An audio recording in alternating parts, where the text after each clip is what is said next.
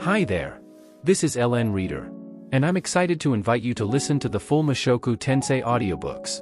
It was previously available directly on my channel, but due to some complications, it can now only be accessed via a direct link. You'll find the link to the full playlist on the YouTube in the video description, along with a link to my Discord server.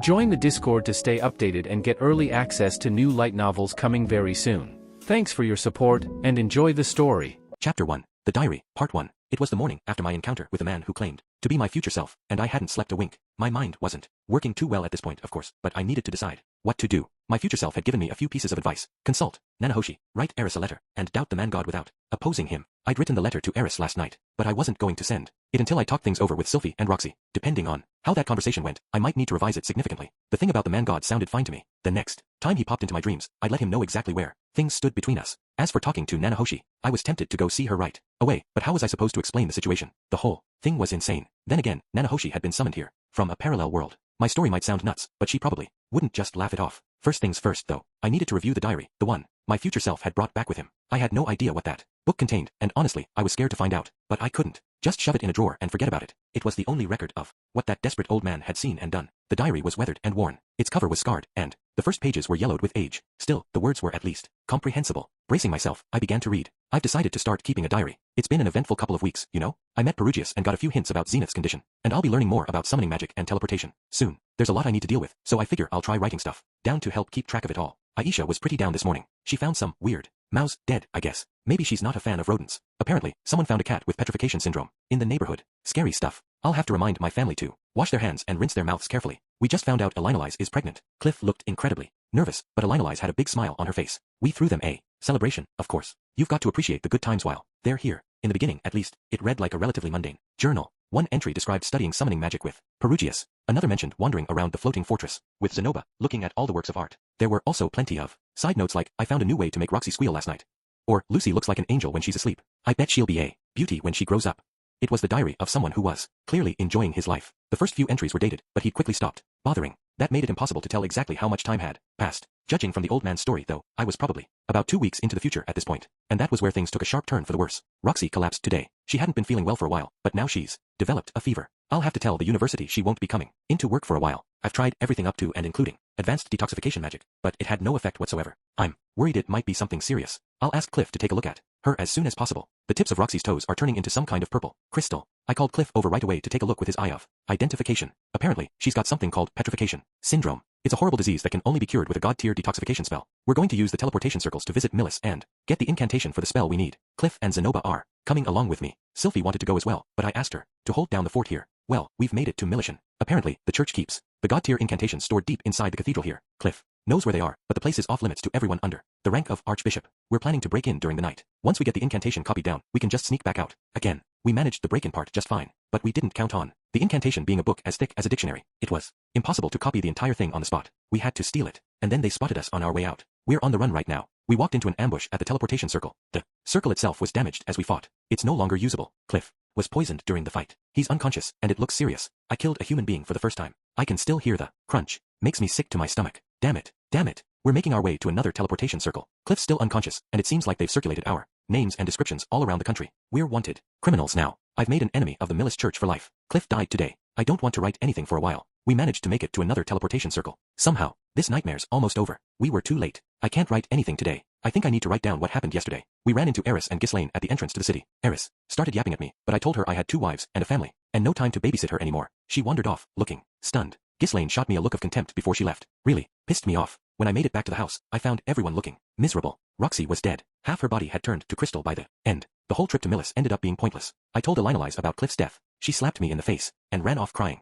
I can't stand this. It's too much. We held a funeral for Roxy. I can barely get myself out of bed right now. All I do is cry. I don't give a shit about anything. Seems like Elinolise left town without telling anybody. Not sure. A pregnant woman should be wandering around on her own, but that's her business, I guess. Sylphie keeps trying to cheer me up. It's not working. Roxy's never coming back. She was so sweet, so earnest. She was the one who brought me out of that house. She was the one who comforted me when Paul died. She was my compass for all these years, and now she's gone. I've been doing nothing but getting drunk lately. When I'm sober, I remember Roxy, and then I start sobbing. Sylphie keeps saying I can't go on like this, but what does she know? I've lost the woman who taught me everything. Lilia started nagging me when I drink in the house, so I'm getting drunk in taverns instead. Sometimes Eris shows up to harass me when I'm drinking. She usually yells a bunch of insults, then takes a swing at me. What is that woman's problem? And why doesn't Ghislaine stop her? Norn isn't speaking to me these days, either. She just looks at me like I'm a piece of trash. Nobody understands how I feel. Lately, Sylphie's been coming on to me aggressively, keeps asking me to sleep with her and try to forget about Roxy. She was so persistent, I ended up yelling at her. Why would she say something so thoughtless? Why would she think it would work? It's not just that, I guess. If I slept with Sylphie right now, I'd probably be really rough with her. I'd treat her as a stand-in for Roxy, and I'd take out all my pain and anger on her. That can't be the right thing to do. I screwed up. Some prostitute started flirting with me in the tavern. I was drunk as hell and ended up taking her to a room upstairs. She was great in bed, of course. A real pro. But I guess all the women I've slept with so far now didn't have that much experience. Really? Okay, that's not the important part. When I staggered into the house smelling like another woman, Sylphie burst into tears. She asked me, am I not good enough for you? And then locked herself in her room before I could say anything. Lilia gave me a real talking to, and even Aisha scowled at me. I can still hear Sylphie sobbing in her room. She won't answer when I knock. I had it all wrong. She was willing to endure anything. She wanted me to throw my pain at her. Tomorrow, I'm going to apologize. Sylphie still won't speak to me. What am I supposed to do? God, if only Elinalise was here. Sylphie's disappeared. When I woke up this morning, I found her room empty. Well, almost empty. She left behind the clothes and other gifts I bought her over the years. Lilia ordered me to track her down right away, but I don't know if I even have the right. Sylphie has every reason in the world to divorce me. As I was sitting around trying to decide what to do, Zenith walked up and slapped me in the face. She didn't say anything, just slapped me over and over again. I guess she was telling me to get my act together. I decided to chase Sylphie down. From what I found out by asking around town, it sounds like she left for the kingdom of Azura with Ariel and her allies. There are still a few months until Ariel's graduation. Why rush back now? I didn't get a satisfactory answer, but I'm guessing something happened in Azura. I'll have to move quickly myself. I ran into Eris again. Crazy girl started blathering about how she was going to give me one last chance or something, and when I inevitably brushed her off, she started punching me. I was getting pretty sick of her crap, so I knocked her away with magic. Then she drew her sword and came after me, so I ran for it. What is her problem, anyway? She dumped me years ago, walked into a blizzard, have to wait for it to die down. Did Sylphie already make it past this area? I'm feeling more anxious by the day. Today I made it to the kingdom of Azura, but they stopped me at the border. Since I'm an enemy of the Millis Church, I'm apparently considered a wanted criminal in Azura as well. I had to make a run for it before they arrested me. I'll need to find some way to sneak across the border. Managed to make a deal with a local thieves guild. It's a good thing organized crime is so pervasive around here. Apparently, I'm something of a celebrity to the robbers of the world. I saw envy in the way they looked at me. Word got around about my theft of that incantation from the Holy Country, I guess. I explained the situation, and they agreed to have a bandit named Triss accompany me across the border. She's a pretty, voluptuous woman. I'm worried Sylphie might get the wrong idea if she sees us together. I made it inside the kingdom of Azura. The guild had me disguise myself with a mask and hood. As of today, my name is Ludo Renuma. Conveniently enough, I'm suffering from a curse that will petrify me if anyone sees my face. This Renuma character is supposed to be a magician from Basharant who's come to Azura for work, traveling with his cousin Triss as a guide. The guild really put some thought into all of this. I've got to hand it to them. From what we're hearing in the taverns, the king of Azura's on his deathbed. Rumor also has it that the royal princes are fighting it out for the right to succeed him. That would explain why Ariel rushed back here ahead of schedule. We'll reach the capital soon. Unfortunately, the only news we're hearing about Ariel seems pretty dubious. People seem to think she's gathering her forces to launch some kind of coup d'etat. Nobody thinks she has any chance of pulling it off though. Ariel's not stupid enough to start a fight she can't win. It's just a rumor. We made it to ours today. Triss spotted Eris in a tavern while gathering information. Did the girl follow me all this way? No, that can't be it. Azura was her homeland, right? We probably just ended up in the same city by coincidence. Ariel's gone underground, from the sound of things. And of course, Luke and Sylphie went with her. I'm not sure where to start looking for them. We can't find them. Triss seems to think they already left the capital, but who knows where they headed? The only thing that comes to mind is, well, maybe Ariel's joining forces with Luke's family or something. Tomorrow morning, I'll suggest we head for the region ruled by the Noto's Grey Rats. We've made our way to the Millbots region, where Paimon, Noto's Grey Rat rules. On our way here, we heard a rumor that Ariel's hiding out under the Noto's family's protection at the moment. Now I have to figure out how I get to Sylphie. I feel like it might involve more breaking and entering. For some reason, Eris was waiting for me when I tried to break into the Noto's estate. She beat me up pretty good. After they locked me in the basement, that Paimon guy showed up and verbally abused me for a while. The man's face looks a lot like Paul's, but that's where the resemblance ends.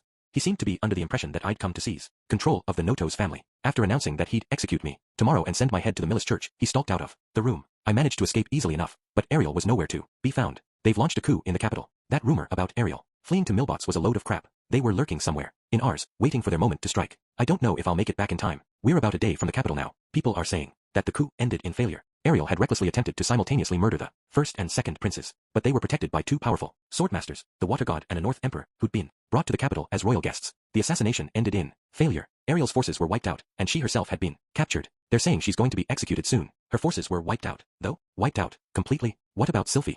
I can't take this anymore. Why is this happening? Where did everything go so wrong? I'm going to write about what happened a few days ago. The bodies of Ariel's co-conspirators were on display in the royal palace's execution grounds. Luke was among them, and so was Sylphie. One of her arms had been cut off, and there was a huge laceration across her face. A small crowd of people were throwing stones at the corpses. They were throwing stones at Sylphie, and calling her a traitor to the kingdom. Whenever they hit the bodies, the crows that were pecking at their flesh flapped noisily into the air. I couldn't control myself. I burned their bodies with magic, and then I burned everyone who tried to stop me, too. The hell with this country. They all deserve to burn. I rose to my feet quickly. My heart pounded in my chest, and my head was spinning. Reading that had been incredibly painful. I didn't want to continue. Did I really have to read this thing? Was there really no other choice? Herp. A wave of nausea washed over me. This was just some sick story that old man had made up, right? That had to be it. I didn't want to believe a future like this was possible. It was too horrible to even consider.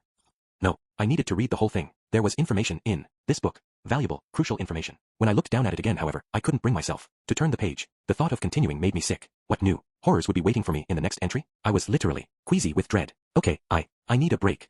Leaving the room on unsteady legs, I headed for the bathroom, and then I vomited into the toilet. Tears ran down my face. In some sense, I'd written that diary, and I could feel, with awful clarity, exactly what I'd felt as my world collapsed around me. I could feel my grief when Roxy died. I could feel my panic and hopelessness when Sylphie left me, and I could feel my devastating pain when I found Sylphie's corpse. Bleak.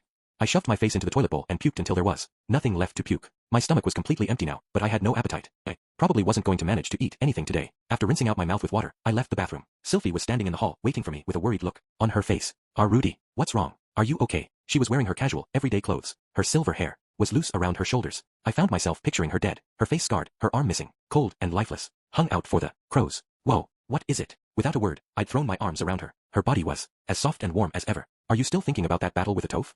Yeah. Really? There. Sylphie murmured, stretching to pat me gently on the back. You know, Rudy, I'm always available if you need a little comforting. I know you're not half as strong as you look. I'm always available if you need a little comforting. My future self had ignored those words, and it had cost him dearly. Yeah, sorry, Sylphie. Oh, it's okay. You know, when I'm really hurting, I might mess things up. I might say stupid, mean things, instead of crying on your shoulder. What's this, all of a sudden? But please, don't just disappear on me. Well, if that does happen, I think I'd get upset. I might say some harsh things too, so maybe we'd have a fight. But we can always make up, right? Yeah, of course we can. Sylphie's so nice. How could I have ever betrayed a sweet little thing like her? Rudy, are you groping my backside? You want me to stop? I mean, I guess it's no big deal, but, Now that I'd received her permission, I picked Sylphie up in my arms and headed for the bedroom. I wasn't planning to do anything too sexual. I just needed some private cuddling at the moment. Honestly, it kind of felt like I'd just gotten back something I'd lost forever, you know, although I hadn't really lost her yet, so, yeah. Wasn't easy to explain, even to myself. Reading that diary had put me in a sad and sentimental mood. I guess couldn't hurt to avail myself of a little Sylphie therapy. When Roxy came home from work, I couldn't help following her around the house. When she settled down on the couch, I sat myself right next to her and started playing with the ends of her braids. What's the matter, Rudy? It seemed my constant fidgeting had gotten to be too much for her. Well, I was hoping we could talk for a while. We talk all the time, Rudy. Oh, is there something serious we need to discuss? No, I just wanted a little, intimate time, you know. All right then, but we're not doing anything too physical tonight. Sure, yeah, I just want to, well, cuddle a little, if that's okay with you. That's fine with me, Rudy. With that, Roxy sat back down on my lap and leaned back against me, cupping one hand around her shoulder. I stared down at her face, now only inches from mine. That was when I realized that I had no idea what I wanted to talk about. So, how was your day? Oh, it wasn't too eventful, really. Some mischievous student did send the principal's wig flying at one point, though. Ooh, too bad I missed that. Let's see, what else? Roxy had spent her whole day at work and was clearly a bit worn out. Still, she took the time to humor me. We chatted about trivial things for a while, chuckling at each other's jokes. I did end up groping her but a little, which earned me a slap on the hand. But when I protested that I was just trying to cuddle, Roxy sighed and allowed me to continue. Afterward, we headed into the bath together, where I washed her back and massaged her shoulders. Basically, I doted on her like a son buttering up his mother. You seem a little needy today, Rudy. Did something bad happen? No, not at all. I was just thinking about how very glad I am to have you safe and sound, that's all. Is that so? Well, I did have a close scrape back in the teleportation labyrinth, I suppose. Feel free to confirm my soundness to your heart's content. The two of us were in the bathtub now. Once again, Roxy was seated on my lap. As I gently rubbed her slender shoulders, I dropped a question of my own as casually as I could. How are you feeling, Roxy? You're not under the weather or anything, right? I prevented her from catching petrification syndrome by eliminating that rodent. I was quite confident of that, but I wasn't 100% sure yet. There was a chance my future self had drawn the wrong conclusions after all. What? I'm fine. Why do you ask? Oh, I don't know. I just really want you to live a nice long life, I guess. Given the lifespan of my race, I'm quite likely to outlive you. I expect you to take good care of your health, mister. You got it. When I spoke those words, Roxy's face lit up with a big smile. From the looks of things, she really was just fine. Sylphie and Roxy were still alive. Things weren't going to turn out the way they did in that diary. I wasn't going to let that happen. With that comforting thought fixed firmly in my mind, I finally felt ready to face the rest of those awful pages. It wouldn't be easy, but it had to be done. Chapter 2. The Diary, Part 2. The next morning, I reopened the diary, ready to pick up where I'd left off. However, it seemed like my future self hadn't written anything for some time after Sylphie's death. When I turned the page, I found the paper was noticeably different. It seemed like a year or two had passed, at least, maybe more. The entries were vague enough that it could have been a decade. I had no way of knowing what happened in that undocumented period, but when the entries did resume, I was surprised by how stupid and juvenile they seemed. There was a lot of talk about Women I spotted in the street and the size of their butts. One entry recounted my seduction of a waitress at a newly opened tavern. Others described my visits to various brothels, complete with reviews of their quality. The language got ugly at times. It was the diary of a scumbag, in all honesty. In one entry, I even took the time to rank all the women I'd ever slept with. It was hard to believe it was me writing these things. Was this what I'd become without Roxy and Sylvie around? In any case, I evidently spent years indulging in this lifestyle.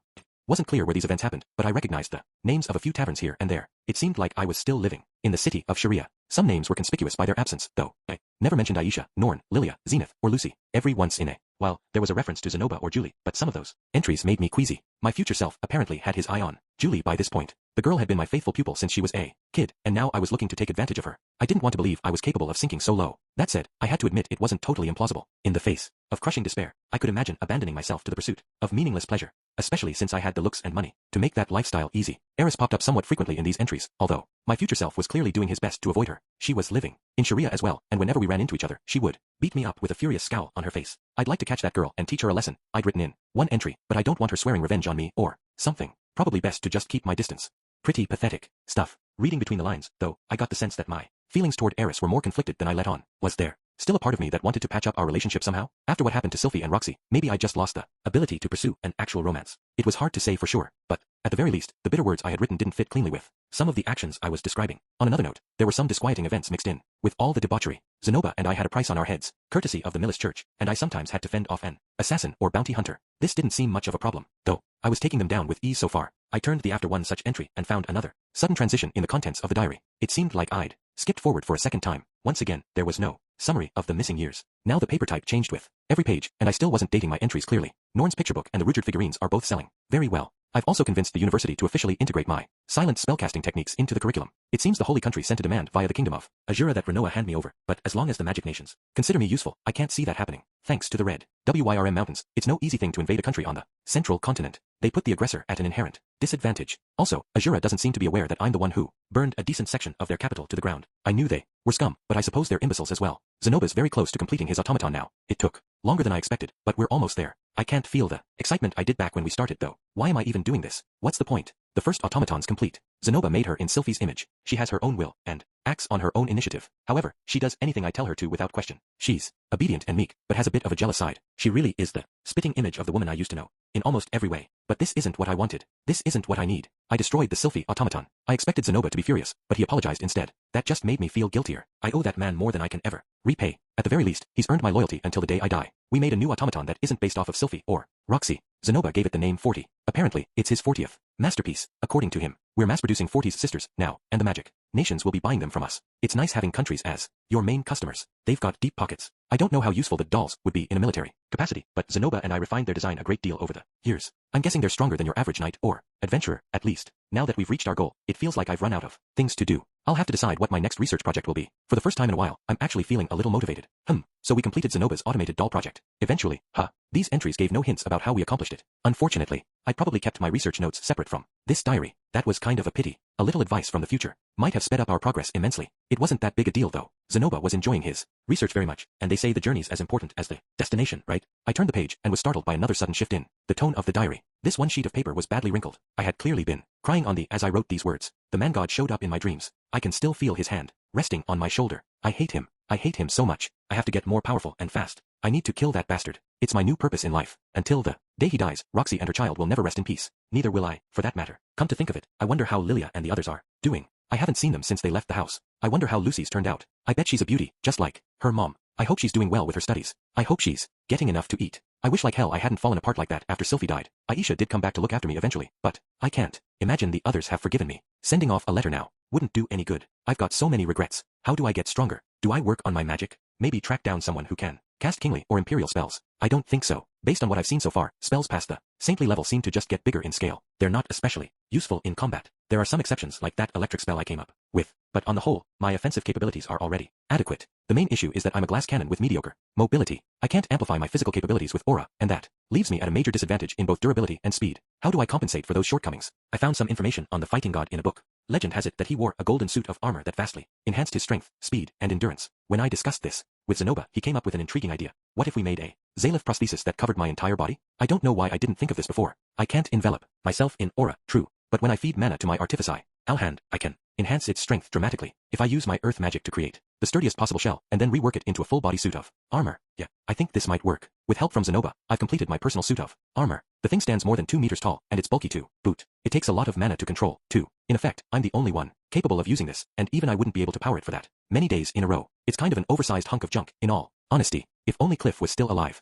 maybe we could have made something more efficient. But there's no point dwelling on that now, I guess. In any case, I took a cue from some old video game and named it the magic armor. From this point, the diary turned to focus on my efforts to grow stronger. By nestling inside the magic armor, essentially an oversized version of the Zalif prosthesis, I could enhance my speed, power, and physical defense to match even the world's most powerful warriors. I could only maintain that level of performance for half a day at a time, but even at 30% output I was capable of defeating most opponents I encountered. We'd clearly hit on something special, but we presumably weren't the first to come up with the idea, given the stories about the fighting god. I was already itching to get started on my own version, but were Zenoba and I even capable of designing the magic armor at this stage in our research? Well, maybe we're ready, maybe we aren't. I'm still going to make it happen. On a less positive note, it seemed my family had moved out of my house not long after Sylphie's death. That explained why I'd barely referenced them in the earlier entries. I could see Norn getting fed up with my womanizing quickly enough, but I'd somehow managed to get even Lilia to give up on me. Just how badly had I mistreated them? Then again, I didn't know the specifics. Maybe I'd moved them out for their own safety. I did have those assassins from Millis coming after me and all. Yeah, sure. Let's go with that. All of a sudden, I found myself wanting to score brownie points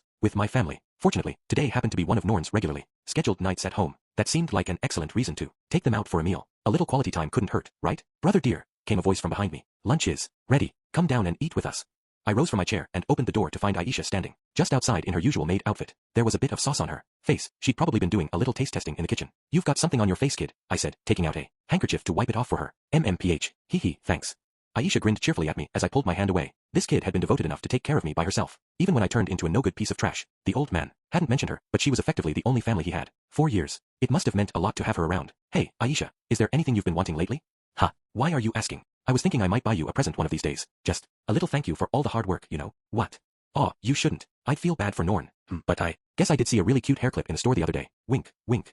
You're not actually supposed to say the wink, wink part out loud, you know. Who did she learn this kind of shamelessness from? Anyway, me. Probably me. All right, I'll take you out to buy it sometime soon. We'll just have to keep it a secret from Norn. Aisha let out an odd little yelp as jumped back and threw her hands up in an exaggerated display of shock. Are you actually serious, brother dear? What are you playing at here? Gasp. Could it be you're craving some loving? Should I be awaiting your arrival in my bedroom tonight, Lord? Teehee.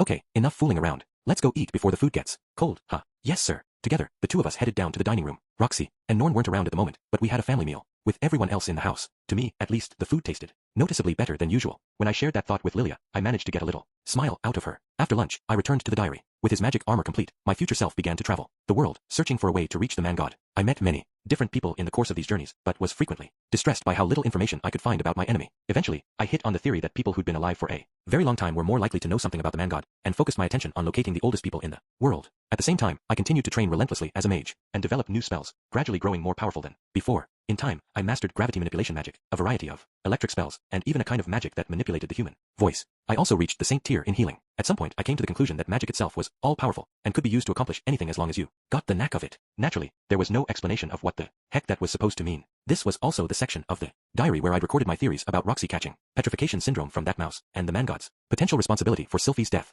At a glance, it seemed like I was making progress on many fronts. But as more time passed without any new information about the man god, my future self began to grow increasingly bitter and hateful. At this point in my life, I'd become a genuinely horrible person. I provoked fights everywhere I went, crushing opponents much weaker than me just so I could sneer at them. I acted on impulse and instinct, even sexually assaulting random women. This sure as hell wasn't the kind of man I wanted to become. Eris made frequent appearances in these entries as well. She kept popping up along my route as I traveled around the world. Eris was as powerful as ever, and repeatedly defeated me in battle. There was no clear mention of this in the text, but she might have been trying to show me the error of my ways. My future self, however, began to think she might be an agent of the man god. She was interfering with my progress, after all. Therefore, she was clearly under his control, and acting to protect his interests. Over time, I grew to hate her for it. I was amazed how easily I'd convinced myself of this, despite lacking any evidence whatsoever to support the theory. It was probably just what I'd wanted to believe. Eventually, Eris stopped beating me so easily, and then stopped beating me at all. Maybe I had grown stronger, or maybe she'd passed her peak physical years. I couldn't tell from the text. Finally, things came to a climax. I made Eris cry. It's been a long time since I saw her blubber like that. Maybe I took things too far. She might not be connected to the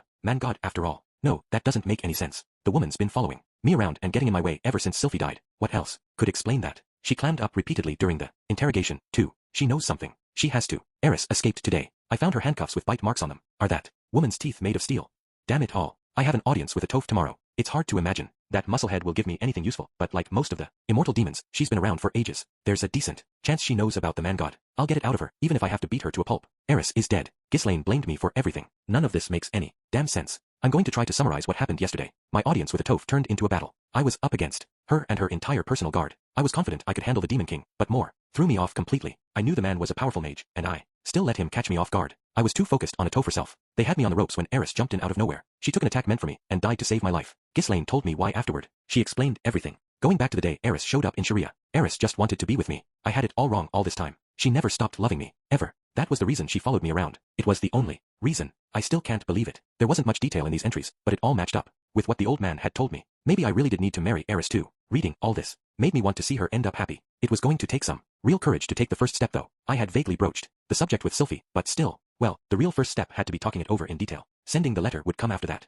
I decided to push this topic from my mind until Roxy came home tonight and returned my attention to the diary. After Eris' death, there was a stretch of entries that said nothing particularly useful. I'd written only brief descriptions of traveling to certain places, meeting certain people, and fighting others. Among those I battled, I noticed some truly fearsome opponents, a water emperor here, a north emperor there, but my victories didn't seem to bring me any pleasure, as I hadn't even bothered to record any details. Most of the entries were nothing more than a sentence or two along the lines of, I killed X today. He didn't know anything about the man god either. After a fair number of entries like this, there seemed to be another skip forward in time. The first longer entry in a while was of a very different nature from those that had preceded it. Zenoba's gone. A unit of temple knights had infiltrated the kingdom of Renoa, without anyone noticing. By the time I rushed back, it was too late. They'd burned the mansion to the ground. I found Zenoba's charred body in front of the door to the basement. Ginger, Julie, and Aisha were lying inside it, their bodies cut to pieces. The temple knights were still in Renoa, so I tracked them down and killed them all. But murdering them was meaningless, of course. Zenoba did so much for me. He tried so hard to help me and to protect my family. But I wasn't there for him when he needed me. What's the point of having all this power, anyway? I'm useless. Everyone's dead now, I guess. I'm the only one still standing. The others are all gone. I couldn't protect any of them. It's all the man god's fault. I have to kill that bastard, if it's the last thing I do. Well, that was a downer. Losing both Zenoba and Aisha in such a horrible way must have been crushing. That said, I was slightly curious why my future self hadn't tried to locate the rest of my family. Maybe I decided that I had no right to call myself Lucy's father, or maybe Lilia and the others had died as well, and those events just weren't recorded in this diary. Norn's name hadn't come up in a very long time, which wasn't exactly reassuring. Okay, let's stop speculating. If it wasn't in the diary, it hadn't happened. That was how I needed to approach this. In any case, it didn't seem like Zenoba's death was necessarily the man god's doing, but my future self was blaming everything on him. At this point in my life, I'd clearly developed a single-minded obsession with taking revenge. I threw myself into the search for the man god even more intensely than before, viciously butchering anyone who stood in my way. And finally, I found a lead. My heart is pounding as I write this. I'm currently in a remote corner of the Bigarret continent. This was said to be an uninhabited, unexplored region, but I discovered an ancient ruin here, a remnant of the ancient dragonfolk civilization, and on its walls, I found murals lined with writing. This is what I read. On one of them, this world is divided into 6, the world of dragons, the world of men, the world of demons, the world of beasts, the ocean world, and the sky world. These 6 worlds are arrayed like the faces of a great cube. The inside of this cube is a place known as the barren world. Passing through it is the only way to travel from one face of the cube to another, but this is only possible by means of a very specific method. Unfortunately, the mural had crumbled away after this section, but the very last legible sentence read as follows. The man god stands at the center of the barren world. I finally found what I was looking for. I'm planning to stay here for some time to thoroughly analyze everything written on these walls. The murals contain a historical record of the dragonfolks. Attempts to find a way to the barren world's center. Summoning and teleportation magic were apparently developed as offshoots of their research into spells for traveling through the barren world to reach others. I may need to focus my research in that direction. I found everything there is to find in these ruins. It seems the ancient dragonfolk attempted to create something that would allow them to reach the center of the barren world, but I don't know what that something was. The section of the walls describing it have crumbled into dust. Still, their method was clearly something quite similar to summoning or teleportation magic. Unfortunately, I don't have the knowledge I need to recreate the kind of spell that was described. Perugius might, however. I don't know of anyone more familiar with summoning spells. Perhaps he can point me in the right direction. Perugius knew nothing. He doesn't even know who or what the man god is, for that matter. The only thing he does know is that Laplace flew into a furious rage at the mere mention of him. I'm back to square one yet again. Laplace clearly knew of the man god, but he's no longer among the living. I suppose there's Orsted. Maybe he knows something. I can't find so much as a rumor about Orsted's whereabouts. I don't think I'll ever track the man down, no matter how hard I try. Maybe I'm better off focusing on my research on teleportation magic. After decades of constant battle, I can't move as nimbly as I used to. I may not have much time left to waste. No, it's too early to throw in the towel. I should try to find more dragonfolk ruins while I'm still capable of traveling. So this world was sort of like a hollow cube, with the man god at its center. That was a little disturbing. It did explain why teleportation always felt more like getting sucked under the ground. You were being pulled into the barren world, and traveling through it to your destination. Of course, that didn't mean you could just dig down through the ground to reach the man god. The connection between the worlds probably wasn't that literal. The diary seemed to jump forward in time again after this entry. My future self really hadn't been too consistent with this thing. I discovered a second dragonfolk ruin high in the mountains of the demon continent. I wish I understood why they built these things in such dangerous, well-hidden places. This whole area's swarming with powerful monsters. I suppose Perugia's floating fortress might also qualify as a ruin, in some sense of the word. Maybe this is number 3, then. In any case, I plan to start exploring it tomorrow. My efforts were rewarded. I found a complete version of the mural I studied some years ago, including the section describing their method for reaching the center of the barren world. The ancient dragonfolk created 5 sacred treasures. Using all 5 sends you to the barren world, instead of merely passing through it. I finally found a way to reach the man god. Finally. But I'm over 60 now, and my body's in terrible condition. I don't know if I'll make it in time. I paid Perugius another visit. This time, he had information for me. The 5 sacred treasures created by the ancient dragonfolk are held by their 5 generals. All of them are necessary to open the door to the barren world by means of the dragon god's secret art. However, one of these generals is already dead, and their treasure is lost. The whereabouts of their successor are also unknown. Perugius believes that the missing general will appear within a few decades. Something about the way he worded this struck me as odd, but I can't remember exactly why. Lately, it's getting harder to pry open the cabinet of my memories. Is Perugius still hiding something from me? It's an infuriating thought, but he's the only person left whom I can reminisce about the better days with. I don't want to kill him. He did say that Orsted might know something about the secret art, but nobody has the slightest idea where Orsted is. In any case, if it's going to be decades before the last dragon general appears, there's no hope left for me. I'm sure I won't live that long. My body's already on the verge of breaking down. I can feel death creeping up on me. What am I supposed to do? Damn it. I'm running out of time. I can't get my hands on all 5 of the dragon general's treasures. I don't think I'm capable of creating my own imitations, or reproducing the secret art itself. There's just not enough to go on. I wouldn't know where to start. In other words, I can't make it to the barren world. I'm so sick and tired of this. How long do I have to keep struggling forward alone? Who am I even doing this for? Even my hatred for the man god is starting to dull. I'm just so damn tired. The fire and determination of the earlier entries was giving way to resignation and bitterness. There weren't many pages left. These entries were probably from about 50 years in the future. Then, my future self had spent decades struggling constantly with precious few successes and never reached his goal. After a certain point, anyone would have grown too exhausted to think straight. The person I was today would probably have given up much earlier. I usually keep my research notes separate from this diary, but I'm going to add an entry here about my latest theory. During my research into teleportation magic, I arrived at an interesting thesis. Specifically, by combining it with the magic described on the ancient murals and tweaking with the execution, it might be possible to travel back in time.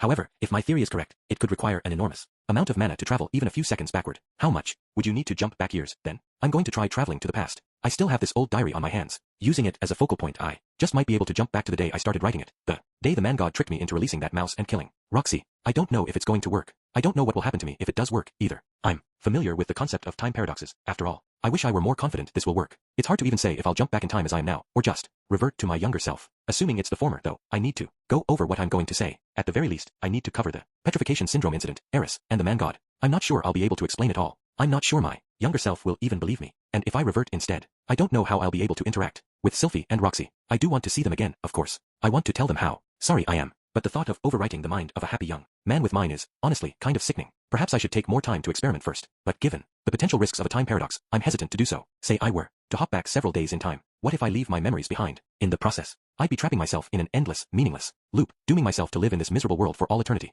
At least I'd get to see Roxy and Sylphie again the other way. Alright, enough of this. I'm going to stop overthinking things. It's not like I have anything left to lose, anyway. I accomplished nothing with my life. I'm a waste of oxygen. Maybe I'll screw this up and ruin everything again. But so what? Why should I give a damn? And if I succeed, well, maybe I can give the man god a taste of his own medicine. Once I finished reading the final entry, I closed the diary. The back cover was scarred and battered, just like the front. Now that I'd read the whole thing, I could see the meaning in those scratches. They were testaments to the long, painful years I'd spent carrying this thing around. My future self must have jumped back in time immediately after writing that final entry, only to realize that he'd run out of mana in the process. I couldn't begin to understand the principles behind using teleportation magic to travel back in time. That said, I wasn't sure why he'd come back in one great leap. Based on what he'd written in the diary, it might have been safer to hop back in multiple steps to avoid this mana issue. Was he just too old and tired to realize the benefits of that approach? No. It probably hadn't even occurred to him that he might not have enough mana for this. The man must have had absolute confidence in his ability to cast any spell. In any case, this diary simply didn't hold all the details I needed. On his research, there was no guarantee that the conclusions he'd drawn were entirely correct, either. He could have misinterpreted those ancient murals, for one thing.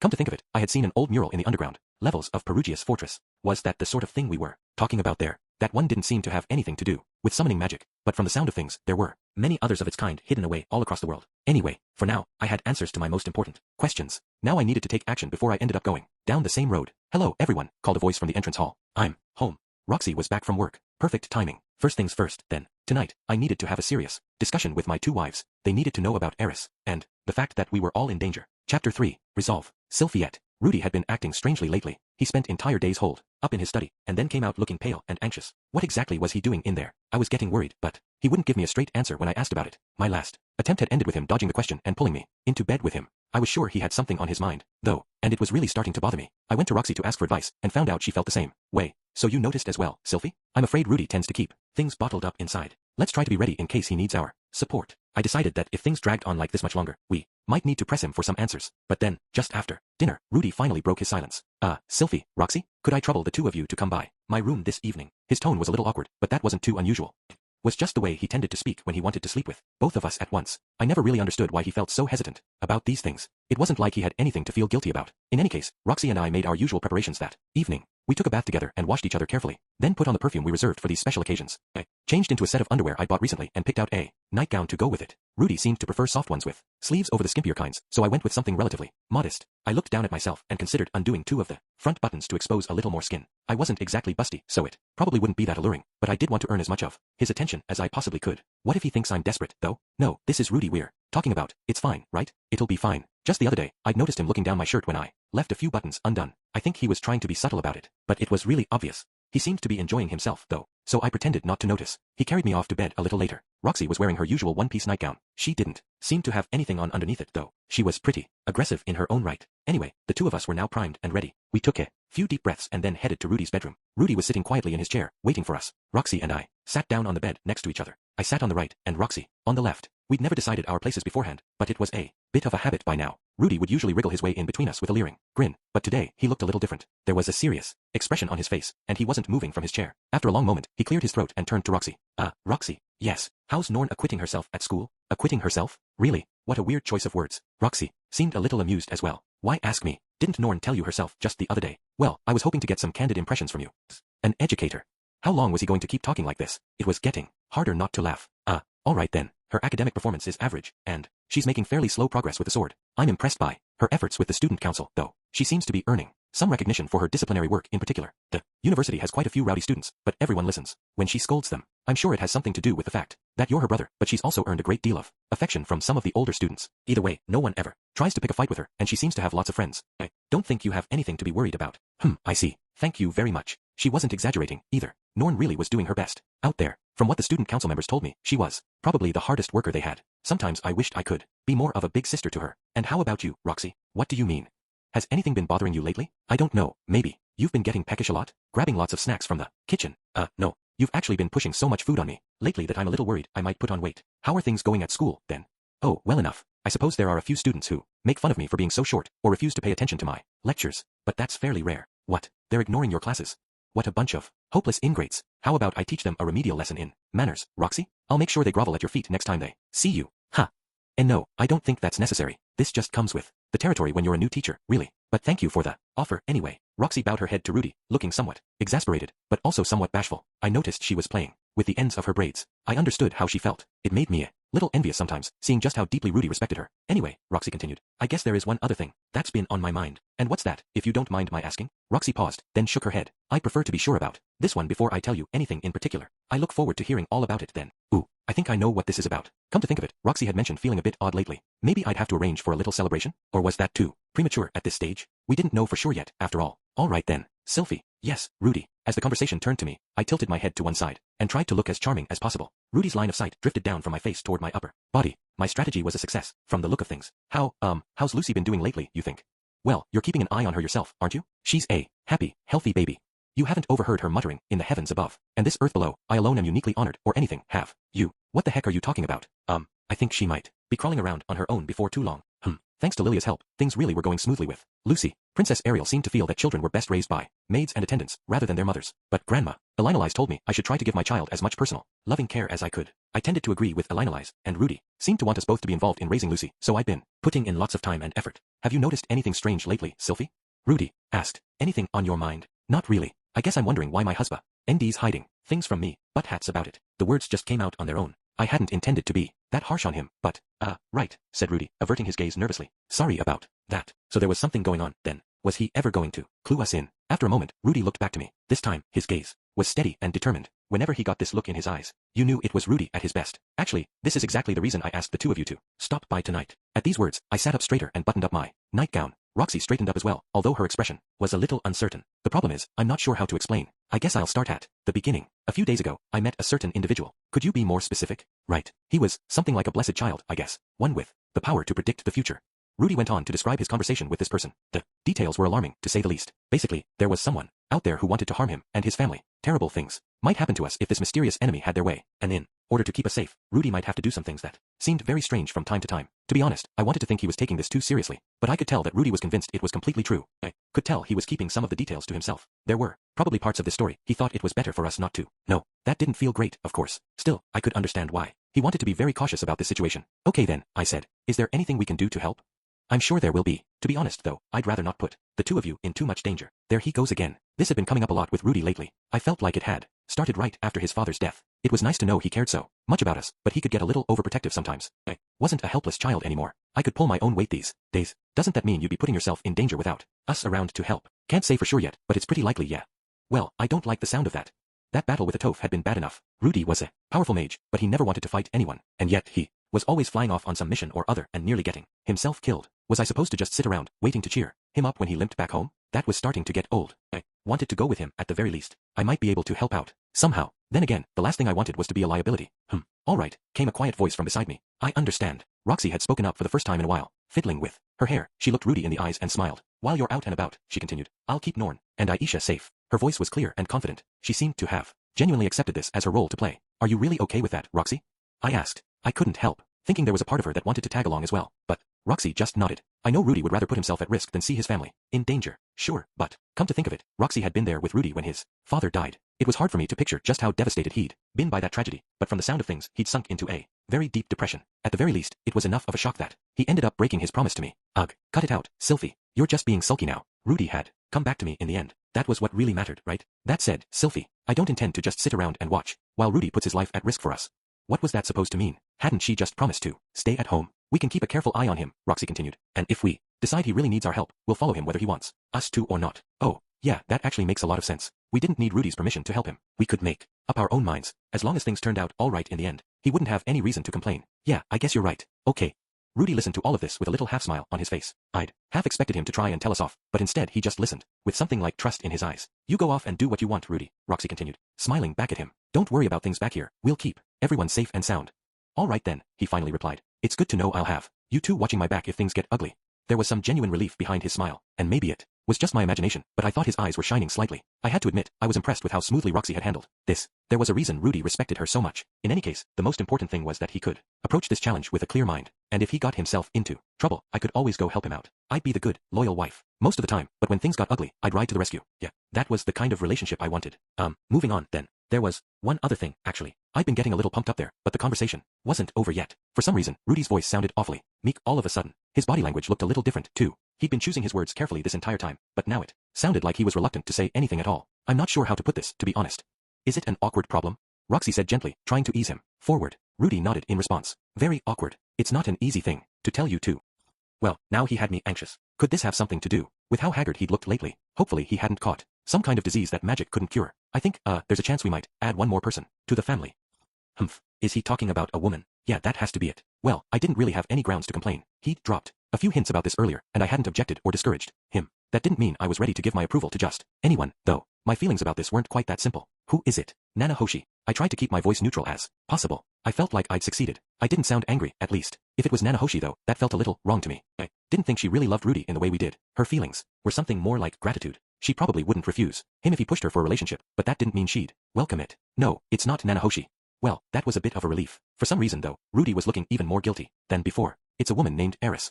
Eris?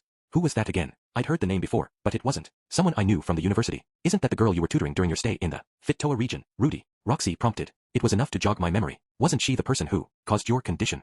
Yeah, I guess she was. Had Rudy already forgotten how depressed he was back when he arrived at the university? I hadn't picked up on it at the time, but after seeing the way he was transformed by our marriage, I realized that he'd been suffering from a serious lack of self-confidence. That condition was no laughing matter for him. It was hard for me to fully understand his feelings, but I knew he'd been suffering. It had been a bit of a shock for me as well when I found out. Do you still love her, even after what she did to you? Not as much as I love you too, Rudy replied, looking me straight in the eyes. That's one thing I can say for sure.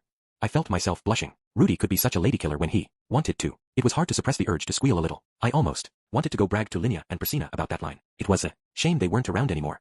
Stop it, Sylphie. Focus. We're talking about this Eris person. Don't let him distract you. Okay, so, is she the one who wants to make up with you? Even though she dumped you? Well, that's the thing. I might have been wrong about her dumping me. It sounds like her feelings never really changed at all. Maybe so, but she still broke your heart, right? Yeah, that's true. In theory, I didn't have any real objection to Rudy taking on a third wife. I'd come to terms with our arrangement by now. It wasn't like I didn't want to have him all to myself, of course, but Rudy wasn't a member of the Millis Church, and I knew I wasn't strong enough to support him all by myself. As long as it was someone who loved him and whom he loved, I wasn't going to object. I'd made up my mind about that some time ago, but we were talking about someone who'd hurt him deeply in the past. That made things a lot more complicated. You know, Rudy, I still remember how sad and desperate you were. Yeah, back then, I couldn't have forgiven Eris. Just the idea of seeing her again probably would have terrified me. So why were things different now? Maybe it had something to do with that blessed child he'd run into the other day. They might have made some prediction involving her. That didn't feel like a good enough reason to me, though. I mean, if someone had told me, you're going to marry a man named Rudius and have 5 children with him, it would probably have been pretty exciting. But I wouldn't have run out and married the first guy named Rudius I could find. Did it really make sense for Rudy to marry this woman if he wasn't even sure that he loved her? If you're firmly opposed to the idea, I won't marry her. But at the very least, I think I need to see her and talk things through. Rudy paused and frowned, as if something had just occurred to him. You know, the thing is, Eris has been training in a place called the Sword Sanctum for years now, and it sounds like she was doing it for me. Wouldn't it be kind of harsh to just shoot her down when she finally comes back to rejoin me? Well, yeah, I guess it would be. I could kind of imagine how painful it would be to have the rug pulled out from under you like that after years of hard work. I'd put in a lot of effort myself back in Buena Village, trying to catch up with Rudy. I'm not really saying I'm opposed or anything. What if the displacement incident had never happened, and Rudy had never bothered returning to Buena Village? What if I'd tracked him down, only to find him married to another woman? That would have been one heck of a shock. It's just, I don't know. I've never even met this person. That was the heart of the issue, really. I didn't know Eris at all. Until this moment, I'd always thought of her as a cruel person who'd mistreated Rudy. It sounded like that was a misunderstanding, though. She hadn't meant to hurt him, right? Could I interject? Said Roxy, interrupting my circular train of thought. It seems to me that we should all defer our decision on this until after we've actually met Eris. You think? Yes. For one thing, I get the impression you're not entirely sure of your own feelings yet, Rudy. Once you see her again, I'm sure it'll be much easier to make up your mind. How did Roxy herself feel about all this? The last time we discussed Rudy taking another wife, she'd sounded accepting of the idea, but it was hard to tell what she was thinking right now. And in any case, she continued, Sylphie already asked as much of you. I blinked in confusion. I wasn't sure what she was talking about anymore. You don't remember, Sylphie? I think your exact words were, just make sure you bring her to meet me first. Oh, right. Yeah, I did say that, didn't I? Bring Eris here and introduce her to us, Rudy. We'll talk things through and get to know each other. But if it just doesn't seem like it's going to work out, I'll have to oppose the idea as well.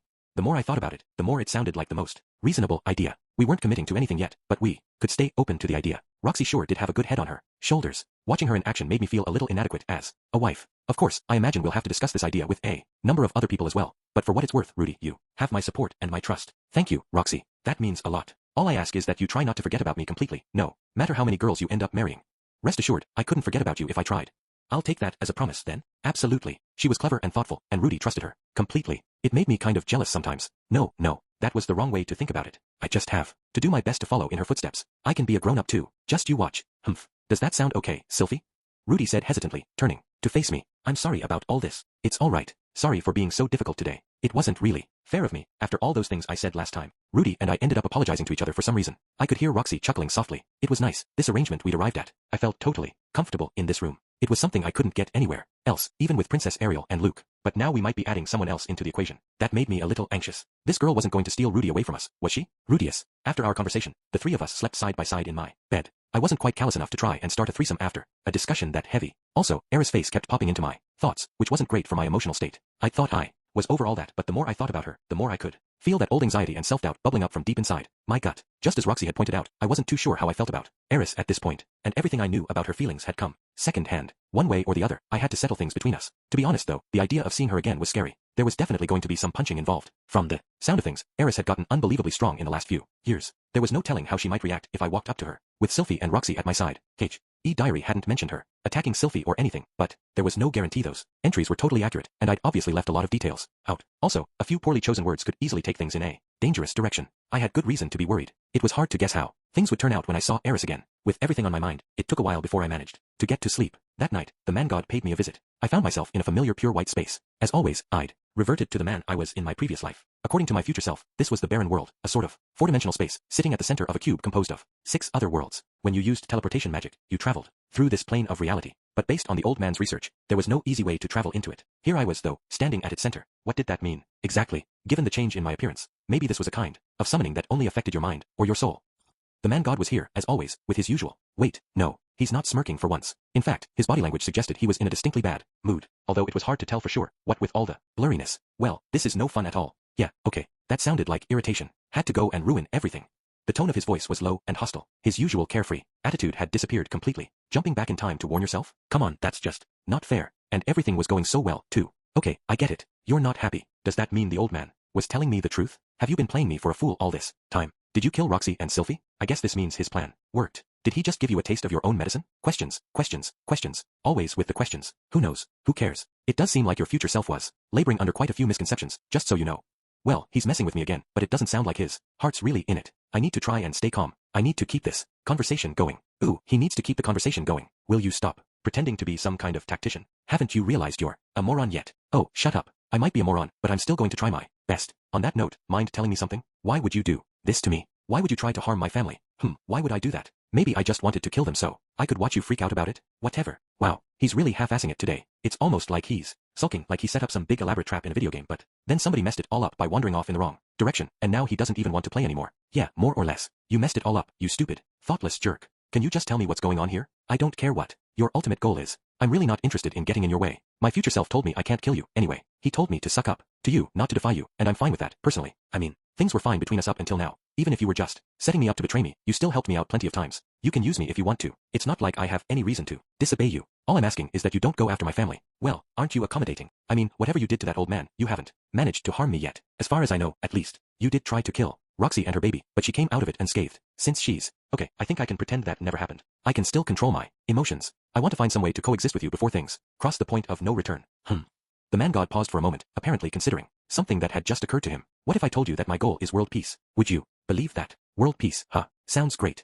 I'm on board. Love and peace is my personal motto. Nothing better than a tranquil day spent rolling around in bed, am I right? Let's put the sex thing aside for now.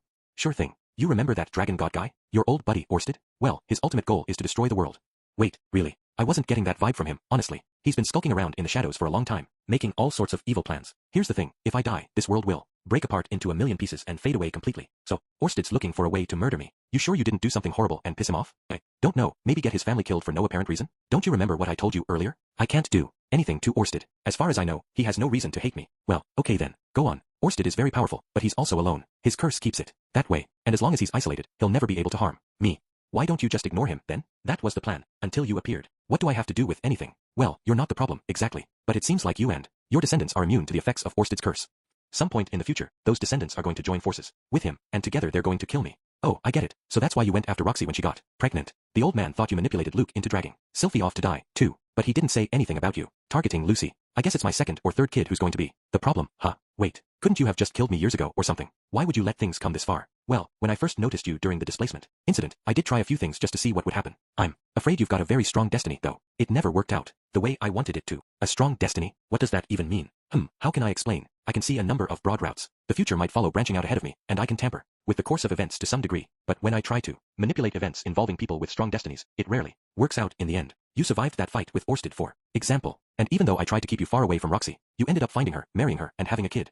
Oh, is this that principle of causality thing? Like when you travel to the past to rewrite history, but things end up working out the exact same way somehow. Something like that, I guess.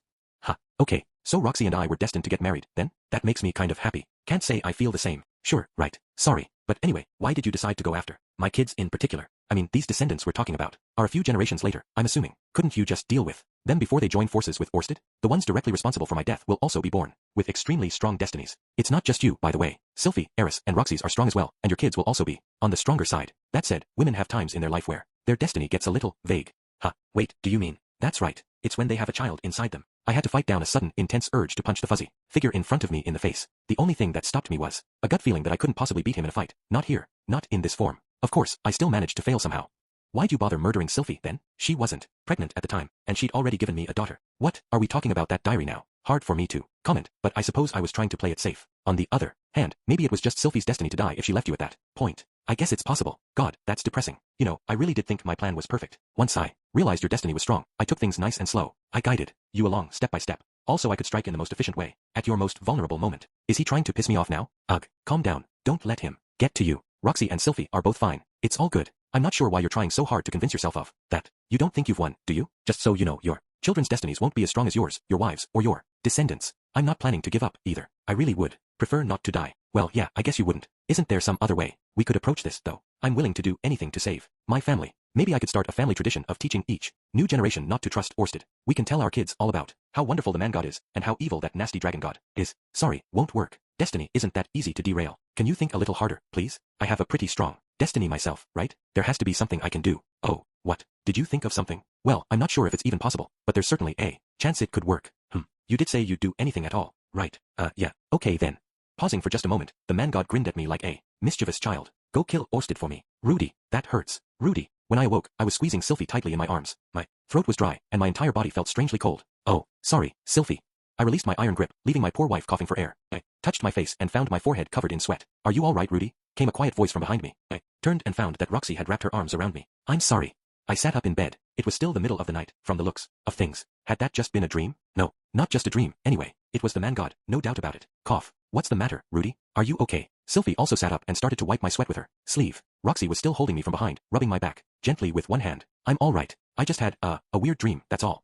Go kill Orsted for me. There was no doubt about it. That was what he'd said. Was he serious? What was he playing at here? Calm down, damn it. Let's think this through. Orsted was an open enemy of the man god. There was no question about that. However, Orsted was isolated. He couldn't beat the man god on his own. That seemed to be an absolute certainty as well. It was hard for me to understand why someone that powerful needed help, but that was just the way things were. At some point in the future, my descendants would end up becoming his allies. Together, they'd make their way to the man god and defeat him. For that reason, the man god had tried to prevent them from coming into existence. That was why he killed Roxy and Sylphie. He didn't want them having children. Without my family in the picture, Orsted would never make it to the barren world, and the man god would be victorious by default. But today, the man god realized that he couldn't eliminate my family. That had to be why he'd ordered me to kill Orsted. Both Orsted and my descendants had to be alive in order to defeat him. Long as one or the other was out of the picture, the man god would be safe. The question was whether I could possibly defeat Orsted. From the sound of things, my destiny was very strong, but surely that applied to Orsted, too. After all, he was still alive despite waging war against the man god for many years. How the hell was I supposed to kill him, anyway? He was unbelievably powerful. I didn't have any means to hurt him. Or did I? That diary contained a fairly detailed description of something my future self had used in battle, something that had amplified his power significantly. Maybe I could make my own version of the magic armor. It didn't seem impossible, and I had a feeling it would be extremely effective in combat. My future self had also used a wide range of magic, including gravity manipulation, teleportation, and electrical attacks. He hadn't bothered to tell me how he mastered those spells, though. It was hard to imagine I could figure out the weirder ones anytime soon. That said, in my first fight with Orsted, I'd managed to deal a small amount of damage to him with a stone cannon, and my electric spell had done a number on a Toph. In other words, I had ways of hurting him. As long as I could stay alive long enough to use them, I might have some chance of winning. Damn it. This is Orsted we're talking about. Why am I even taking this seriously? Rudy, please, tell me if there's something wrong. Don't keep it bottled up inside. Sylphie looked like she was about to cry. I pulled her head against my chest with my right hand. I reached back to grab Roxy's hand with my left. I have to keep them safe, that's why. Stupid question, really. It looks like I'm going to have to kill someone. What? Rudy, what are you talking about? Without responding to Roxy's question, I pulled away and got out of bed. Warmth gave way to the chill of the night air. Sorry. With that, I walked out of the room. My steps were unsteady. My head was swimming. I was headed for my study. I wanted to look back through that diary right away, to get some sense, however vague, of the way that old man had fought his battles. I was going to kill Orsted. It was the only way to protect my family. I'd do it, one way or another, even if it cost me my own life. Oh, as I entered the study, my eyes found the letter I'd been planning to mail out tomorrow, if all went well.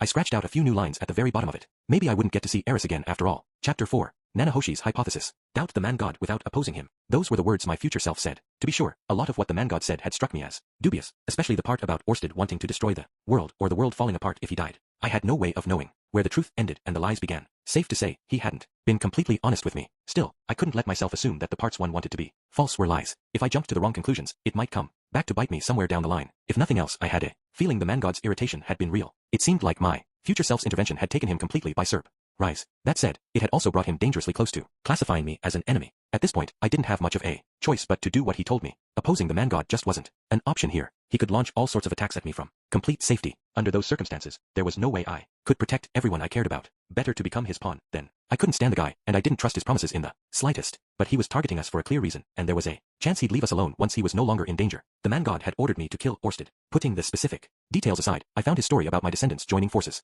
with the dragon god to kill him relatively plausible. His goal would be achieved as long as Orsted or I died. This was our one way out. I had to protect my family. The man god was the one who wanted them dead, but I had no way of getting at him. He could just sit in his big white void, sending an endless stream of danger our way. Orsted, on the other hand, existed somewhere in this world. Was hard to imagine I could kill him, of course. In all honesty, I didn't even want to try, but from what the man god said, there was at least a chance it might work. One way or the other, I didn't want to see anyone die because I'd made the wrong choice here. The day after my encounter with the man god, I dropped by the Adventurers Guild with Sylphie and mailed my letter to Eris. With that taken care of, the two of us headed straight to Perugia's floating fortress. We went our separate ways at the entrance, and I made my way to Nanahoshi's room. After being told to kill Orsted, I'd taken some time to think about who I might turn to for advice and assistance. She was the first person who'd popped into my head. That probably had something to do with my future self's words. Consult Nanahoshi.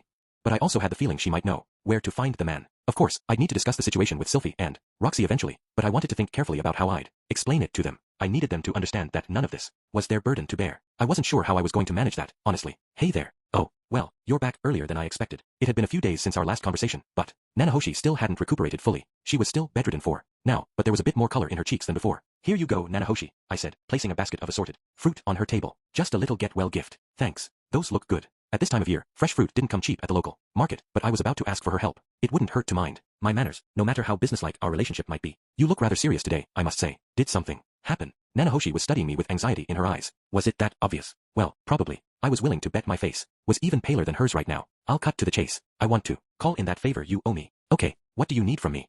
Let me tell you what happened first. Just so you know, it's a pretty crazy story, but I promise you, it's the truth. All right. Slowly, carefully, I told her about the visit from my future self. I went through what he told me and summarized what I'd seen in the diary about the future. Then I moved on to my visit from the man god, his obvious irritation, and his claim that my descendants would join forces with Orsted to kill him. Finally, I told her that he'd ordered me to kill Orsted. I told her everything. In other words, I hadn't left anything out. When it was over, Nanahoshi sat silently for a moment, holding her fingers to her forehead. Sorry, I need a minute to process all of this. Time travel? Really? Yeah. He said he'd come from the future. Is there any hard evidence of that? There were comments in Japanese all over the diary. Also, he knew my name from my previous life. What was it, incidentally? I don't want to say.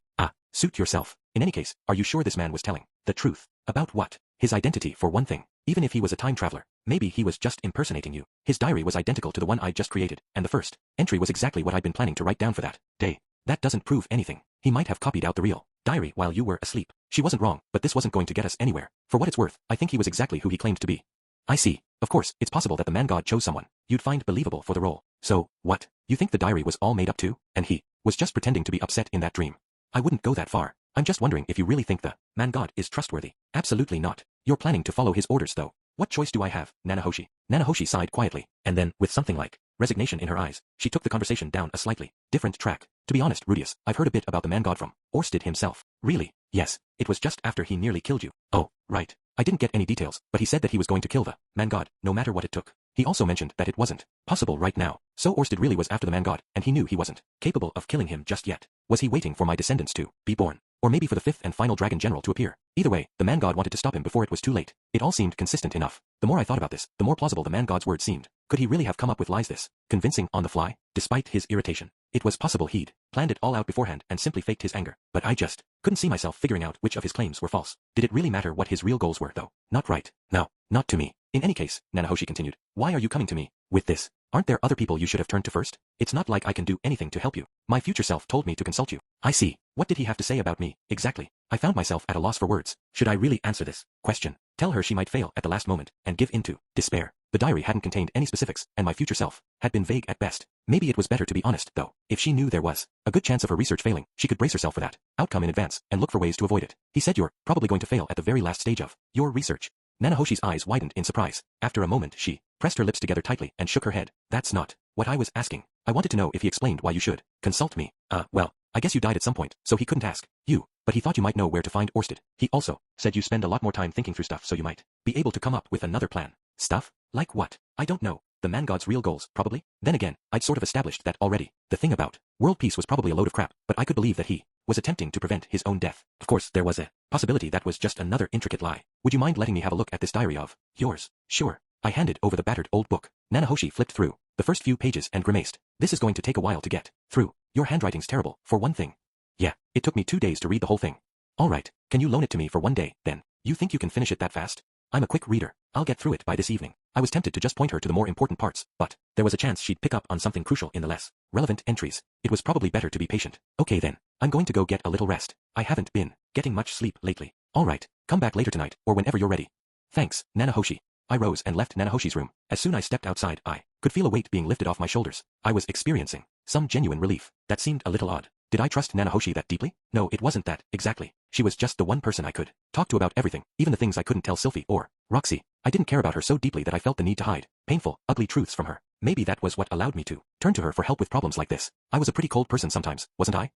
I glanced out the hallway window and noticed Ariel, Zenoba, Cliff, Sylphie, and Perugius discussing something or other out in the courtyard. Luke was standing a respectful distance behind them. Sylphie had positioned herself in front of Ariel and was talking directly to Perugius with her head held high. It was hard to believe she'd ever been that shy, bullied little kid back in Buena Village. Still, according to my future self, Ariel was going to fail to gain Perugia's support before returning home to Azura, where she'd be defeated. Sylphie would accompany her, and all of them would die. I probably needed to lend them a hand. I'd accepted that possibility back when I married Sylphie. First things first, though, My top priority at the moment was dealing with the man god. I turned from the window and headed back to the room I'd been given, hoping to get a few hours of sleep. When I woke up, Sylphie was lying by my side. Her face was always adorable when she was asleep, and it was only inches away from mine. It got my blood pumping right away. I didn't remember going to bed with her. She must have slipped in at some point after I was already asleep. Maybe she tried to wake me up. Maybe she'd wanted to ask for my advice about dealing with Perugius. I felt a little guilty I hadn't been available. I gently lifted her arm off my waist, patted her on the head, and then got out of the bed.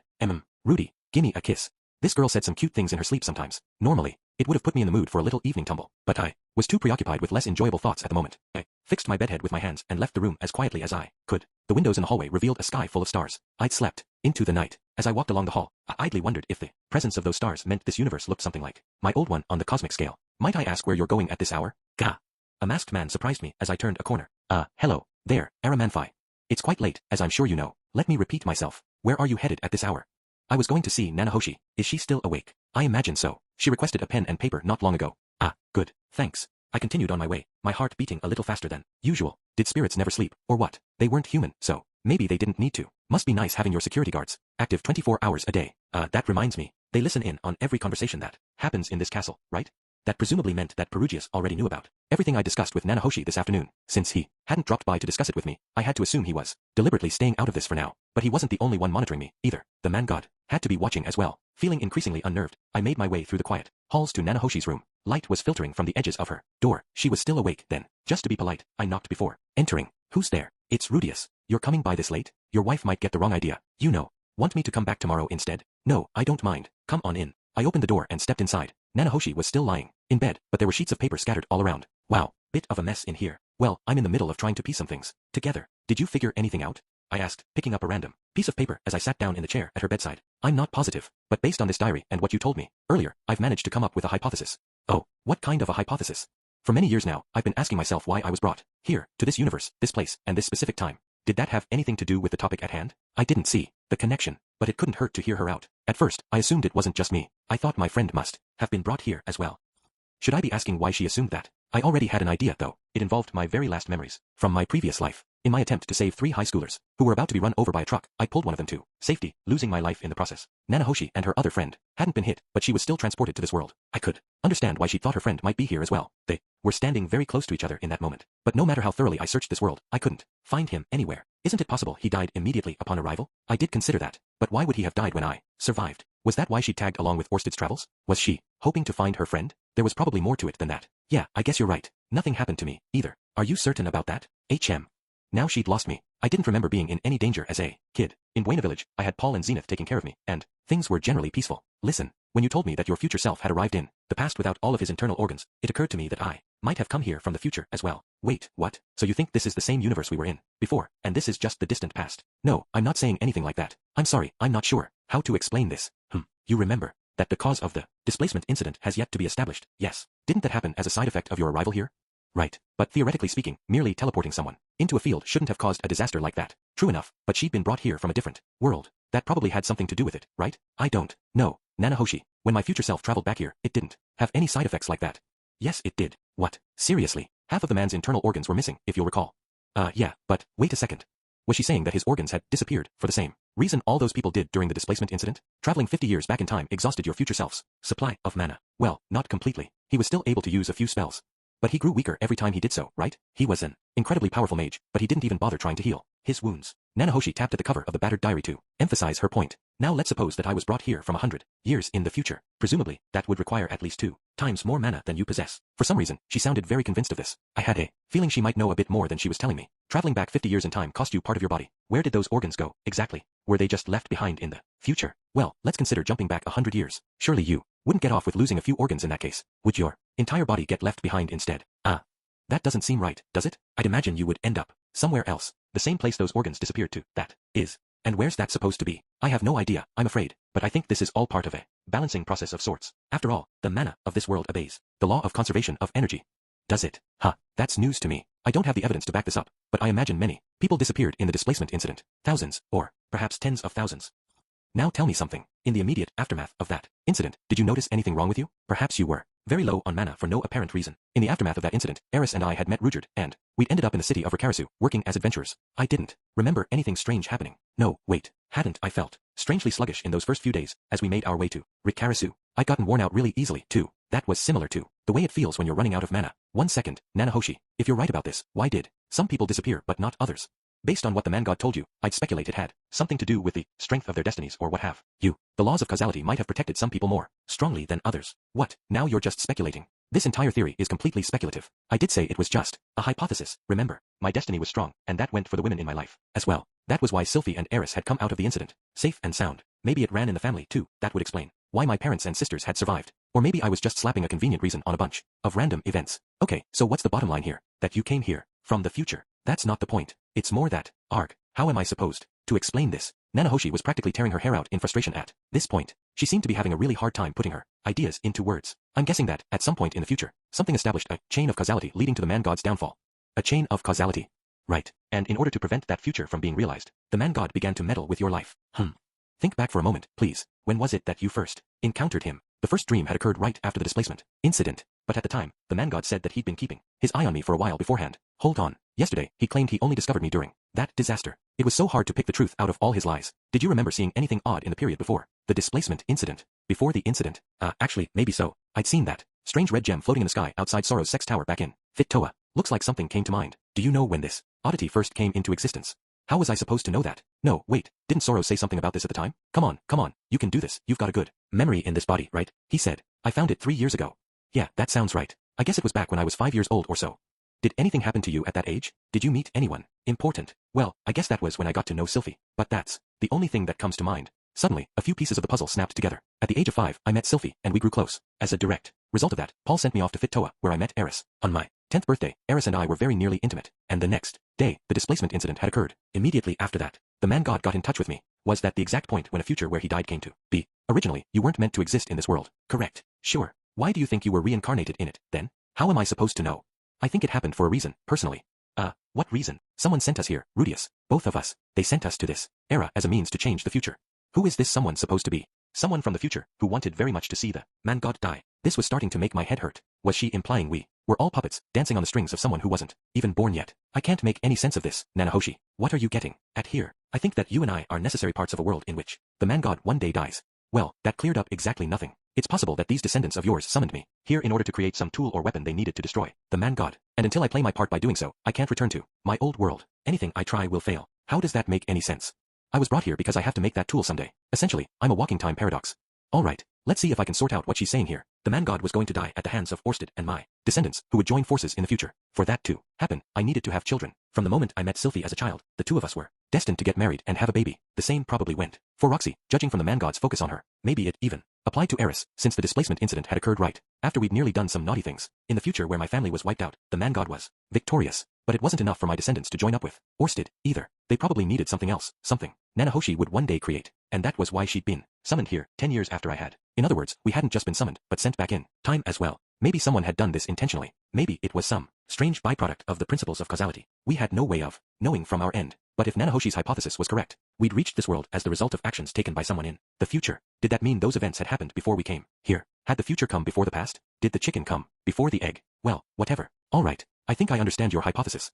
That's good to hear. Sorry I'm so clumsy at explaining these things. It was an interesting theory, to be sure, but it wasn't a very reassuring one. Basically, it means the man god was probably telling the truth. My descendants really will team up with Orsted to kill him someday. Yes, I suppose so. Okay then, let's get back to the main topic. What main topic? How I go about killing Orsted. Oh. Nanahoshi frowned and fell silent. Even if your theory's accurate, the man god is trying to avoid that future, and he succeeded at least once. There might be destiny at work here, but the future can still change. I just don't think it's a good idea, Rudius. You'd be better off talking to Orsted and trying to find some. Stop, Nanahoshi. The man god might be listening in on this conversation right now, for all I know. Biting her lip, Nanahoshi glanced at the ceiling. Sorry, wrong direction. The barren worlds below us. This destiny thing is an abstract concept. I can't see it, and I can't count on it. My destiny might be strong, but that didn't protect my father or my mother. I'm not saying the man god will do anything to me right away, but he can see the future. If he realizes I'm going to betray him, I might come back home to find Aisha dead, or he could set up some tragedy to happen a few years down the line. But the man god can't manipulate everyone, right? I'm not so sure about that. Who knows exactly what he's capable of? I wouldn't be surprised if he's been playing down his powers. I suppose you're right. And anyway, it's not like Orsted has a chance to beat him right now. Assuming the man god isn't lying, he needs my descendants to help him out, or else he's going to fail. Yes, that's true. Assuming the man god isn't lying, I have to protect my family. The man god is the one who's trying to kill them, but I have no way to fight him. At least Orsted's somewhere on this planet. I don't know where, but there's at least a chance to find him. There's no guarantee the man god will keep his word, you know. Orsted is the dragon god. Based on my diary, he's probably the only one who knows about the secret art to reach the barren world. If I kill him, that knowledge will be lost. The man god won't have any reason to come after my family. You know, even if Orsted dies, there's a chance your descendants will find a way there on their own. So what the hell am I supposed to do, then? My words came out more loudly than I'd expected. I hadn't meant to yell at her. Nanahoshi flinched, but pressed on with her argument regardless. Talk to Orsted, like I said. He might be able to help you out of this. You think I didn't consider this already? Look, if I joined forces with Orsted, I'd be making a permanent enemy of the man god. You know what happens if I try to fight him on my own? Well, look at that diary. I don't stand a chance. This time I'd have Orsted on my side. But what does that change? He can't win either. The only reason he had a chance is because of me showing up and throwing things out of whack, right? That's the whole reason the man god is coming after me. Orsted's fighting a losing battle right now. You think he's going to have the time and energy to help protect my entire family? Is he that powerful? You want me to make an enemy of the man god before I even know. But Orsted is more trustworthy than the man god. How can I know that for sure? Sounds like he might be trying to destroy the world. I mean, I'm not saying I believe that completely, but look, the man god was deceiving me. He pretended to be helping me out for years and years. What if Orsted did the same to you? Well, I can't deny it's possible, at least. I paused to study Nanahoshi's face. There was a hint of fear in her eyes. I don't trust the man god, I said quietly, but I can't trust Orsted either. I knew how powerless I really was. I could believe what my future self had told me, that I didn't stand a chance against the man god. I could imagine, in vivid detail, following in that old man's footsteps. I could see myself losing everything I cared about, and dying a miserable death. It was hard for me to be optimistic about fighting Orsted, either. The only outcome I could picture was an ugly, brutal defeat. But the man god did say my destiny was strong. Maybe he'd seen a future in which I could win this fight, somehow. That was my last ray of hope. Listen, Nanahoshi, my future self told me to consult you. I'm guessing that means you know some way of getting in touch with Orsted. Well, yes. Help me out, please. I need to kill him, but he's done a lot for me. Nanahoshi's eyes darted away from mine. She was clearly flustered. Orsted was the first person she met after her arrival in this world. He'd probably saved her life many times over, just like Rudyard had saved me when I was stranded in the demon continent. It would be hard to betray someone you owed that much. I probably couldn't have done it either. I wouldn't betray Rudyard, even if it cost me my life. I understood what she was feeling, and normally, I might have given up for the sake of maintaining a good relationship with her, if nothing else. But I wasn't going to back down this time. It just wasn't an option. Listen to me for a minute, Nanahoshi Shizuka. Before I came to this world, I was a complete waste of oxygen. I don't know what you think of me as I am today, but in my previous life, I was someone you would have despised, and for good reason. But you know what? I was reincarnated here, and I made a fresh start. I screwed up plenty of times, and it cost me dearly, sometimes, but I learned from those experiences. And now I have a family that means the world to me. I just want to keep them safe. I got out of my seat. Sitting in a chair was no way to plead with someone. There was a proper way to do this sort of thing. I went down on my hands and knees. I pressed my forehead to the ground and made myself as small as possible. Please, I'm begging you, help me. The floating fortress floors were cold and hard. For all I know, the man god could have a change of heart tomorrow. I don't want to waste any time. I don't want to come home one day and find my family lying dead on the ground. What are you doing? Stop it. I don't want to lose any of them. Please. Nanahoshi got out of bed. She grabbed my shoulder and forcibly pulled my head off the ground. Okay, I'll help you. Just stop doing that. There was exhaustion and sadness on her face. I felt a small stab of guilt at the same time though, a part of me was dancing with joy. Sometimes I kind of hate myself. Thank you. Really. Maybe I was making a huge mistake here. But honestly, what choice did I have? Chapter 5. A letter from afar. The Sword Sanctum, in the far west of the Northern Territories, was a place where the air rang with fervent battle cries and the sound of wooden swords. Most of the people you passed on the street wore martial arts uniforms or something similar and carried practice swords and hand towels. Sometimes you might see a visitor in the dress of a swordsman, but those who chose to stay for an extended period usually adopted clothes designed specifically for training. At the very back of this little town was a vast, snowy field that led to a great training hall. Today, a woman in swordsman's clothes stood in that field, near the entrance to that hall. Her light shirt and black pants were clearly chosen with mobility in mind. Over these, she wore the traditional overcoat granted to sword saints of the sword god style. There were 2 swords at her waist, even at a distance. The longer of the 2 was distinguishable as the work of a true master. From the quality of her weapon alone, it was clear she was a highly ranked student of the sword god style, one of the few who had reached the rank of sword king. In fact, her intimidating appearance, combined with her long, brilliant red hair, was reminiscent of a lion. 9 out of 10 people who saw her in the street would have immediately stepped out of her way on instinct. She was the Berserker Sword King, and her name was Eris Greyrat. At the moment, however, she was looking down at her imposing outfit with a slightly anxious expression. Hey, Nina, are you sure I look all right? Yes, you're fine. You look very impressive, I promise. Standing in front of this red-maned lion was a young woman in a martial arts uniform who wore her dark blue hair tied back neatly. Her name was Nina Fallion, and from the tone of her voice, she was starting to get a little exasperated with her rival. Really, Eris, the outfit's perfect. You're the very picture of a sword king. But Rudius used to say he liked my frilly clothes better. Oh, for crying out loud. Nina let out a long-suffering sigh, then continued the conversation as best she could. Eris, how exactly do you expect me to know what your boyfriend wants to see you wearing? Oh, yeah, I guess you wouldn't. Would you please stop looking at me with pity in your eyes? You know, Gino and I. Ugh, never mind about that. With a firm shake of her head, Nina jabbed a finger into the air. Look, it's not like you're going to find dressy clothes like that around here. Anyway, you do remember where we are, right? If you really want some frilly outfit, you'll just have to buy one in the city. Yeah, true enough, said Eris with a little nod. From all appearances, the matter was now settled. But this was the 5th time today they basically had this exact conversation. Anyway, I don't know why you're obsessing about your outfit. Right now, no matter how fast you go, it'll be a good month on the road before you reach Sharia. I'd worry less about the clothes and more about making sure you're clean and presentable when you see him. Make sure you take a bath, comb your hair, and put on a little perfume. You do. No men don't like stinky women, yes. Rudius does. He never seemed to mind when I got all sweaty. Well, I suppose he'd have to be understanding if he found you attractive. Actually, I even caught him sniffing my sweaty old underwear a couple times. He seemed to be enjoying it. What? The man's a pervert. Eris scowled slightly at this remark. Rudius isn't a pervert. He's just a little naughty. He was getting off on your body odor, Eris. That's the definition of a pervert. Eris brought her nose to her armpit and took a few experimental sniffs. Her clothes were new, and she'd taken a bath in preparation for her journey. All she could smell was the faint scent of soap. He's not a pervert. Well, if you say so. Sorry, I suppose I went a bit too far. The two of them fell silent for a while. Now and then, their hair stirred as a cold wind blew across the quiet, snowy field. Ghislaine's sure taking her time, muttered Eris. I suppose the students might be squabbling about who gets to come along. Eris nodded vaguely. Yeah, maybe. You know, Eris, I have heard a few rumors about your boyfriend now and then. What kind of rumors? They say Rudius Greyrat can make his own eyes pop out. I wouldn't be surprised. Also, he supposedly likes girls with flat chests. Nina glanced over at Eris as she spoke these words. Eris looked down at herself as well. It was rare to hear the word voluptuous applied to a swordswoman, but in her case, the glove fit. That won't be a problem. Her voice sounded confident enough, but Eris' face looked a little paler than before. Let's see, what else? They say he conquered a legendary labyrinth, destroyed an immortal demon king, and put up a good fight against one of the 7 great powers. No kidding? Well, that's Rudius for you. I'd expect no less. Just like that, the color was back in her cheeks. She even looked a little flushed. It made her happy to know that Rudius had been working hard to grow stronger, just like she had. The man is monstrously strong, I'll give him that. Normally I wouldn't have believed a word of all this. Eris puffed up with pride and let out a little snort of pleasure. No, he's amazing. However, there are also some less pleasant rumors out there. Like what? Like he's a notorious playboy who struts around with a different woman every other day. At these words, Eris' smile suddenly stiffened. Oh, and it sounds like abuses his strength to get anything he wants. Look, Eris, this is just a possibility. Nina paused, then continued in a very quiet voice. But maybe he's forgotten all about you. As soon as these words left her lips, Nina's left hand shot up to block her face, and a split second later, Eris' fist slammed into her palm. While she'd managed to stop the punch, the fury of Eris' gaze was too much for Nina to withstand. She averted her eyes awkwardly. It's just a rumor. Eris pulled her fist back and folded her arms. She widened her stance and threw out her chest, twisted her mouth into a frown, and sulkily turned her head. Oh, look, Ghislaine's finally here. 4 horses were approaching slowly from the direction Eris had glanced in. A beastfolk woman was leading them. This was the sword King Ghislaine Didoldia. While she had to be nearly 40 years of age by now, her body was as lean and muscular as ever. Ghislaine led 2 of the horses by the reins. Just a little behind was a young and beautiful woman who led the other 2. While she wore plain traveler's clothing, her long silky hair and shapely face were more than enough to entrance all who saw her. This was the Water King Isolde Kluel. The water god herself, Rydal Ya, was perched atop one of the horses she was leading. Sorry for the wait. Ghislaine handed Eris the reins to a horse laden with luggage. Were you 2 fighting again? It was Nina's fault, replied Eris, pouting sullenly. Nina just shrugged her shoulders. I see, Ghislaine murmured, an amused smile flashing across her face. Not much of a send-off, came a voice from above. Gaul didn't even bother getting out of bed. The old woman on the horse, easily the most formidable person in this imposing group, was looking backwards at the hall with a grumpy expression. I wouldn't read anything into it, Master Rida. The sword god is something of a lightweight, I'm afraid. What, you think he's got a hangover from last night? Good grief. The man should know his limits at his age. You know, Nina, this might be a golden opportunity. Why don't you go challenge him to a duel? Nina smiled awkwardly at the old woman's teasing. I think I'll have to refrain. I intend to become the sword god in a somewhat more sportsmanlike fashion.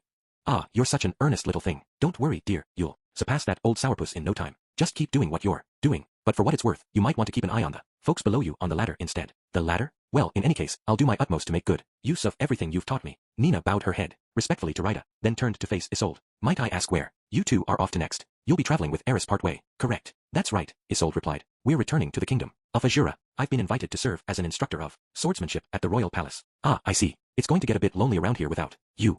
Isolde smiled gently at Nina's words. Do make sure to pay me a visit if you happen to stop by the kingdom. I'll show you around the capital. No thanks, Nina said, scratching her nose bashfully. If a country girl like me stumbled into Azura, I'm sure all your fancy city folk would just point and laugh. Eris snorted disdainfully. Humph. If anyone laughs at us, we can just cut them in half. Alarming as these words were, they did remind Nina exactly who the 3 of them were, and she chuckled softly, laughing at a sword saint, let alone a sword king or a water king, generally wasn't the best of ideas. You'd either have to be a truly formidable combatant in your own right, or a complete and utter fool. All right then, Eris, shall we be on our way? Yeah, let's go. Isolde smiled at Eris' energetic reply, and hopped onto her horse. Eris followed suit, mounting hers so roughly that it shook itself. In displeasure, she slapped it on the neck and it quickly settled down. Again. Be well, everyone, called Nina, surprised to find that there were tears in her eyes. Her thoughts were drifting through the years. Since Eris' arrival here, their first meeting had been a truly horrible one. Nina had been humiliated, and Eris subjected her to many more embarrassments in quick succession. But the frustration of those failures had driven Nina to improve, and when Isolde arrived, her gentle words and tactful advice had been of great help as well. If it weren't for them, Nina would no doubt have still been stagnating in the middle of the pack of sword emperors. She might never have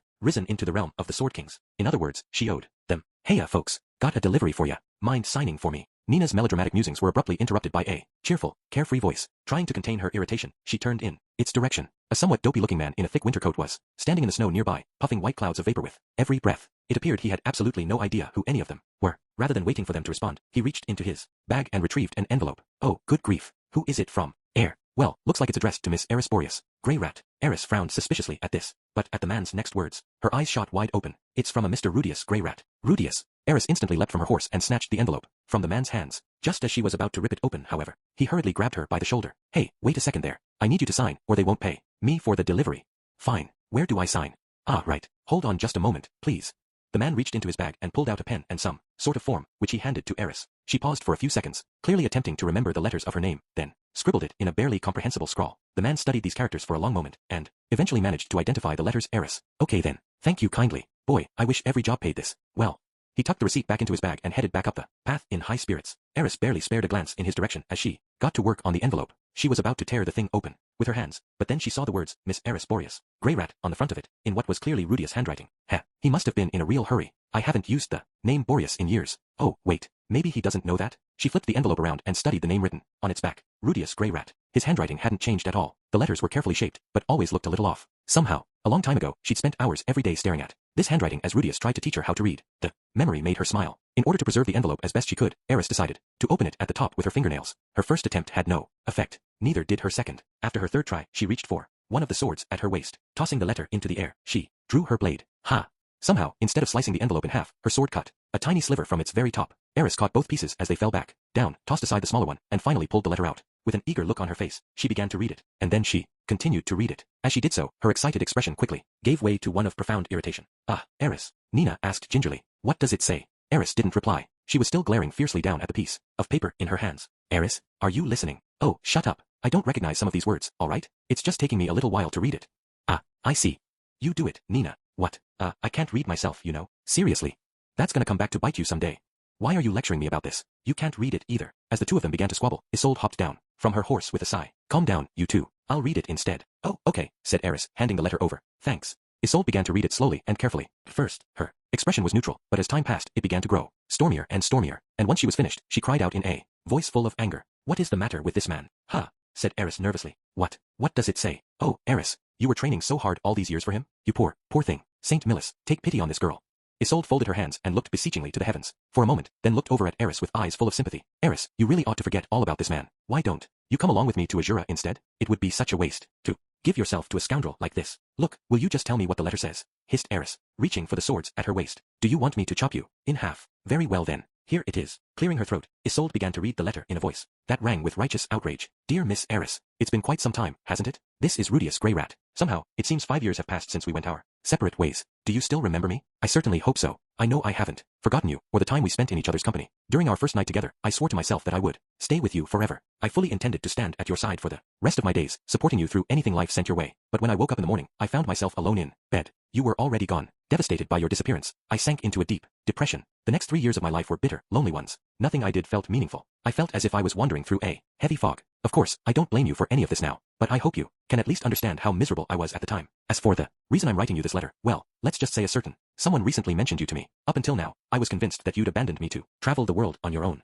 But this individual claimed I had misunderstood your feelings completely, that you'd never stopped caring for me or thinking of me. I have 2 wives now. Both of them pulled me out of my despair in moments when it might have crushed me. While I may have misinterpreted your actions, that didn't make my pain any less real, and they were there for me when I needed them most. However, if it's true that your heart remains unchanged, if you truly want to be reunited with me and spend your life with me, I'm prepared to accept your feelings. I have no intention of leaving my 2 existing wives, so you would become my 3rd. I understand you might find this proposal unacceptable, or perhaps even infuriating. If so, you have every right to punch me to your heart's content. I'd appreciate it if you let me off with 2 or 3 good swings though. Of course, my hope is that it won't come to that. Even if you're not willing to join my family, I hope we can at least become good friends. Sincerely, Rudius Grey Rat.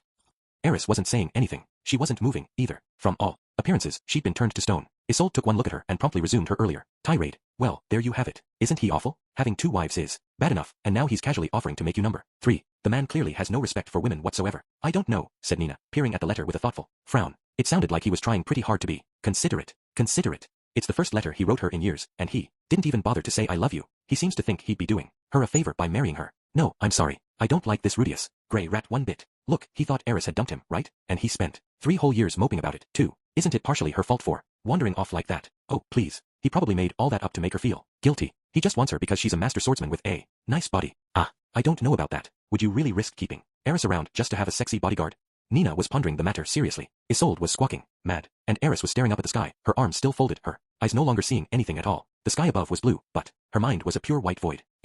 Oh, there's one more piece of paper in here. It was at this point that Isolde realized she hadn't read the entire letter yet. Retrieving the final sheet of paper, she began to read. Let's see. Ahem. P.S. As I write these words, I'm preparing to fight the dragon god, Orsted, to the death. I have no idea if I can win. It's possible I won't even be alive by the time this letter reaches you, but if I do make it back alive, let's talk things out. By the time she finished reading out these words, Isolde's face had visibly stiffened. That went for Nina as well. Her expression was one of fear and awe. The mere idea of challenging the dragon god himself to a duel had turned her spine to ice, but on Eris' face, and hers alone, there was a grin. Her eyes were alive again, burning with passion and determination. All right, she cried, leaping back up onto her horse. We've gotta hurry if we're gonna make it there in time. Let's move. Ghislaine. Just like that, she kicked her steed into motion. It sprinted forward across the plain, kicking up snow as it went. Ghislaine hurried her own horse after it. They barreled past the courier who'd delivered the letter, sending him flying to one side, and disappeared into the distance in a matter of seconds. Nina and Isolde just stood there staring after them, too stunned to even blink. Chapter 6. Preparations. A month had passed since my conversation with the man god. I'd spent every day of it working on my preparations for the coming battle with Orsted. Killing him would not be easy, to say the least. He was the single strongest person in the world,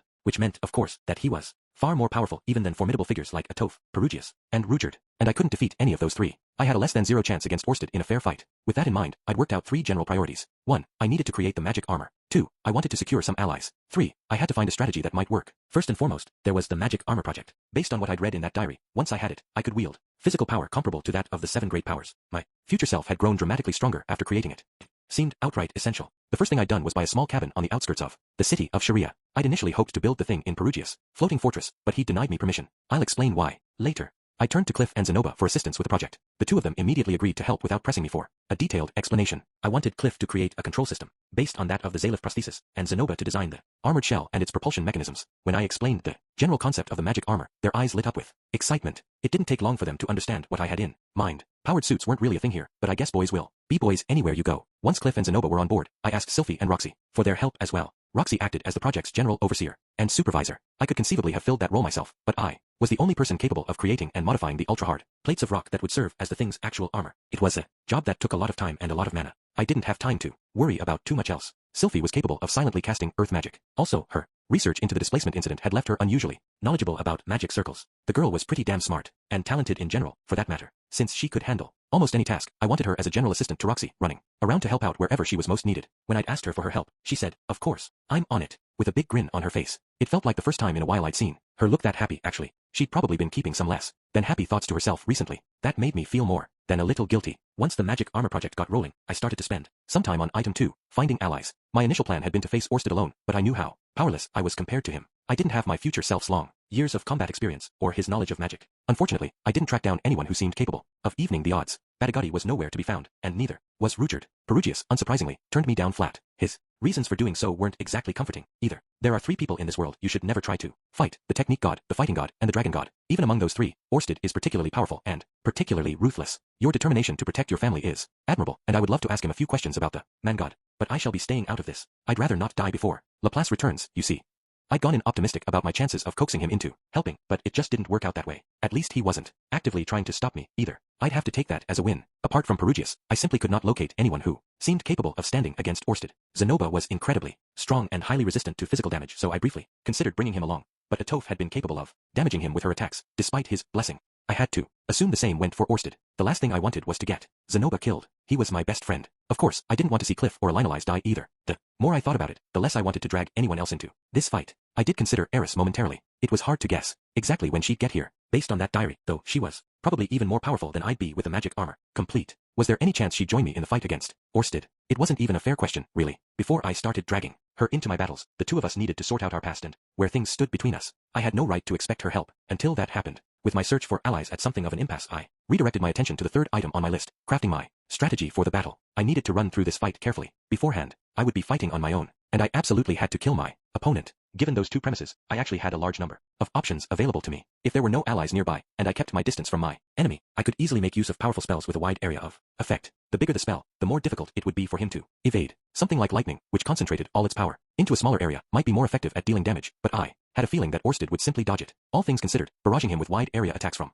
a great distance seemed like the smartest approach. The damage would add up eventually, and if I stayed far enough away that he couldn't perceive me, he wouldn't be able to interrupt me with disturb magic. There was also a chance that I could catch him unawares and smash through his defenses when his guard was down. Setting up a trap might not be a bad idea. I could lure him to a deserted area, where he'd find something that would catch his attention, something that would explode the moment he picked it up. I could use that as my signal to fire magic at him from a distance. The more I thought about it, the more it seemed like the right approach. The question was, how would I go about luring him to this location? Maybe I could take Nanahoshi as a hostage, or send him a message from the man god. Both seemed like they might work. That said, I wasn't optimistic enough to think that my initial long-range attacks would be enough to take him down. There was a chance it might work, but I needed to assume otherwise. Once he found his way to me, it would come down to a close-range fight in my magic armor. I wasn't sure how well my mind could keep up with an ultra-high-speed battle, but there was no point worrying about that until I'd actually taken the magic armor for a spin. As I thought all this over, I found myself remembering my childhood in this world. For a while, I spent a lot of time working on a plan to beat Paul in a fight. I'd been hoping to surpass him while he was still in his prime. In the end, though, I never defeated him even once. Still, the tactics I'd worked out back then were deeply rooted in my mind.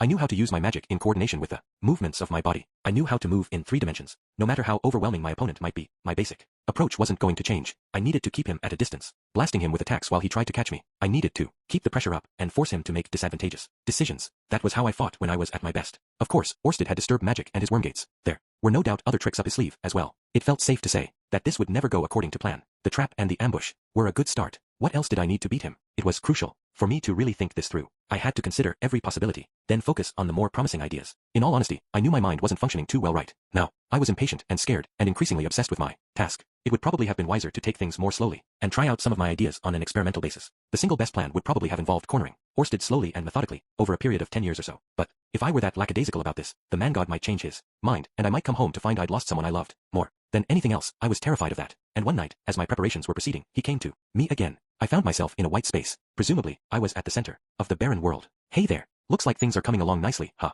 Yeah, I'll fight Orsted, just like you asked me to. Now, I didn't ask you to fight him. I just asked you to kill him. You sure look like you're in a good mood today. Are you that happy to have me dancing on your strings? Come on, this is exciting stuff. Even I don't know what's gonna happen next. Glad you're enjoying yourself. I wasn't expecting to see you again so soon, though. Does this mean you just made up that stuff about wavelengths aligning or whatever? Oh, yeah, total nonsense. You could at least pretend to feel a little shame. So I'm guessing the part about I can only appear to certain people was a lie, too. Yep, pure fiction. But hey, it must have been a nice ego boost to hear you were the chosen one, right? TCH, well, whatever. Within the next few days, I'll tell Sylphie and Roxy that I'm planning to fight Orsted. If he ends up killing me, my kids will grow up knowing he's the man who murdered their father. That should be plenty of reason for them to hate him. So, sorry, that's not going to be enough to knock Destiny off track. You need to kill him or I'll erase your descendants, no matter how long it takes.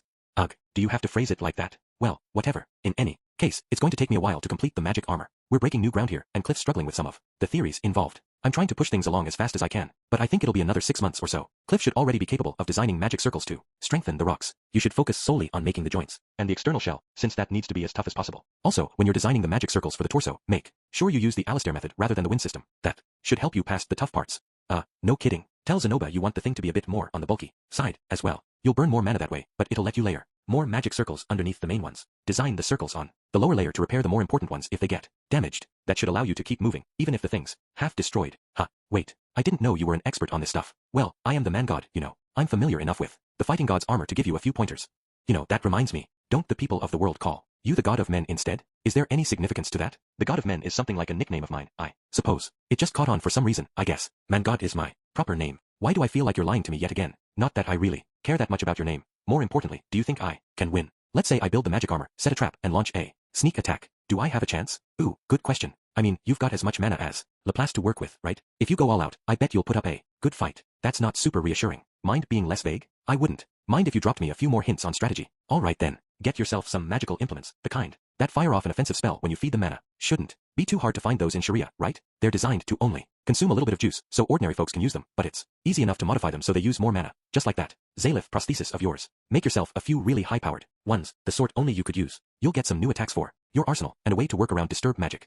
Oh, wow, gotta say, you're giving me some really detailed advice for a change. Well, you're throwing yourself into this more enthusiastically than I expected. Why wouldn't I help out? I really do want Orsted dead, you know. Can't shake the feeling there's something more to this. For all I know, if I design the magic armor according to your instructions, it'll explode the moment I try to activate it. Whose life would you like to bet on that intriguing theory? Go on, pick Aisha, Norn, Lilia, or Zenith. TCH, like I've told you, I can't see Orsted's future. That means I can't see the outcome of your battle, either. I don't know what's going to happen to you. Okay, and that means you don't know for sure that I'm going to lose. Correct. Exactly. By the way, if you can't see Orsted's future, how do you know that he's going to join forces with my descendants in the future? I can't see the man himself, but I can certainly see my own future. It involves your descendants, some man I don't recognize, and Orsted surrounding me. You can see anything you're going to experience personally. Ha. So what happens after they show up? They just beat you to a pulp or what? Yep. They kill me rather brutally. I don't put up much of a fight. Look, why is Orsted after you, anyway? You sure you didn't do anything unspeakably cruel to him? Oh, who knows? I don't recall doing anything to the man himself, at the very least. Either you don't want to tell me, or you genuinely don't know. I guess it doesn't matter which. It's not like I can trust anything you tell me. Anyway, you lie constantly. Now that's a little harsh. The only malicious lie I ever told you was that little fib about the basement, you know? All your advice up until then was just laying the groundwork for that moment, right? Yeah, true. But you know, if you hadn't gone and gotten Roxy pregnant, I wouldn't have needed to do that. Why the hell couldn't you have just told me not to have a kid with her, then? Why did you have to make this so complicated?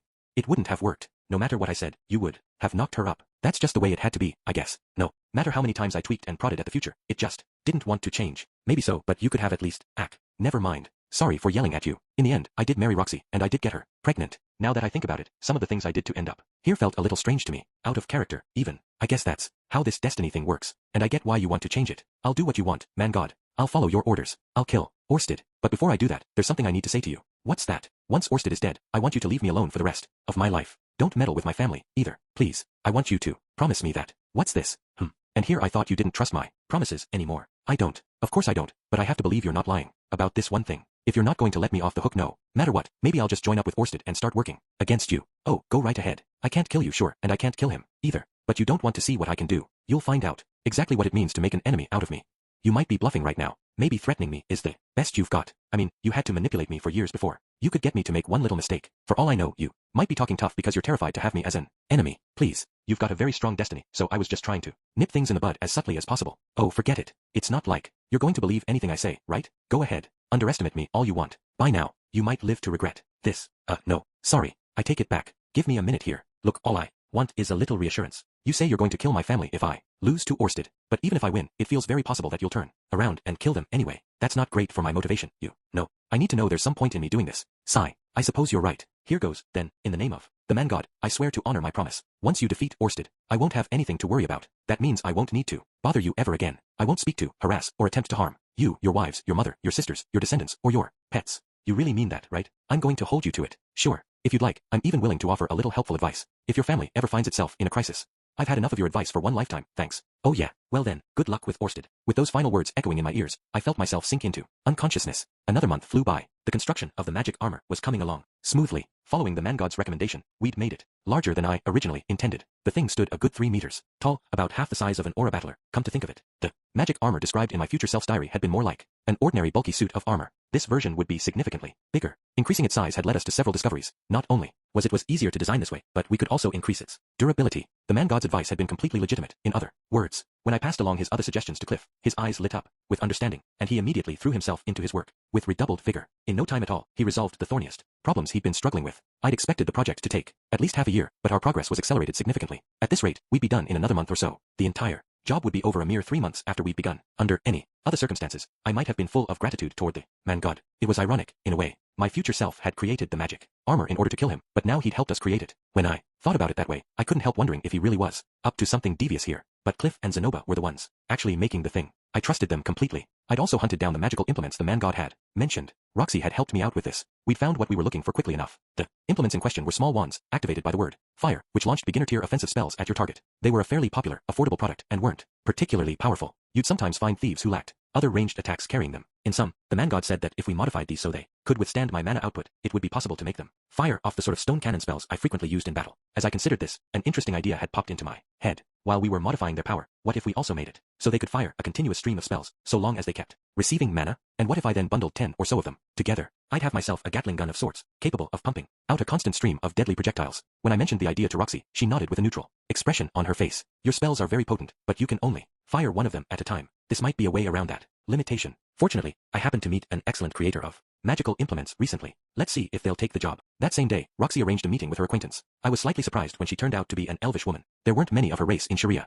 Elves have pretty faces as a general rule, but hers was caked with soot, and her fingernails were black with grime. She was clearly devoted to her job. When I explained my idea, her eyes widened with surprise. Are you sure about that? If I make this thing like you described it, every shot is going to take way too much mana. It might drain you to death if you're not careful. I hadn't even considered the idea. Was that what the man god had in mind when he suggested this? Stone cannon didn't consume much mana, but this thing would be capable of firing off tens of thousands of them in a single day. I couldn't bring myself to worry too much about it though. If I ran out of mana without killing Orsted, I was as good as dead either way, and I needed to push myself to the very limit if I was going to stand a chance against him. That won't be a problem. Please make it exactly as I described. The elf shrugged, but took the job nonetheless. I would have my short-range weapon. Now I just had to pray it would be capable of damaging Orsted. Rudy. On our way back from the workshop, Roxy struck up a conversation. She said, I don't know who or what you're planning to fight, but will you really need a weapon like that to defeat them? No, I'm sure I'll be fine either way. I was just trying to be reassuring, of course. It didn't work. Roxy narrowed her eyes and pouted in displeasure. You used to be such an honest, sweet kid, Rudy, but lately all you do is lie and hide things from me. The words stung quite a bit. In all fairness though, I'd done plenty of lying and deceiving even when I was a kid. Sorry, Roxy. Oh, that's all right. I'm hiding something from you too, after all. But you know, Rudy, I am at least discussing that matter with people I can trust. I'm not saying it has to be me, but I hope you're confiding in someone. You're not trying to face this all alone, are you? Nah, don't worry. I'll be okay. I had a good idea as to what Roxy's secret was. Lately, she hadn't been letting me do anything too active in the bedroom.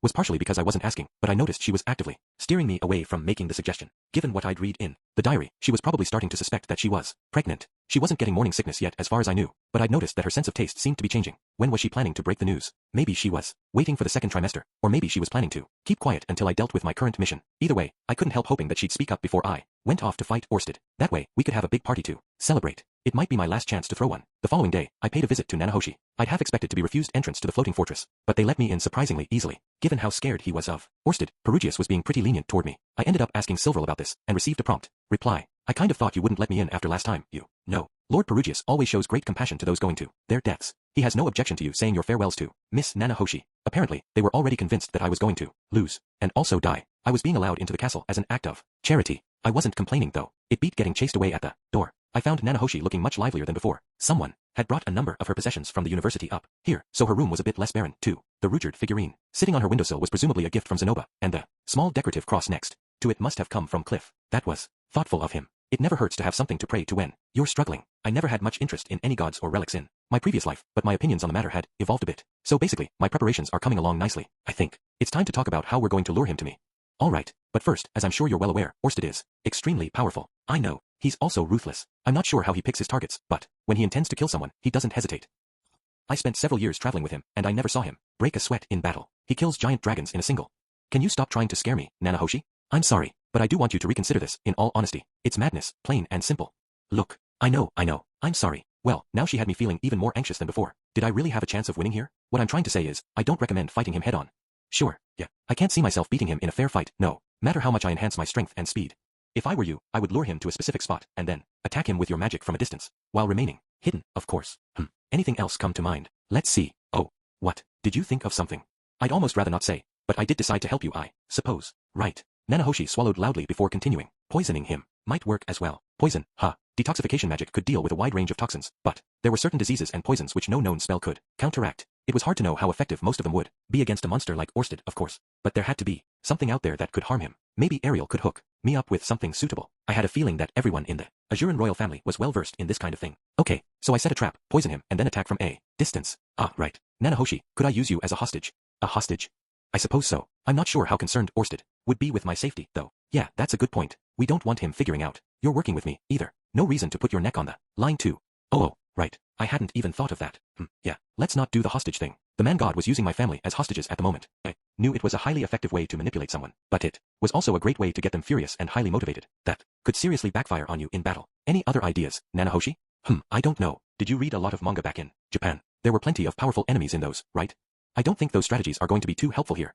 The two of us talked it through for a while longer, managing to think up a few somewhat promising ideas. Without exception, they were sneaky, underhanded tricks. It was hard to imagine them doing much against someone as formidable as Orsted. Then again, even the deadliest techniques are just a combination of devious little maneuvers. I had to believe I'd get some results from all of this. Well then, good luck, Rudius. Thanks. Try to come back alive, will you? I don't think I'll ever get home without your help. By the time I left Nanahoshi's room, we'd worked out our plan to lure Orsted to me. Next, I turned to Ariel for help. When I explained that I wanted poisons no spell could neutralize, she grimaced openly. But nonetheless, she set up me with an introduction to a local underworld organization that she was on good terms with. This group was larger and more sophisticated than your typical pack of bandits. It had grown into something more like a gang or a mafia family. Drug smuggling was their main business, but they also made and sold a variety of poisons. When I got in touch, they directed me to a dilapidated house in a quiet corner of Sharia, where I was escorted to a specific room in the basement. The air was thick with sweet-scented smoke. My contact, a man with one eye, was already waiting for me inside. "Hello there, Mr. Grey Rat. Nice to meet you." I hadn't introduced myself, but the man clearly knew who I was. With a big, crude grin, he got right down to business. "So tell me, what can I do for you today? You want to make M really suffer for a while, or just keel over right away? Maybe something to make the legs go numb, or swell up some magician's tongue. I've got a little potion that can drive any woman wild, too. Perfect for when things start to get a bit perfunctory." Based on that spiel, his inventory ranged from poisons to anesthetics and aphrodisiacs. That suited me perfectly. "I'll take everything you've got." Everything. Now, I'm not complaining, but that's gonna get a little pricey. "That's fine by me." Okay then. Guess you really want someone dead." "Oh, what about that love drug? You want that one too?" Well, a thought flitted through my mind. What if Orsted's immune to poisons? Killing him with a poison no spell could cure was a simple enough idea. Anyone could have thought of it. And Orsted was cursed to be hated by everyone he encountered. It seemed likely he had some countermeasures in place against this sort of thing. Maybe he was naturally resistant, or maybe he had some kind of miracle potion that could purge any toxins from his system. "Yeah, I'll take that too." Heh, sure thing. You want to see that cool, collected beauty of yours melt into a puddle, huh? My wife's sweet as a kitten in bed, actually. No kidding. This is silent fits we're talking about, right? Kinda. Hard to believe, honestly. I had no real reason to believe an aphrodisiac would work on Orsted if poison didn't, but it couldn't hurt to try. Anything that could affect him or distract him was worth a shot. With that thought in mind, I bought everything the man had to offer. In between all of my other preparations, I also took the time to scout out potential battlefields. I intended to fight him on my own, with no one else around. That meant going outside the city, of course. It had to be a spot outside Sharia's walls, where no one was likely to go, that offered opportunities to set up traps. I did some research into potential candidates at the Adventurers Guild, and when I found a place that sounded suitable, I headed out to study it in person. I also had Elinalise introduce me to an adventurer acquaintance of hers, who gave me detailed lectures on laying and creating traps. The adventurer in question was apparently a former assassin, with knowledge of many different techniques for luring people to their deaths. Many of these traps exploited weaknesses of human psychology in devilishly clever ways. I got some hands-on experience with a few examples. Even though I knew what to expect, I still ended up blundering into them. Personally, I wasn't convinced Orsted would fall for any of them, but they would still give me something of an advantage. On a different note, Elinalise gave me some personal lessons on close-range combat. She was an expert at fighting in the front lines of a party, and even though I wouldn't say she was that strong in a one-on-one duel, she'd been alive for many years, and she had a wealth of practical experience. In her time as an adventurer, she'd faced opponents more powerful than herself on numerous occasions, and despite her relatively average physical capabilities, she'd come out alive every time. That made her knowledge valuable. In that sense, it was a real pity I had no idea where to find Rudyard, considering everything he'd been through, but there was no point dwelling on it, really. Perugius wouldn't be helping either. I just have to manage. Over the course of these lessons and strategizing sessions, I tried my best to visualize how I would move around and fight inside the magic armor. My basic method of attack would be a constant barrage of stone cannon spells fired from the numerous magical implements mounted on my armor. I would probably want to be moving backward for the most part, while keeping up a steady barrage. I could also slow Orsted down with spells like Quagmire and Deep Mist, and if he eventually slipped up, I'd be ready to take advantage. That seemed simple enough. Simple was good. Finally, I unsealed the basement and prayed at my altar for victory in the coming battle. 2 months had passed since I'd killed that diseased mouse. If the words of my future self could be trusted, the virus or germ that caused petrification syndrome would be long dead. Still, I asked Roxy not to enter the basement for now, and required anyone who did to wash their hands and rinse their mouth immediately afterward. It was more for my own peace of mind than anything else. Since I was already down here, I decided to poke around and see if I could find anything that might prove useful against Orsted.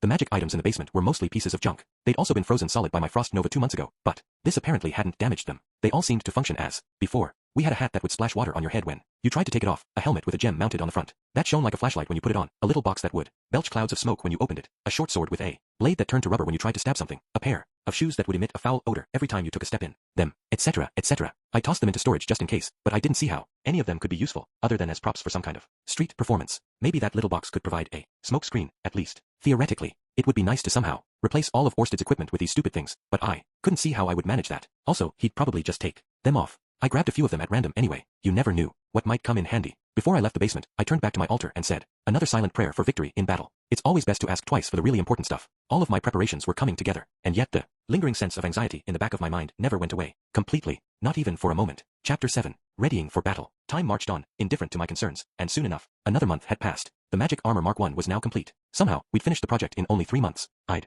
thrown a lot of money at it near the end, hiring additional workers to cover the more monotonous tasks, which had definitely sped things up. Just as I'd anticipated, the thing ended up standing about 3 meters tall. However, its entire frame was covered in thick, crude plates of armor that I created, which lent it a surprisingly squat and stout appearance. It wasn't exactly stylish, in other words. You got in from behind. There was a hole in its back shaped for a human, which you basically just climbed into. Once you were feeding it mana, it acted as an extension of your own body so you could manually close the rear armor over you. That section of armor also contained a special magic circle that would automatically eject you out of the back if you spoke the correct command. We'd mounted the Gatling gun on the right arm. The modified magic implement now automatically fired off stone cannon spells whenever I wanted it to. When I fed it as much mana as I could, it was capable of shooting my very deadliest stone cannon 10 times per second. It would reduce your average monster to a bloody mist in the blink of an eye. This was my main plan for coping with Orsted's Disturb magic. On the left hand, we'd mounted a Stone of Absorption. For the most part, I was planning to ward off Orsted's spells with Disturb magic, but it was possible I wouldn't have the time if things got too hectic. This stone could dissipate magic that had already been completely formed. It would let me deal with any spells I wasn't quick enough to stop preemptively. I had a feeling it might come in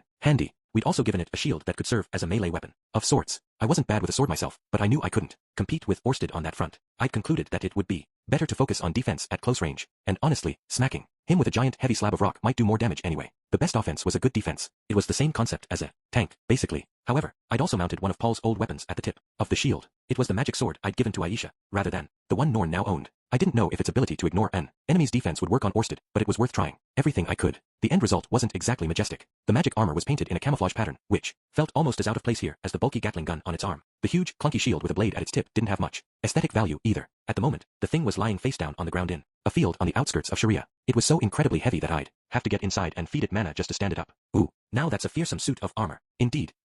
Its sheer bulk is quite imposing. I don't know. I might have gone with something a little sleeker. Agreed. To be perfectly honest, I think it looks absurd. It's like some kind of monster, Rudy. Couldn't you have gone with a different color? Cliff and Zenoba nodded in satisfaction as they examined the finished product, but the women reacted much less favorably. Maybe this sort of thing just appealed more to boys. On the other hand, Julie was studying it with a fairly satisfied expression on her face, so that clearly didn't apply across the board. If I made it back in one piece, I'd have to see what Aisha and Norn thought. Well, whatever. We hadn't designed this thing to look cool. Okay, everyone, I said, turning to face the group. I think it's time to get started with the final test run. Sylphie, Roxy, Zenoba, Cliff, Elinalise had all come out to watch. Julie and Ginger had tagged along as well. Nanahoshi wasn't here. She'd agreed to help lure Orsted to me, but her main objective was still to return to her own world. As a precaution for her safety, we were pretending I had coerced her into cooperating with me. For that reason, she couldn't be seen with us right now. She was probably studying summoning magic with Parug. I used back at the floating fortress at the moment. Of course, there was a chance that Orsted would end up killing her regardless, but when I mentioned this to her, she'd nodded queasily and accepted that risk. All right, I suppose I'll look on from a safe distance, then. With those words, Roxy headed over to the chairs we'd set up for our spectators, taking Julie with her. Her baby bump wasn't conspicuous just yet, but you could see it if you looked for it. She probably wasn't going to be able to hide it much longer. Hopefully, she'd make the big announcement soon. Then again, going off to battle with a pregnant wife waiting for you at home was a classic way to get yourself tragically killed. Okay, no, don't even think about it. The more anxious you get, the harder it becomes to focus. I was going to win this fight. My wife was going to have her kid, and I was going to name them, and then I was going to get started on making baby number 3. That was what my future looked like. Yeah, okay, I'm going to climb inside it now. Sylphie, Zenoba, and Elinalise, I want all 3 of you to come at me at once. Cliff, you just keep your eye of identification active, and let me know if you notice anything. Sure, Rudy. Certainly, Master. Sylphie and Zenoba stepped forward at once, but to my surprise, Elinalise raised her hands in the air and backed away. Instead, I'm sorry, Rudius, but I think I'll just be spectating today. I'd rather not get injured. Come to think of it, that diary said Elinalise had gotten pregnant. At some point, when I studied her physique carefully, I thought I could make out the beginnings of a bump. I'd been a little thoughtless inviting her to scrap with me. Ah, right. Wouldn't want anything to happen to the baby. Why, don't you go sit with Roxy? What? Yelped Cliff. The baby. Spinning around, he stared at Elinalise's belly intensely. Elinalise, are you pregnant? Well, my curse has been inactive for some time now, so yes, I probably am. Your curse is inactive. But we've been, carrying on as usual. That we have. Wait, who's? It's not Rudius, baby, is it? Are you trying to make me angry, Cliff? But, I mean, if it's that hard to believe, why don't you take a look yourself? Maybe that eye of yours will tell you something. Oh, okay. Cliff pulled his eye patch aside and stepped closer to Elinalise, and then closer still. He ended up with his face about 2 inches from her lower abdomen. From all appearances, he was attempting to stare right into her womb. This close-range examination didn't seem to be sufficient, though, as he reached out and began to slowly lift her up her skirt. Oh my, you do know we're in public, dear. Could you just be quiet for a minute? Hissed Cliff intensely. Please. All right, Elinalise replied with a little shrug of her shoulders. To be fair, it did look more than a little obscene the way he was crawling under that long skirt of hers. Maybe I could try something like this with one of my wives later. Sylphie would definitely look good in one of those. This probably isn't something I should be spending my mental resources on right now. It's true. Cliff reemerged from under his wife's skirt, his face as pale as a sheet. Apparently, the eye of identification could serve as a pseudo-ultrasound. Maybe the word pregnant had popped up in his vision, or something. What now? What do we do? Oh, nothing in particular. But it's not an easy process, is it? And there are all sorts of... Cliff, I've been through this many times already. I'll be fine. You just let me handle things, and I'll give birth to a healthy baby. All right. Cliff's face wasn't getting any less pale. He seemed shell-shocked at the suddenness of it all. In any case, that wasn't very tactful of you, Rudius, Elinalise said, glancing in my direction. Did Roxy let the cat out of the bag? No, she didn't say anything. I just had a hunch, I guess. I see. Well, hopefully you can understand why I'd rather not get involved in any brawls at the moment. Of course. Sorry about that. Elina lies fluttering one hand in the air and walked off toward the spectator area, where she took the seat next to Roxy. The two of them immediately struck up a conversation. I had a pretty decent idea what the topic might be, considering that Roxy was rubbing a hand over her own stomach. The two of them must have gotten pregnant at almost exactly the same time. Momentous as all this was, however, we had other things we needed to focus on at the moment. Okay, everyone, back to business. Let's get this test started. Sylphie and Zenoba nodded, their faces turning serious. An hour later, I called the test complete. The magic armor had performed stupendously. My top speed felt something like 200 kilometers per hour. I could jump several meters into the air with ease, and my punches hit hard, enough to leave an impact crater on the ground. Sylphie struggled to land a single spell on me, and any magic that did hit me just bounced back. I couldn't even feel Zenoba's fearsome punches. In fact, he ended up breaking his hand on my armor and screaming in pain. The project was a success. I was capable of dealing physical damage to a blessed child like Zenoba, which meant I would be capable of harming Orsted as well. For once, it felt like I'd managed to achieve my goal completely, without screwing up even once along the way. That felt nice. Then again, I couldn't really take the credit here. Zenoba and Cliff had made the project possible. Maybe this was something like what it felt to fight under the protection of battle aura. This kind of power was intoxicating. I was beginning to understand why the likes of Perugius and Atoph had grown so arrogant over the years. Had I even the playing field enough? Did I stand a chance? No. Yeah, it could work. I can do this. One way or another, my preparations were now complete. That same evening, Roxy finally made the big announcement. I think it's about time I told you, everyone. It seems I'm pregnant. She spoke up just before dinner. Norn happened to be at home that evening as well, so the whole family was present. Congratulations. How very exciting. Lilia was the first to react. Although she usually kept her emotion somewhat hidden, there was a big smile on her face right now, and it looked completely genuine. For a moment, I thought it might have something to do with her feelings about her own daughter's position in the family, but it seemed more likely that Roxy had consulted her in advance. That would also explain why the meal on our dinner table looked a bit fancier than usual. Congratulations, Roxy. Sylphie's reaction was similar. Either Roxy had gone to her for advice, or she'd had a hunch this was coming. She accepted the news easily, with a warm smile on her face. For some reason, the sight of that smile hit me with a flash of déjà vu. In a sense, this was similar to the day when Lilia revealed her pregnancy. There were many differences, of course. Zenith and Lilia were here, and I hadn't exactly been cheating with Roxy. Well, it might have started out that way, but at least we'd talk things through as a family and work something out. Sylphie had accepted Roxy. Unlike my old man, I wasn't going to get a slap in the face from my furious wife, or see my mistress break down in tears. We'd skipped right to the happy ending part. Rudy, do you have any thoughts? Evidently a bit unnerved by my silence, Roxy turned to me with an apprehensive look on her face. There was only one thing to say, of course. I'm incredibly happy. Thank you, Roxy. What are you thanking me for, exactly? Roxy tilted her head quizzically to one side with a confused half-smile. She didn't seem to understand my reaction, but she didn't look upset, either. There you go again, Rudy, said Sylphie with a chuckle. He said the same thing to me when I told him about Lucy, you know. Did I? Yeah, maybe I did. Why would that be my default response, though? Well, I'm glad you're pregnant with my baby, and I'm glad you felt comfortable telling me about it. It feels like proof that you've truly accepted me, I guess. I thought I'd proven that to you quite some time ago, but, I leaned forward, picked Roxy up and pulled her into my lap. I usually tried not to get too lovey-dovey with her in front of Sylphie, but today was going to be an exception. You've given me all sorts of gifts, taught me all sorts of things, and helped me many, many times. And now, just to top it off, you're even going to have a baby with me. I don't know what to say other than thank you. I'm so grateful that I met you, Master Roxy. Goodness, it's been a while since you called me that. Gently, I ran my hand over Roxy's belly. She was probably about 3 months into her pregnancy by now. I could feel a definite bump. I'd been through this once already with Sylphie, but it still felt kind of surreal. Listen, Rudy, you're my husband now, and I wanted to have a baby with you. If you feel the need to praise me, I think something like well done or good work would be more appropriate. Wouldn't that sound kind of arrogant? Come on, please. Can't you let me have my way every once in a while? Well, okay then. Well done, Roxy. Hee. Oh, it was nothing really. As she spoke these words, Roxy pressed her head against my chest and snuggled in. She sure seemed to be taking this calmly. I felt like Sylphie had been a little more nervous. Then again, it seemed like Elinalise and Lilia both knew about Roxy's pregnancy in advance. Maybe she'd reassured herself by talking to lots of different people about her situation. Maybe she'd turned to them because of how busy I'd been lately. The idea made me feel guilty. I was turning into one of those absentee dads, too busy to pay attention to his family. Although it wasn't like I was off climbing the corporate ladder or anything. I squeezed Roxy tightly in my arms, pressed my face to the back of her head and buried my nose in her hair. Her scent was as wonderful as ever. It really put my heart at ease. Ugh, Rudius, yelped Norn, thumping her hands against the table for emphasis. Can you try to contain yourself? I'm going to lose my appetite. I glanced over. Her face was as red as a tomato. Come on, cut them a little slack, chided Aisha. Roxy is always so considerate, you know. She deserves some affection tonight. For some reason, she was leaning forward on the table with her chin in her hand and a smirk on her face. You're just cranky because Rudius isn't giving you any attention lately, right? What? No, yelped Norn. I am not. Look, I mean, things are a little complicated, right? Think about how Sylphie and Lucy must feel. I just think they should keep this sort of thing behind closed doors. Oh, you're not fooling me. You know, brother dear, you really should make the time to catch up with Norn. She's very popular at school lately. Just the other day, some boy stopped by the house to leave her a letter. Aisha, who said you could tell him about that? Ah, so Norn had attracted her first swarm of admirers? Well, she was adorable and hardworking too. The boys had good taste. I'd give them that. Someday down the line, she'd probably get a boyfriend, get married, and leave my house for good. I wanted to be supportive, of course, but if she fell for some no-good playboy, it would be hard not to intervene. I tried to picture Norn bringing home some kid with bleached blonde hair, pierced ears, and a teardrop tattoo under one eye. Your little sister's teaching me what true love really is, man. Can we, like, have your blessing? It didn't seem very plausible, fortunately, but if things did turn out that way, I'd have to try and smile politely before freaking out. Do you have anyone you're fond of yet, Norn? Anyone I'm fond of? As another blush spread slowly across her face, Norn turned away from me and pouted. Oh, of course not. So there was someone in the picture, huh? Nothing unusual about that. She was getting to that age, after all. Whoever he was one lucky kid. Okay, I get the picture. If things start getting serious, you make sure to bring him over to meet the family. Are you even listening to me?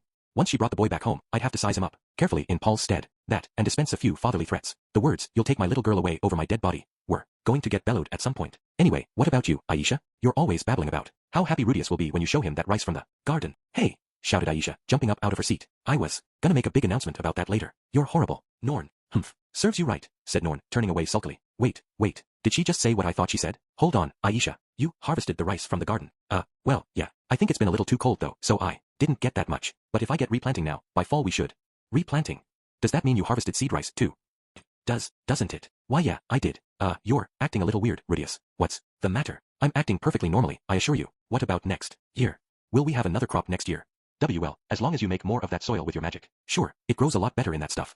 I gently picked Roxy up and sat her down on the floor next to me. Then I rose to my feet, moved to the side of the table, and kneeled 3 steps from Aisha's chair with my arms spread wide. Well done, Aisha. Why yay, should I be jumping into your arms right now, or something? Aisha slowly walked toward me while glancing repeatedly in Roxy's direction, then hopped gingerly into my embrace. I grabbed her from either side, hoisted her into the air, and started spinning her around. Whoa, it's rice, Aisha. Rice. Whoa. I could finally eat rice again. It was a minor thing compared to Roxy's pregnancy, but I loved rice with a passion. Nothing could compare to a big, plump mound of fluffy white goodness, especially when you paired it with some nice, salty grilled fish. Soon enough, I could make that happy dream a reality. As I spun Aisha around and around, a fresh surge of joy spread through my body. Roxy and I were going to have a baby. Lucy was going to have a little brother or sister, about 2 years younger than her. The kid would be half-miggered, of course. Hopefully she wouldn't get bullied or anything. What color would her hair turn out to be? Would Lucy be a good big sister? Hopefully they'd get along with Norn. And Aisha, too. I can't wait. What should we name? Oh right, there's a taboo about that, isn't there? A whole bunch of other thoughts swirled through my head in quick succession, until I couldn't even keep track of them anymore. After Roxy's announcement, we had ourselves a modest little celebration. The food was nicer than usual, and the conversation around the table was cheerful and energetic. Norn told us stories from her time in the student council. Aisha happily reported that the people at the city market were starting to learn her name. Lucy burst into tears at all the noise, and Sylphie comforted her expertly. Lilia served the food quietly, with a gentle smile on her face. Zenith ate silently, but was clearly in a good mood. Roxy was sulking after my overreaction to Aisha's news, so I had to work hard to mollify her. One of the courses that evening consisted of salted rice balls.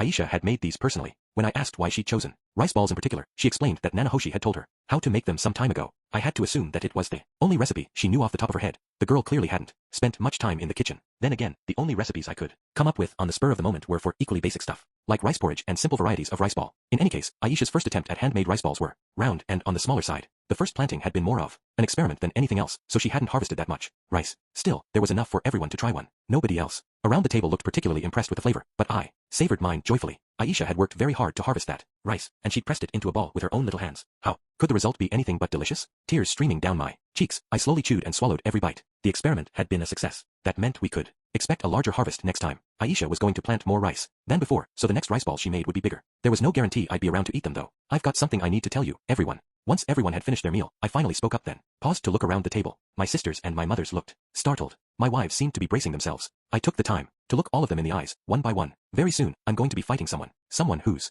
incredibly powerful. I decided in advance not to say Orsted's name explicitly. I'm sure you've noticed that I've been acting rather oddly for the last 2 months. Thank you for not pressing me to explain. I know it wasn't easy for you, and I'm sorry I can't explain in detail. There's a good chance I won't win this fight. When I spoke these words, surprise and anxiety flashed across my family's faces. I pressed right ahead anyway. This might be my last meal at this dinner table, in other words. Do you have to fight this person? Said Norn, clearly rattled. Isn't there any other option? No, none that I know of, at least. The man god hadn't stopped by since advising me on how to build the magic armor. Knowing him, however, I had to assume he'd been keeping a close eye on me all this time. But you said you might not win, right? Why would you do something like that? It doesn't. Norn, listen. Norn was the most flustered and confused person in the room. That was perfectly understandable. Aisha and Lilia still lived under the same roof as me, so they probably picked up on the fact that something was going on. Their expressions were grave, but they didn't look especially surprised. If I don't come back, I want you to go into my room, and if you don't come back, why would you even say that? She did have a point. I'd worked out a nice dramatic line like something out of a story, but why bother with the doomed hero act? Might as well keep a positive attitude. Okay then, when I do come back, let's take a bath together, or something. I don't want to. Take it by yourself. Haha, ouch. Classic Norn. Aisha. Yes, if I don't make it back, I want you to take some of those rice balls you made to Nanahoshi, too. Oh. She'll cry with joy, I guarantee it. Once you've given her some of those, she'll do anything you ask her to. I don't really want to win over Miss Nanahoshi, Aisha muttered, her head drooping slightly. I'd rather make you spoil me. Rudius. Ah, isn't that sweet? What a lovable kid. I'll have to buy her a nice present if I make it back alive. I think she's earned a nice big bag, or a diamond ring by now. Lilia. Yes, Master Rudius. Take care of my mother, please. I certainly will. However, yes, I'll be waiting for your return, Master Rudius, no matter how long it takes. Lilia's voice was soft, but firm. We'd known each other for a long time now, but she'd never managed to get any less formal with me. Aisha was definitely my little sister, but it felt like Lilia didn't really consider herself my mother. Hey, Mom, did you hear all that? I've got to go soon, but I'll be back. I thought I could see a hint of sadness on Zenith's face, but it was hard to tell with her. I had to hope that she'd manage to express her emotions more clearly someday. Sylphie. Yeah, take care of Lucy. Right. Rudy, go on. What is it? It's nothing. Sorry. There was something on the tip of Sylphie's tongue, but I couldn't guess exactly what it was. I loved her very much, of course, but she wasn't easy to read, and it made me anxious sometimes. I reached out under the table and took her hand in mine, and then, bringing my mouth to her ear, I spoke to her in a whisper. Sylphie. Yeah. This might piss you off a little, honestly. Okay. But if I make it back, let's get really busy. Sylphie's head jerked forward at this. Maybe I'd taken the wrong approach here. Good grief. Why are you always so naughty, Rudy? She whispered, slapping me lightly on the shoulder. I took the opportunity to grab her hand and pull her close. It was a sudden, relatively forceful kiss. Sylphie stiffened in surprise, but didn't pull away. She was as cute as heck today. Not that she wasn't cute at any given moment. Sylphie was cute by definition. I was going to come back home to her. When I told that to myself, it started to feel true. Come on, Rudy. Everyone's watching. Hiya. Just for good measure, I took some time to lick one of her long, pointed ears, pausing to nibble on it gently. By the time I released her, there were visible bite marks on it. Don't worry, I'll come back. Just be patient, okay? Okay, murmured Sylphie, her face bright red. I'll try my best. With that, I turned to the last person at the table. Roxy. Yes, Rudy. Let's sleep together tonight, okay? But the babies. Well, all right. She hesitated briefly at my offer, but ended up nodding in agreement. That evening, Roxy and I took our bath and headed to my bedroom together, holding hands. Last year, this sort of thing had been enough to get me worked up and raring to go. But under these circumstances, well, there was no way I could get myself in the mood. All right then, as long as you're gentle, That's okay, Roxy. I think we should skip that tonight. Roxy had already started to take off her nightgown, but I held up a hand to stop her. She paused, her hand still on her sleeve, and tilted her head quizzically. Come on, have a seat. I gestured to the bed. Once Roxy settled on it, I took a seat in my chair, rather than joining her. I want to give you the details of the situation, and explain what might happen if I lose. Why just me? What about Sylphie? You're willing to trust me and Nanahoshi, but not her? How do you know I've been talking to Nanahoshi? It's Sylphie's theory, not mine. We've been talking to each other about the situation for a while now. Is there some reason you don't want Sylphie to know all the details? That's a good question, actually. Why was I doing this? I wasn't sure, but for some reason I didn't want to tell Sylphie everything. Maybe I didn't want to worry her. No, that wasn't it. But why, then? Seriously, why? Was this that destiny thing at work again? I'm happy you're willing to consult me, of course, but I feel quite bad for her at this point. Yeah, you're right, Roxy. I'll go get her now. Glad to hear it. Roxy was always right, wasn't she? I was so lucky to have her around. I left Roxy in my bedroom for the moment and made my way over to Sylphie's room. As my hand found the doorknob, though, I hesitated for a moment. Now that I thought about it, I'd never looked in on Sylphie on a Roxy night before. What if she was crying herself to sleep in there, or something? Sylphie always said that she was okay with me falling in love with other women. She'd welcomed Roxy to the family warmly, and she'd accepted the possibility of Eris joining us as well. But it was possible that she felt very differently deep down inside. What if she was sobbing right now? What if she was hammering little spikes into a voodoo doll, or biting on a lacy handkerchief, hissing, "That little hussy," to herself? Nah, it's gonna be fine. Surely my sweet little Sylphie isn't capable of that. Sylphie, can you come to my room for? He just chomped on my ear, just like that. Oh, you should have heard the way he murmured, "Let's get really busy." What is he going to do to me? I bet it's gonna be that first night all over again. What do I do, Lucy? You might have a little brother or sister on the way soon. When I opened the door, I found Sylphie rolling around on her bed with her arms wrapped around a pillow, kicking her legs in girlish excitement. She'd been talking fairly softly, but once the door was open, I could hear every word clearly. It was a little hard to believe this girl was already the mother of a child. On the other hand, it was an extremely adorable sight. I was sorely tempted to pounce on her. Fortunately, Lucy wasn't in the room, as she slept in Lilia's bedroom. But then again, this room wasn't soundproof. Get a hold of yourself. Roxy's waiting for you, remember? Our eyes had met. Sylphie stopped dead in mid-roll with her back on the bed, her butt up against the wall and her legs stretched up toward the ceiling. A big, creepy grin was frozen on her face. In a gesture of compassion, I closed the door without a word. Everybody does things they wouldn't want anyone to see, right? Hey, no, Rudy, wait, you've got it all wrong. Don't go. Moving with impressive speed, Sylphie popped up out of her bed and rushed forward, catching the door just before it shut completely. Well, I wasn't going anywhere. Just thought we might want to retry that from the top. What? You don't have to do that. Do you need something? It's Roxy's night, isn't it? Oh, maybe it's one of those days? Do you want me to swap in? The girl clearly wasn't thinking straight at the moment. She seemed to think Roxy's period had suddenly started, despite the fact that Roxy was pregnant. You didn't see her like this every day, or very often at all, really. Charming as it was, though, it was about time I got things back on track. I wanted to tell you about the person I'm going to fight, and what might happen afterward. Can you come over to my room? Sylphie fell silent for a few seconds, then nodded quickly with a serious expression on her face. I thought I saw a hint of happiness in her eyes as well. I felt a little relieved myself, for whatever reason. The explanation itself didn't take too long. Sylphie and Roxy listened quietly as I told them that my opponent was the dragon god Orsted, and that I'd been ordered to fight him by someone called the man god, who visited me in my dreams. I explained that if I died, there were a few things they had to do. First, consider Orsted an enemy, but never challenge him directly. Second, never trust any advice given by the man god. And third, pass down both of those instructions to future generations of our family. I also mentioned that after my death, they should tell the rest of the family everything I told them, and try to think of ways to keep each other safe. I did my best to convey how serious the situation really was. The three of us had started off sitting on the bed, but as the conversation continued, I found myself lying down with Roxy and Sylphie cuddled up on either side of me. If I end up losing, there's a chance something horrible might happen to Roxy during her pregnancy, or to Lucy, for that matter. Something horrible? Basically, you're saying this man god might do something to us. Yeah.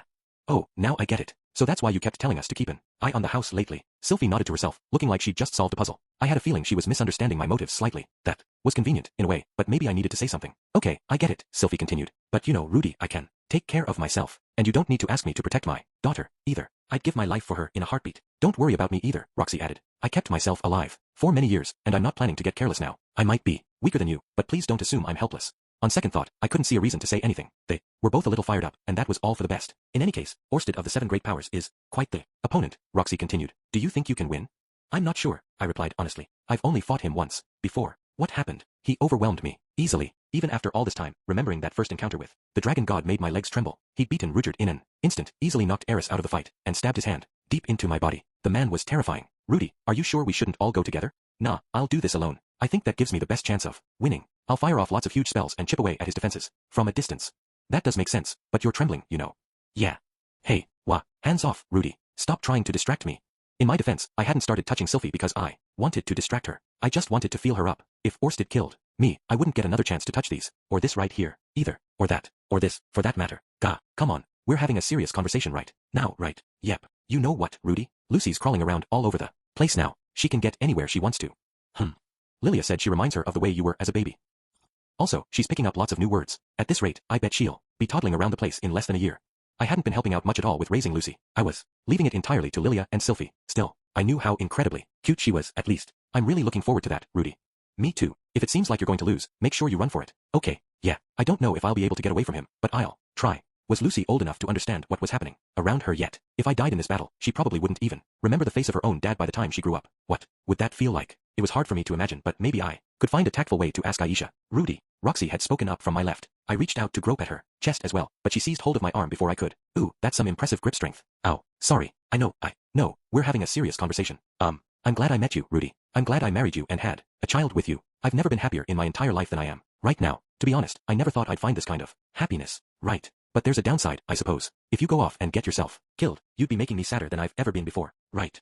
It's a little embarrassing to even say this sort of thing, but Roxy paused for a moment, inhaled deeply, and then finished her sentence. Please make me happy, Rudy. I hadn't made the wrong decision after all. I was going to fight for Roxy, and for Sylphie. I had to fight for these two, and then come back home to my family. All my doubts had finally evaporated. A few days later, with all my preparations finally complete, I set out from the magic city of Sharia. I was entirely alone. Chapter 8. Quagmire vs. Dragon God. 2 days north by northeast from the city of Sharia, there was an abandoned village that had been swallowed by the forest. Some 40 years ago, a magical catastrophe had caused the local woods to expand rapidly. The village had been quickly overrun, forcing its inhabitants to relocate. In the decades since, the only visitors to this place had been the monsters that roamed the forest, and the occasional adventurer who came to hunt them. Today, however, a man was making his way toward this village, a man with silver hair and golden eyes, who wore a white leather coat. The man monitored his surroundings alertly as he approached his destination. He wasn't on horseback or riding in a carriage. He was simply walking along, striding calmly through the forest. Sometimes his sharp, intense eyes would glance down at a compass-like object in his left hand. No monsters ventured to attack him. Many glittering eyes peered out at him from the depths of the woods, but when he drew close, even the fiercest creatures fled like frightened squirrels.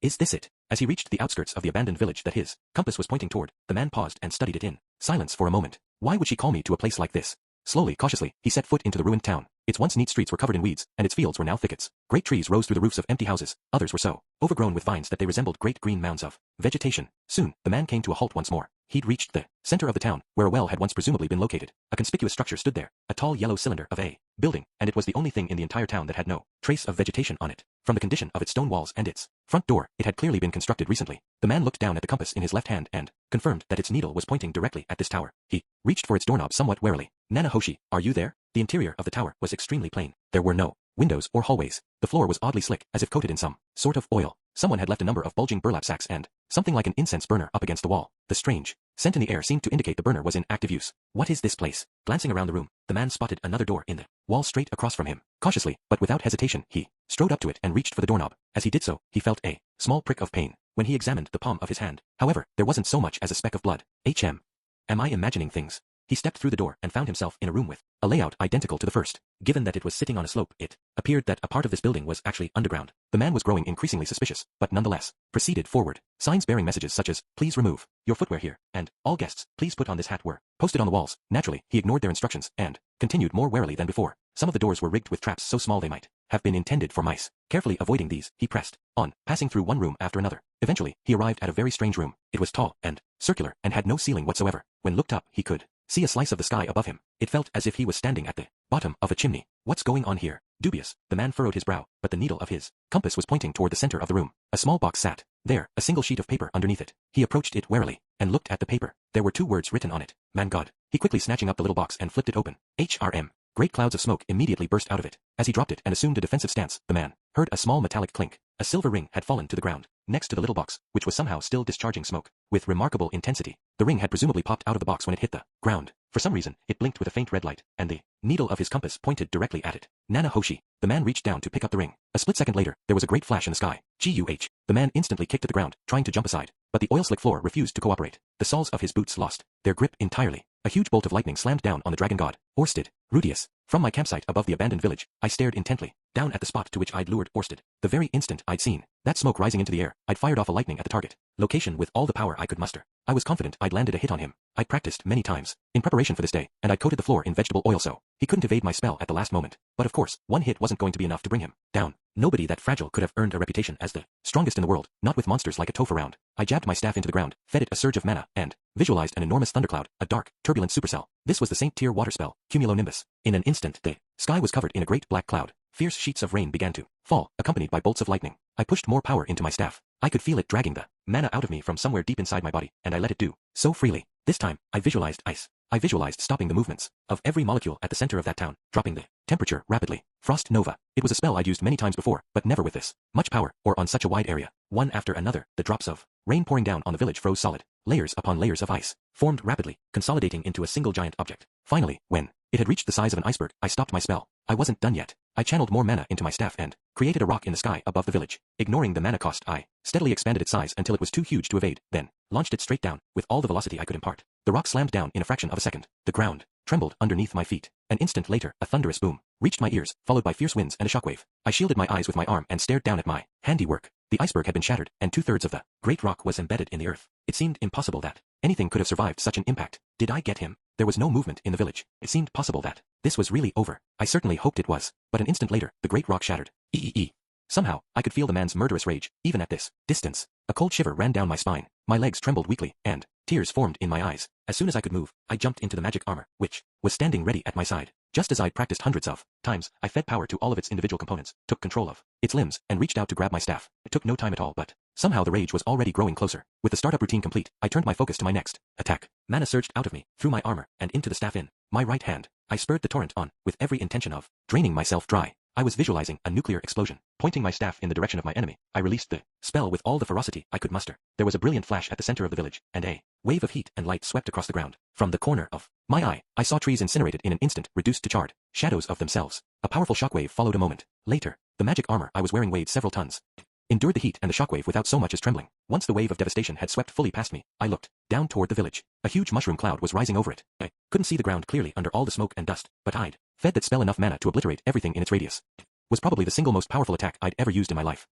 And yet, I couldn't stop trembling in fear. I could still feel that rage, and it was far, far closer now. He was approaching me at a ferocious speed. We'd been so far apart at first, but now he was almost on me. I clenched my jaw to stop my teeth from rattling, squeezed my shaking hands tightly, and deposited my staff in the holder on my back. Then I mounted my Gatling gun on my right arm and picked my shield up with my left. When I paused to take a few deep breaths, I realized even my throat was trembling. Forcibly suppressing the fear and anxiety rising up inside me, I pointed my Gatling gun toward the cloud of dust that was rapidly approaching my position.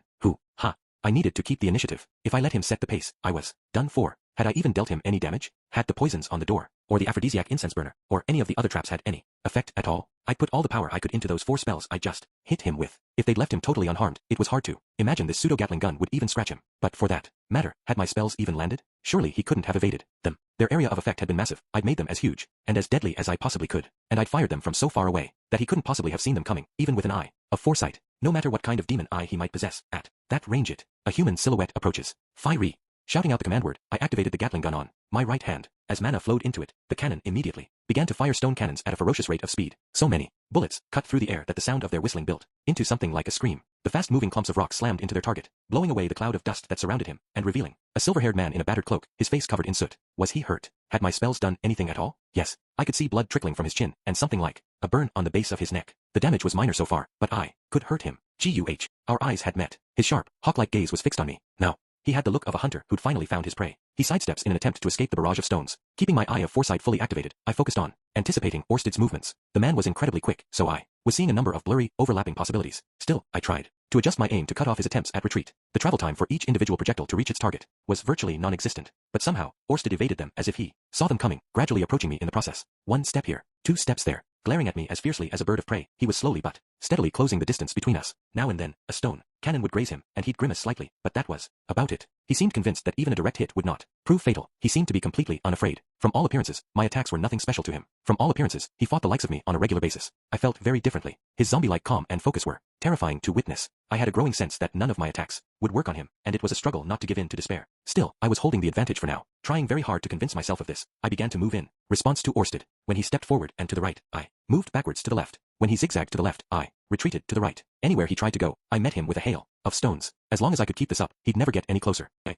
had the upper hand. It was going just as I'd visualized. In an attempt to ramp up the pressure, I used my left hand to cast a spell. My target was the ground beneath our feet, and the magic I had in mind was Quagmire. Quickly shaping the familiar spell, I raised my hand to activate it, but in that same instant, Orsted also raised his left hand at me. Disturb magic. My fully formed magic was reduced to a chaotic tangle by a sudden surge of external power. The spell began to fade into a meaningless cloud of mana. Cool. But I forcefully reformed it, pulling the strands back into their proper place. I was capable of this now. I'd finally learned how to do it. While teaching Sylphie how to use disturb magic, I'd also been training myself to counteract it, to complete a spell even after it was ruined. All those hours of practice had been worth it for this one moment. Orsted's eyes opened wide in surprise. Was this the first time he'd seen his disturb magic fail to? Whoa. The instant my Quagmire turned the ground beneath his feet to muck, Orsted used a spell of his own to overwrite it. He covered my swamp completely with an earthen plate, and now his right hand was pointing straight at me. I quickly answered with a disturb magic of my own. Brilliant light blots out the world. A jolt of fear ran through me, pausing my Gatling gun barrage. For an instant, I leapt to one side with all my might. I can see the world again. There was now a deep, sizable crater at the spot where Orsted had been aiming. I hadn't even seen the attack itself. Was it some kind of fire spell? Or maybe something stranger, like gravity magic? That light I'd seen just now, was that death? There was no time to think. Orsted was sprinting at me with one hand outstretched. Disturb magic wasn't going to work. He could counteract it, just like me. I pointed both my hands at him, channeling mana through them simultaneously. My intention was to stop Orsted's advance with the Gatling gun, while also cancelling out his magic with the stone of absorption. But as soon as I put this plan into action, I realized my mistake. Orsted's spell did dissipate, but at the same time my stone projectiles also dissolved into clouds of sand as they left my gun. Seizing this brief window of opportunity, Orsted closed in quickly. With his right hand still outstretched toward me, he pulled his left arm back to his waist, then swung it viciously toward my heart. NGH. On pure instinct, I took evasive action. Using both my legs at once, I launched myself directly backward with all the force and speed I could muster. Guh. I wasn't quick enough. Orsted's fist slammed against my breastplate. A whistling sound filled the air, and I watched him shrink into the distance at a ferocious speed. Soon the whistling gave way to crashing, crunching noises from behind me, and the world was full of dancing trees.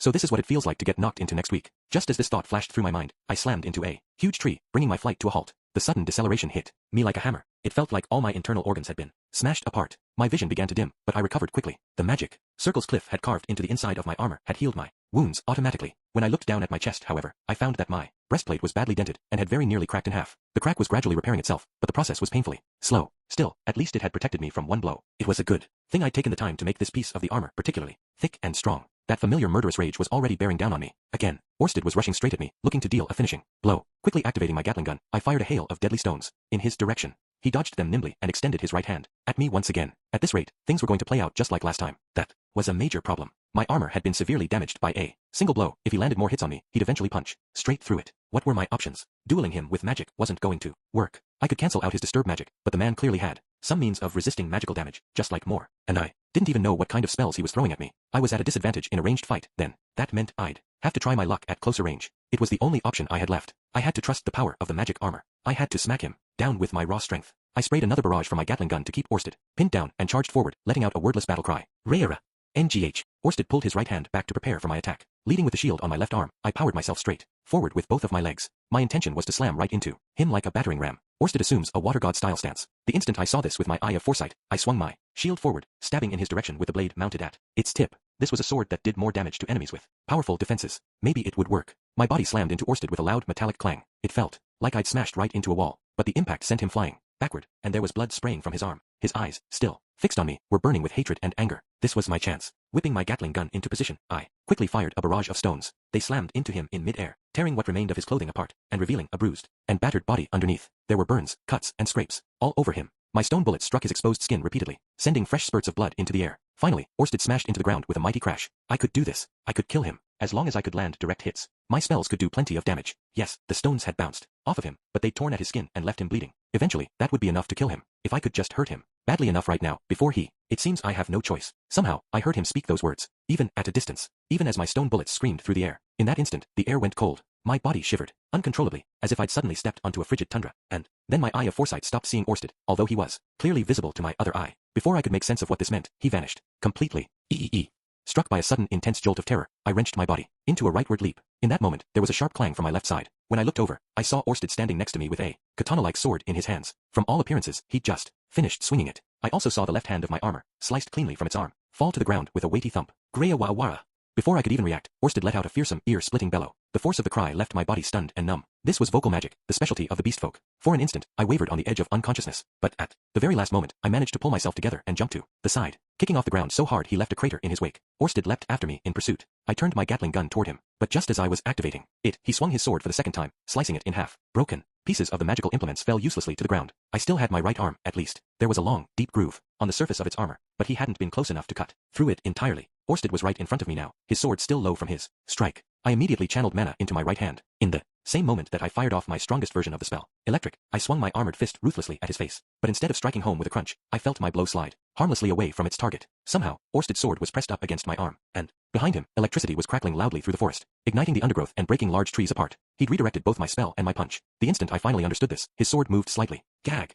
The right arm of my armor fell to the ground with my actual arm still inside it. The pain was overwhelming, but I didn't even have time to grimace. Even as he followed through on his strike, Orsted was pressing the attack again. I couldn't respond. I couldn't so much as brace myself. His kick caught me square in the stomach. A horrible metallic squeal rang in my ears. I was lifted briefly off the ground. All the force of his attack had passed straight through the armor to my body. Bleared. The blow to my stomach sent gastric juices up my throat and out my mouth. My vision was blurred with tears, but as I fell heavily on my rear, I aimed the stump of my right arm at Orsted and fired a shockwave at him. Orsted swung his sword into the air. I heard a boom as he did so, but that was his only reaction to my attack. By the time I figured out that he'd cut the shockwave itself apart, his foot had smashed into my face. My neck creaked ominously, and a jolt of intense pain ran from my head down to my shoulders. NH. Without even realizing it, I'd fallen flat on the ground. After hurriedly rising to a sitting position, I managed to get back on my feet, only to see Orsted standing right in front of me with his sword held high. I was going to die. Purge. On sheer reflex, I managed to scream the command word. The magic armor's rear panels instantly sprung off, pulling me along with them. A split second later, Orsted cut the empty suit clean in half. I hit the ground hard, and my body tumbled for some time, before finally coming to a halt. I couldn't see what Orsted was doing. I was out of options. It was over. Gak, calf. My whole body was racked with pain. The man had only kicked me a few times through my armor, but it felt more like I'd been pummeled with a bat for hours. My chest hurt. My stomach hurt. My right arm hurt. My neck hurt. My back hurt. It was painful just to breathe. For some reason, I could barely even move. I felt more exhausted than I'd ever been in my entire life. Oh, is this what it feels like when your mana runs dry? Ah, ha. Orsted's eyes had turned to me. I flinched in fear. My armor was gone. I had to run, or he'd kill me here and now. Wait, my right hand. Where's my right hand? Goo. The kick landed before I even saw him move. I tumbled backward, my body screaming in agony. I landed face down in the dirt. Struggling to breathe, I turned onto my back, and a foot slammed down on my chest. NRRGH. A groan of pain forced itself out of my throat. My body felt like it was burning up, but there was something cold pressed against my throat. Glancing over, I saw that it was Orsted's sword. God damn it. I'm really going to die. All that, and it still wasn't enough. So it's you, Rudius Grey Rat. Last I heard, you'd settled down and started a family. Why would you come for my head? It seemed Orsted didn't intend to kill me immediately. Maybe it was because he'd spared my life once already, or maybe he just knew I wasn't capable of continuing the fight. The man god said, "Humph. So you're one of his disciples after all. Die, then." He took his foot from my chest and raised his sword. He said, "You're trying to destroy the world, and my descendants will help you kill him one day." Orsted paused at this. What? The man god told me, he's fighting you because he wants to protect the world. He said that if I killed you, he wouldn't hurt my children, or my family. I turned onto my belly and reached towards Orsted's foot, clinging to it, rubbing my face against it. I began to plead with him in a loud, desperate voice. This was only thing I could do now. Please, don't destroy the world. You can kill me, I don't care. Just don't take my children. Don't take away their future. Please. This is the first time I've ever been so happy. Please, just leave the man god alone. I'm begging you. Tears streamed down my face. I was a powerless failure, and now I'd even lost my dignity. Pathetic. Just pathetic. What's the matter with me? Damn it. I can't do that. I'm afraid. The moment I heard those words, I bit ferociously at Orsted's foot. Fkaaza. At the same time, I raised the bleeding stump of my right arm off the ground, channeled all my remaining mana into it, and ordered it to explode. If I had to die, at least I'd take this bastard down with me. Disturb magic. A sharp kick sent me flying. With my focus broken, the mana I'd gathered dissipated uselessly. It was a struggle just to stay awake. Now, if I used any more mana at this point, I could tell I would instantly fall unconscious. You may possess a Laplace aspect, and the massive well of mana that comes with it, but casting so many powerful spells in quick succession will still drain you dry. As he spoke, Orsted bent down and reached his hand toward me. I'm gonna die. He's gonna kill me. But if I die, he won't die. And if he doesn't die, then Lucy will. And Roxy. And Sylphie. I can't let that happen. I can't let him beat me. I have to win. But my body won't move. And I'm out of mana. Blood was pulsing steadily out of my severed arm. My thoughts were growing vague and sluggish. The world seemed to be getting dimmer. Orsted's hand drew closer until it was all that I could see. Damn it all. I should have picked a name, at least. HRM. All of a sudden, Orsted leapt away from me. Looking up, I found that someone else had come between us. It was a tall woman in dark pants and a stylish jacket. In her hand, she held a one-handed sword with a silvery blade, but her back was turned to me, so I couldn't see her face. Ah, wait. I recognized that hair. It was wavy, it came down all the way to her waist, and it was a vibrant, fiery shade of crimson. Sorry I'm late, Rudius. Eris Greyrat was standing in front of me. Chapter 9. Berserker Sword King vs. Dragon God. Several days before these events, two women had appeared at the gates of the magic city of Sharia. One was a gray-haired beast folk with impressive muscles. The other was a human with a magnificent mane of crimson hair. The beast folk woman was a head taller than her companion, but the two of them wore identical coats, and they both carried swords at their waists. Eris Greyrat and Ghislaine Didoldia had finally reached their destination, after a lengthy journey from the Sword Sanctum. The trip had not been an easy one, to say the least. Eris had been in such a great hurry to see Rudius again that she'd chosen a shortcut through a forest, where they'd quickly gotten lost, ultimately blundering into a nest of monsters, which took some time to slay. And when they finally made it out of the forest and reached the nearest town, a group of local thugs unwisely provoked Eris, leading to a major scuffle, which made them a host of enemies, which led to another major scuffle, which led to problems at the border, which they solved with violence once again. It was largely Eris' own fault, in all honesty, but they'd ended up taking quite some time to reach Sharia. Still, both Ghislaine and Eris had spent some time as adventurers. In the course of their journey, they'd eventually gotten back into the swing of things, and after entering the kingdom of Renoa, their progress to the city had been relatively smooth. Once in Sharia itself, their actions were also quite efficient.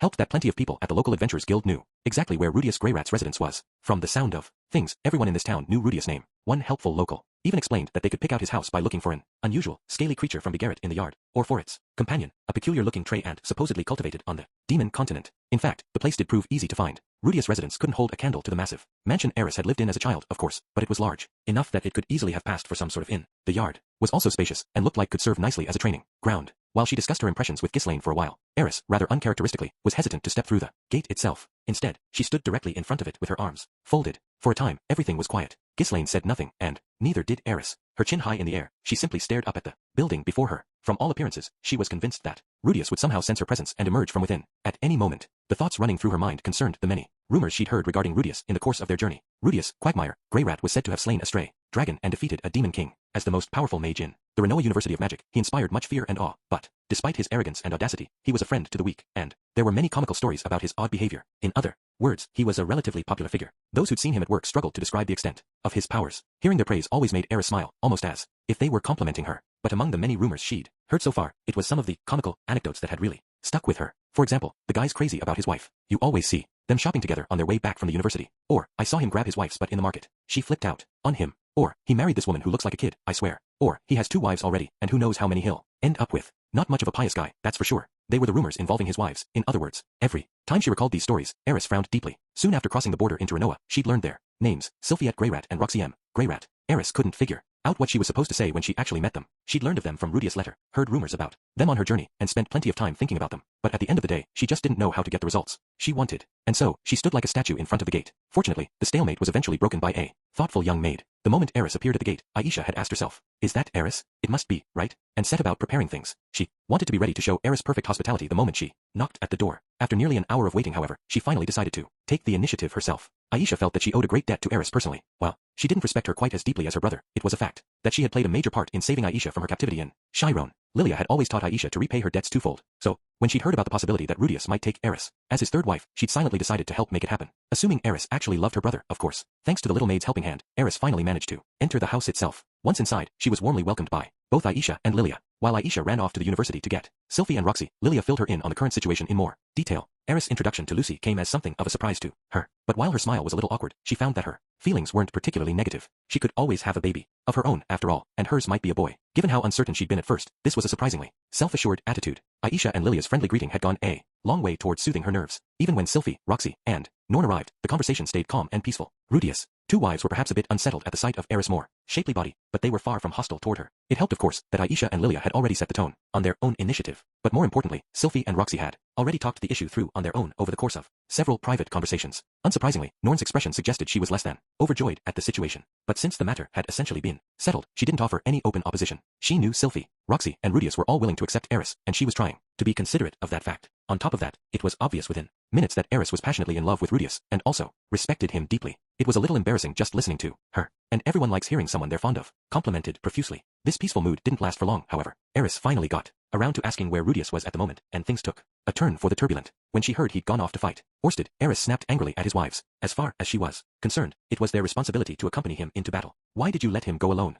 Are you trying to get him killed? We tried to go with him, but he told us to stay behind, he said. We'd just get in the way. Sylphie protested tearfully. Startled by this reaction, Eris paused for a moment, long enough to remember that she'd trained for years on end so that she could fight beside Rudius as an equal. It occurred to her that these women had been there for him while she was absent. According to his letter, they'd helped him many times over the years. She ended up feeling both a little jealous and a slight sense of superiority. She wouldn't be a burden. She could help Rudius against Orsted. With these loud, confident words, she convinced Roxy, Sylphie, and Ghislaine to accompany her as she chased after Rudius. And so Eris arrived in the nick of time. The group had hurried to the general area of the ambush, but ended up going a bit too far. Startled by a great explosion behind them, they'd rushed back to the sounds of combat. Eris had sprinted through the woods, searching desperately, her eyes straining to find Rudius. Finally, she'd spotted him on the verge of death, and leapt in to defend him. Just like that, she was face to face with Orsted. Eris fixed her eyes on Orsted, and raised her weapon high above her head. This was no ordinary sword. Its name was the Phoenix Dragon Sword, and it was one of the 7 sword god blades. Ghislaine, watch my back. Orsted, in contrast, assumed no stance whatsoever. He simply stared at Eris with a suspicious expression on his face. No, it wasn't just her that had his attention.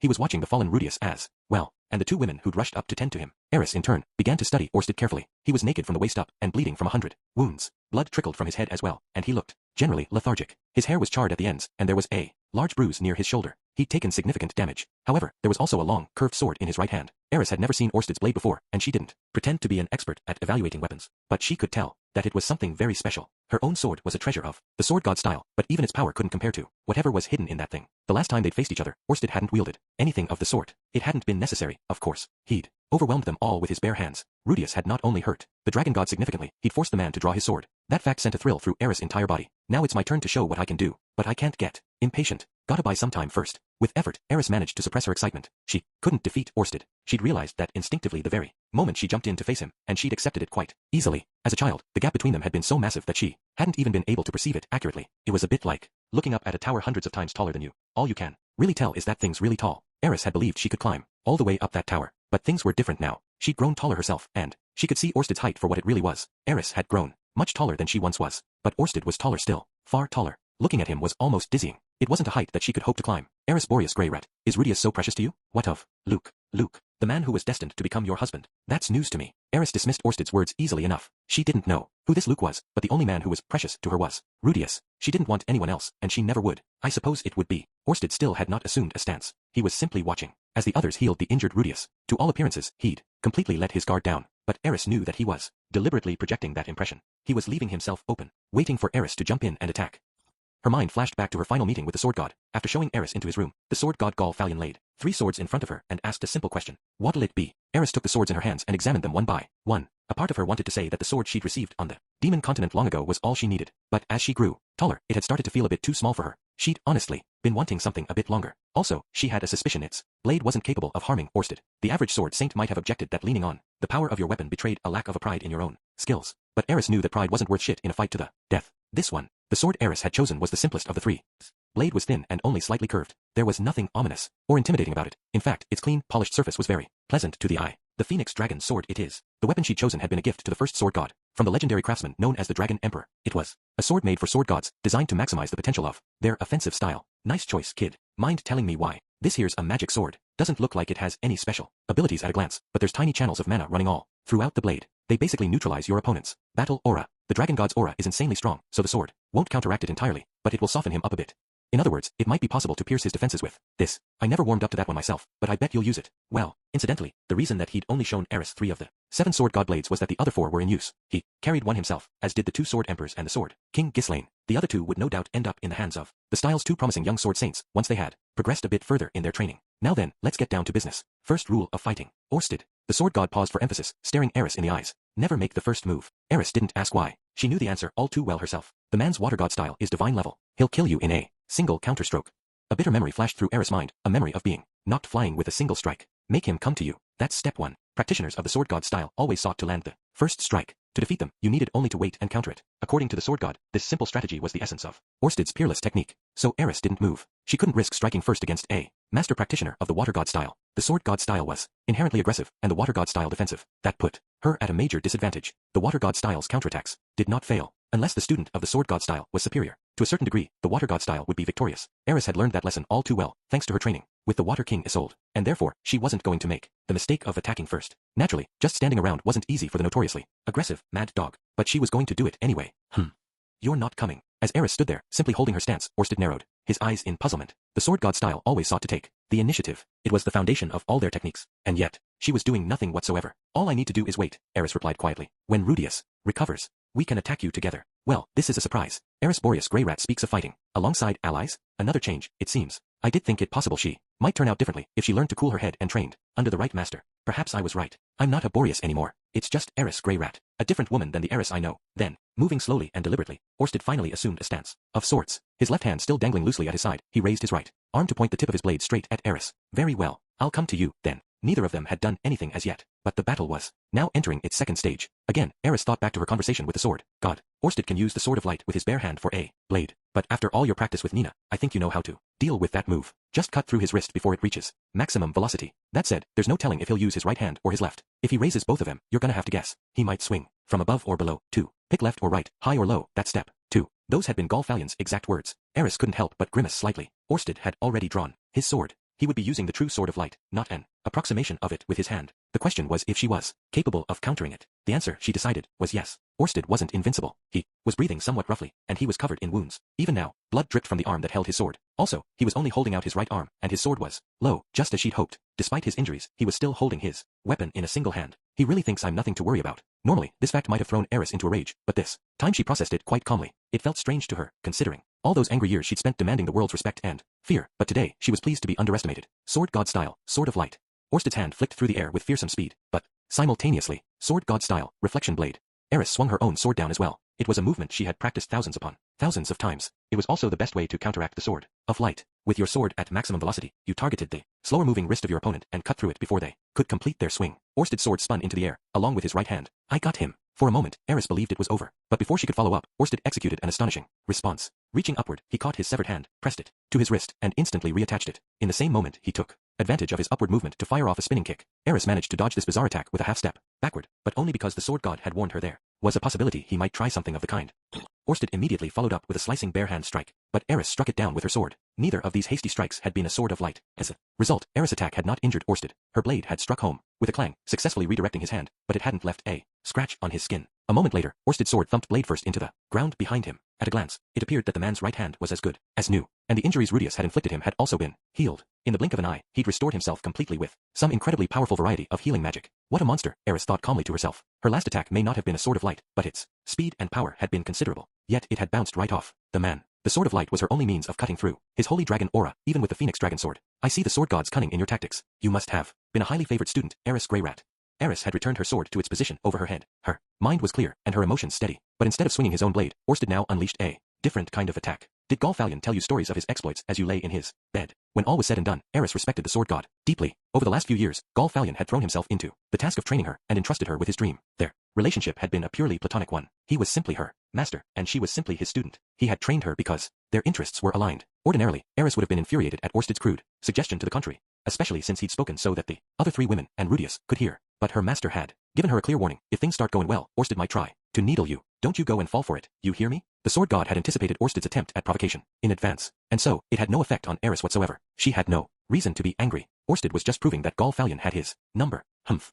I see. You truly have grown stronger. As Eris brushed off his taunt with a snort, Orsted murmured these words in an almost melancholy tone, and slowly raised both of his hands. At the sight of this, Eris recalled the last piece of advice the sword god had given her. For whatever reason, the man can't go all out. He's a master, with magic and the sword, but he'll try to settle things with just his aura and his martial arts, especially when he's fighting someone with a style he's real familiar with. He starts off with the kicks and punches, then goes to magic if he really has to. But when he's up against something new, for some reason he tends to sit back and study techniques he's seeing for the first time. That just might be the chink in his armor. Right now, Orsted wasn't going in for the kill. He seemed to be slowly toying with her, like a cat batting cruelly at an exhausted mouse. Eris ground her teeth audibly, took her left hand from the phoenix dragon sword and reached for the unmarked blade sheath. received at the Migard village. Her right hand held the phoenix dragon sword above her head, but her left was now gripping the nameless sword, still sheathed, behind her waist. It was a strange stance, all the more because the sword god style had no concept of dual wielding. Using two swords at once was a technique of the North god style. More importantly, while the sword Eris held above her head was a deadly magic weapon, she wasn't capable of using the sword of light with a single hand. And while there were techniques that involved drawing a sword directly into a strike, her reverse grip on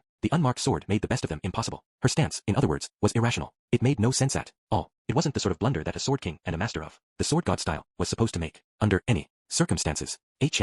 For that very reason, Orsted stopped moving. With his hands still poised in the air, he studied Eris carefully. His eyes were entirely focused on her, to the exclusion of Rudius, who was currently being healed behind her. She had his complete attention for the moment, but she couldn't just stay passive now. Unless she took some action, Orsted would step forward to attack. Fortunately, Eris had improvised a certain move for this very moment. It was based on a technique she'd picked up from the North Emperor Robert, although she'd only seen it once. She had trained herself to execute this move with a single hand, at maximum velocity, in the very same instant that she drew her sword. It was an imperfect technique, but it was highly lethal nonetheless. When their backs against the wall, a student of the North god style will throw their sword. Eris' left hand moved roughly, but with confidence. Her fingers caught on the sword's hilt, pulling it free, and in the same motion as her arm whipped forward, she hurled it at Orsted. The unmarked sword that had accompanied her through so many trials and tribulations cut cleanly through the air, its point aimed straight at her foe. The momentum of the throw carried Eris' left hand upward, to the sword she still held aloft. As swiftly as she possibly could, she grabbed the phoenix dragon sword, and without a moment's hesitation, she swung it down with both hands, executing a flawless sword of light.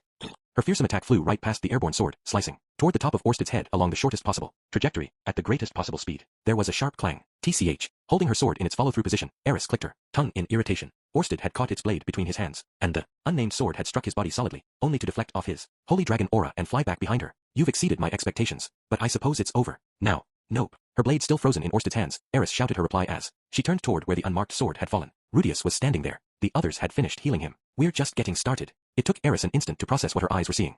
Was Rudius, of course, and he was standing, but there were dark circles under his eyes, and his light brown hair had gone white. His legs were trembling weakly, his face was deathly pale, and his lips were purple. Roxy and Sylphie were supporting him on either side. Getting started? With what, exactly? Rudius was in no condition to fight, to say the least. His mana was exhausted, his strength was gone, and even his willpower had failed him. He was battered and bruised both physically and emotionally. You'll see soon enough. The sight of him was enough to steel Eris' resolve. 3 times, she inhaled deeply and exhaled. As air flooded into her lungs, she gripped her sword more tightly, conscious of every bead of sweat on her palms. Clenching her back teeth tightly for an instant, she licked at her lips. Finally, she tensed her stomach muscles and roared as loudly as she could. You 3, get Rudius out of here. Right now. Eris' voice thundered through the air. I'll hold Orsted here, even if it kills me. She meant that quite literally. Sylphie felt the strength of Eris' determination. She'd sensed the same thing from her companions on the desperate journey to Renoa. With Princess Ariel, Eris was prepared to die. Wait. I'll fight too. Sylphie's legs were trembling, but she shouted the words. Nonetheless, Orsted was terrifying beyond measure. This was their first meeting, but she knew that to stand against him would mean death. Still, the choice wasn't a difficult one. Not with Rudius' life on the line. If anything, she was full of regret that she'd ever let the man she loved go off alone to fight a monster such as this. The words are, you trying to get him killed, still rang in her ears. That had never been her intention. She'd seen Rudius regain his usual energy and focus, despite his fears, and she'd assumed it would all work out fine. After all, he was an incredibly powerful mage, and he always made it back to her in the end. Also, the magic armor had seemed overwhelming. She'd convinced herself that nothing and no one could defeat that thing. It was only her confidence in Rudius that had held her back. Eris stared silently into Sylphie's eyes for just a moment, and then nodded. All right, you take the back line. Ghislaine, get Rudius and Roxy out of here. Eris, my job is to protect you. Now it was the Beastfolk Sword King's turn to protest. Ghislaine had watched Eris fight her way through life. She'd watched her train with single-minded focus, and for that reason, she'd stood back and watched this battle unfold, without interfering or objecting. She'd seen that as her way of repaying Eris' deceased grandfather, Soros, to whom she'd owed so much. What, you're not going to listen to me? I'm telling you to protect the people I care about. I won't do it. I could never face Lord Soros or Philip if I let you die here. But now the girl was planning to take a path that ended in certain death, and Ghislaine couldn't allow that. Her refusal was reflexive rather than reasoned. She wasn't very good at thinking, and avoided it when possible. Stop it. We all need to run. Given her pregnancy, Roxy was aware she wouldn't be much use in combat. She'd come here knowing that she would only be a burden if it came to that. Her plan had been to drag Rudius to the horses waiting outside the forest, and then flee as quickly as possible. There was a chance such strenuous movement might cause a miscarriage, but helping Rudius escape was her first priority. In all honesty, she hadn't given much thought to what would come after that. For now, she believed they simply had to run and regroup in safety. Eris and Ghislaine argued. Sylphie and Roxy braced themselves to act, and as he took all of this in out of the corner of his eyes, Orsted let out a long, loud sigh. Everyone except Rudius went on guard, for sets of eyes glared fiercely at Orsted. Indifferent to their gazes, the dragon god raised his voice to a bellow. Rudius, grey rat. Rudius flinched visibly at the sound of his name. So long as you serve the man god, I will not allow you to escape, even if it means killing everyone here, and all the others waiting for you in the city. I will hunt you down and take your life. Rudius was trembling now, more obviously than before. His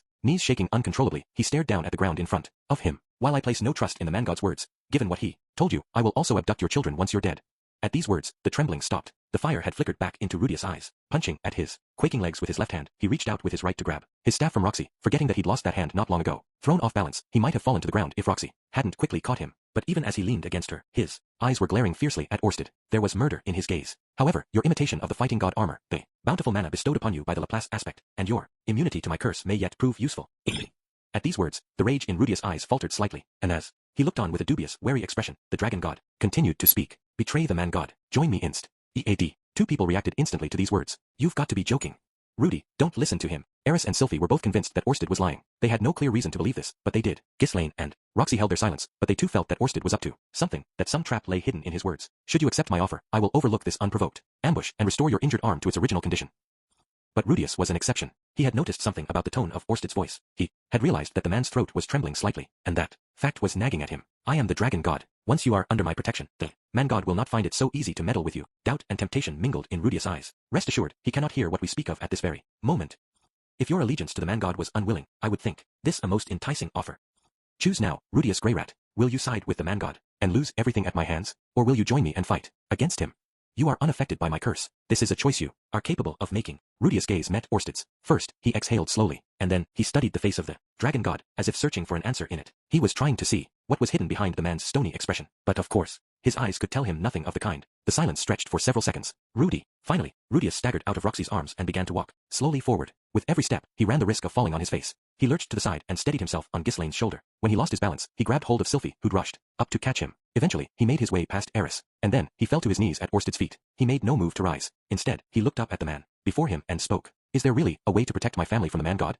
There is. He possesses great knowledge of the future, but he is not all-seeing, much less all-powerful. Is it absolutely reliable? Not absolutely, no. I would not pretend to know the full breadth of his powers. Orsted made no definite promise. He didn't even offer soothing words of reassurance. Nonetheless, Rudius looked up at him with the eyes of a man seeking salvation. There were tears in the corners of those eyes, although it was hard to say what had inspired them. One way or the other, he had made his decision. I'll serve you. Help me, please. And so, on this day, Rudius Greyrat entered the service of the dragon god. Chapter 10. Eris Greyrat, Part 1. I woke up early and accompanied Norn for a run followed by some practice swings, made it back in time to hug Sylphie as she tended Lucy, said good morning to Lilia and Aisha in the living room, combed and braided Roxy's hair while she struggled to wake up, found Zenith in the garden quietly watching our pet Treyant BYT, let her know that breakfast was ready, and then had a big meal with the entire family. In other words, I was back to my old, peaceful routine. Of course, it wasn't like nothing had ever happened. I really had tried to kill the dragon god Orsted. I'd been utterly defeated, but somehow made it out alive. I glanced down at my hands. They were a testament to that fact. When I squeezed them into fists, I could feel my fingertips pressing against my palm on both sides. On that day, after I bowed to Orsted and swore my loyalty, he'd made good on his promise to use his healing magic on me. My severed right arm was regenerated in moments, along with an added bonus, the left hand that Manatite Hydra took from me some time earlier. Orsted proceeded to cast some other spell on me, handed me a bracelet he'd been wearing on his arm, and departed with the words, I'll be in touch once you've regained your mana. Even now, I was wearing the bracelet in question on my left arm. I wasn't clear on its function though. Maybe it would accelerate my mana regeneration, or somehow prevent the man god from spying on me. The latter seemed plausible. 10 days had passed since the battle, but the man god hadn't appeared in my dreams yet, and Orsted had said something about protecting me from his influence. Then again, for all I knew it was just something he gave out to anyone under his command, like some sort of official dragon god badge. In any case, Orsted had defeated me, and I was now his subordinate. I betrayed the man god and joined forces with his enemy. I would probably be wearing this bracelet for the rest of my life. I had no regrets about the choice I'd made. To be honest, it felt kind of nice to have betrayed that faceless bastard. At the moment, I was more relieved than anxious. There was no turning back at this point. Even if Orsted turned out to be a real piece of work himself, I couldn't double-cross him. The die had been cast. It was always possible that I was just doing exactly what the man god wanted, yes, but it was too late to worry about that now. In all honesty though, I had a gut feeling that Orsted would prove more trustworthy than the man god. Something about him reminded me of Ruijerd, in a way. He didn't have Ruijerd's strong sense of pride or his affection for children,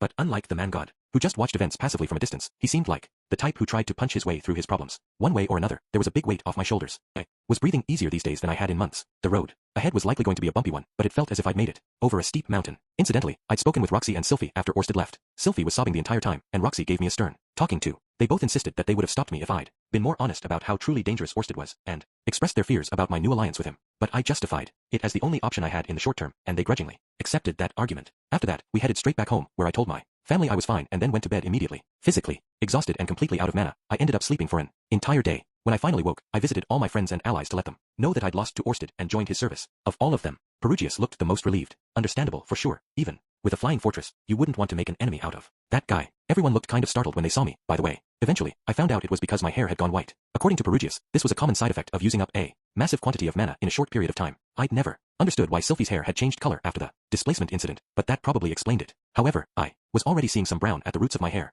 Unlike Sylphie's, my change would likely be a temporary one. Not that I really minded either way, since we had a matching look going at the moment. There was no telling how the man god might respond to my betrayal, so I'd been on edge at first. So far, though, nothing out of the ordinary had happened, and I was feeling fine. My body was recovering from its ordeal, and I could sense my supply of mana gradually refilling itself. On that note, it seemed like Orsted knew the secret behind my unusually large mana capacity. He'd mentioned something called a Laplace aspect, whatever that was. Well, he'd probably tell me more at some point if it was important. I just have to be patient for now. Putting all that aside, there was one thing about my routine, daily life that had changed considerably. Refill, please. Sorry, Eris, there's no more soup left. Really? That wasn't much at all. We had a new regular at our dinner table, a tall, red-headed woman with an appetite. By which I mean Eris Grey Rat, naturally. She'd followed us back to Sharia, occupied our guest room on her own initiative, and started living with us. Ghislaine was staying at a nearby inn, incidentally. I wasn't clear on why. Maybe seeing Zenith in her current state was too much of a shock for her. Or maybe she was trying to give us some space. One way or another, it was only Eris who'd moved in. Eris did wander off every now and then, but in general, she spent most of her time hanging around the house. She watched Sylphie cook, Roxy preparing for her classes, or Aisha and Lilia doing housework. Sometimes she'd even stare at Zenith and Lucy for no apparent reason. When she wasn't out and about, observing members of the family seemed to be her default activity. It didn't escape my notice that she usually had a small, troubled frown on her face while she observed Sylphie and Roxy in particular. Eris had changed a lot since the last time I'd seen her. I'm not sure how to put this, but she had a real presence now. She was tall, for a woman, for one thing, and she carried herself with confidence. Her style suited her, too. She wore the same kind of leather jacket as Ghislaine, flexible black pants, and a white top over a dark undershirt. It was an outfit she could fight in, but it also had to underscore just how fit she was. That's not to say that she turned into a massive muscle, though. If anything, her body was lean and lithe. To be honest, once I started looking her, it was a real challenge to stop. It didn't hurt that her breasts were large, her waist was thin, and her butt was curvy. But over the last 5 years, her once childish face had also acquired a sharp, striking beauty. In every respect, she was obviously a young woman now, rather than the girl I'd known. Maybe that was part of why I was finding it so hard to start a conversation with her. It might have been easier to catch up with her right after the battle, but I'd missed that window of opportunity. While I was going around the city telling everyone about the situation, the more basic issue though was that my heart started racing. Every time I looked at her for too long, I told myself a dozen times that I needed to talk to her, but somehow, I just couldn't seem to find the right moment. Whenever I started to say something, that intense gaze would lock onto me. The pitter-pattering in my chest would kick into overdrive, and I'd find myself averting my eyes. It always took quite some time for my heart to stop pounding afterward. What a mysterious phenomenon. Was this terror I was feeling? Okay, yeah, just kidding. I knew exactly what was going on. I was in love. I'd fallen hard for Eris. For the second time, I guess. She'd sure won me over quickly, right? In my defense, though, she had dashed in to save me when I thought all hope was lost. Held. The dragon god Orsted himself at bay, and risked her life to protect mine. Looked damn good doing it, too. All in all, I couldn't really blame myself. Right now, I was basically an infatuated schoolgirl. I was no longer Rudius. I was Woo Use. Given the way I felt about Eris, the next step seemed to be clear. Sylphie and Roxy had already given me their approval. There was no reason I couldn't just ask her to marry me. But maybe it wasn't quite that simple. I'd only learned this from Aisha after returning home, but Eris had spent the last few years undergoing a harsh training regimen in the Sword Sanctum solely so that she could fight Orsted at my side. Our battle against him at the Red Wyram's lower jaw had left a deep impression on her, and when she'd seen me experimenting with his disturb magic spell afterward, she'd assumed that I was planning to defeat him someday in the future. Personally, I thought Eris and I were pretty closely matched back then, but she decided that she wasn't strong enough to fight alongside me as an equal and went off to train with the very best. From her perspective, I had basically betrayed her. She'd gone off on a long overseas business trip and then returned to find her. No good cheater of a boyfriend shacked up with 2 other women. There had been many misunderstandings involved, of course, and I'd explained all that in my letter. You never knew for sure with Eris, but I assumed she understood the situation. Still, that didn't mean she was ready to accept it. Considering her personality, I half expected her to charge at me with a kitchen knife one of these days. Under the circumstances, it felt a little wrong to just ask her to marry me anyway. Also, she was behaving kind of strangely in general. I couldn't figure out what she was thinking, to be honest. Not to put too fine a point on it, but the Eris I knew was kind of a willful, headstrong brat.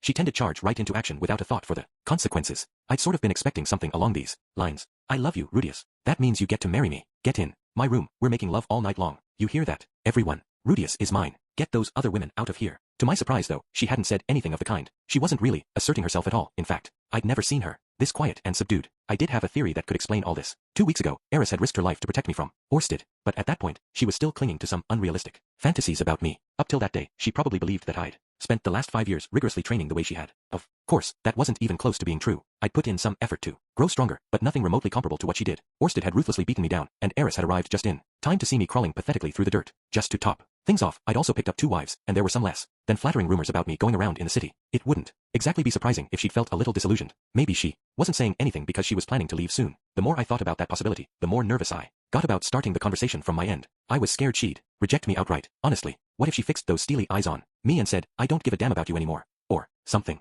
The idea was just depressing. In a sense, it was probably what I deserved, but it would still feel like a punch to the gut. Then again, if she wanted to say that, wouldn't she have done so sooner? Yeah, but, I don't know. Arg. One way or the other, we obviously needed to talk this through. I had to grow a spine and ask her what her plans were, or so I kept telling myself. But I just couldn't seem to find the right moment. I couldn't bring myself to say anything, and Eris was keeping quiet too. And so, the days kept slipping by with no progress on that front whatsoever. If at all possible, I wanted to clear things up between us before Orsted got in touch with me, but I was at a loss as to how to make that happen. It was starting to feel like the two of us were going to just keep living separately in the same house without ever figuring this out. As I was preoccupied with these thoughts, Roxy came over to me and asked an unexpected question. So, when were you planning to hold the wedding party for? Eris, the wedding party? Right. I mean, you held one for me, so I assume you'll do the same for her. I'll take the day off work for it, so I was hoping you could let me know when it's going to happen.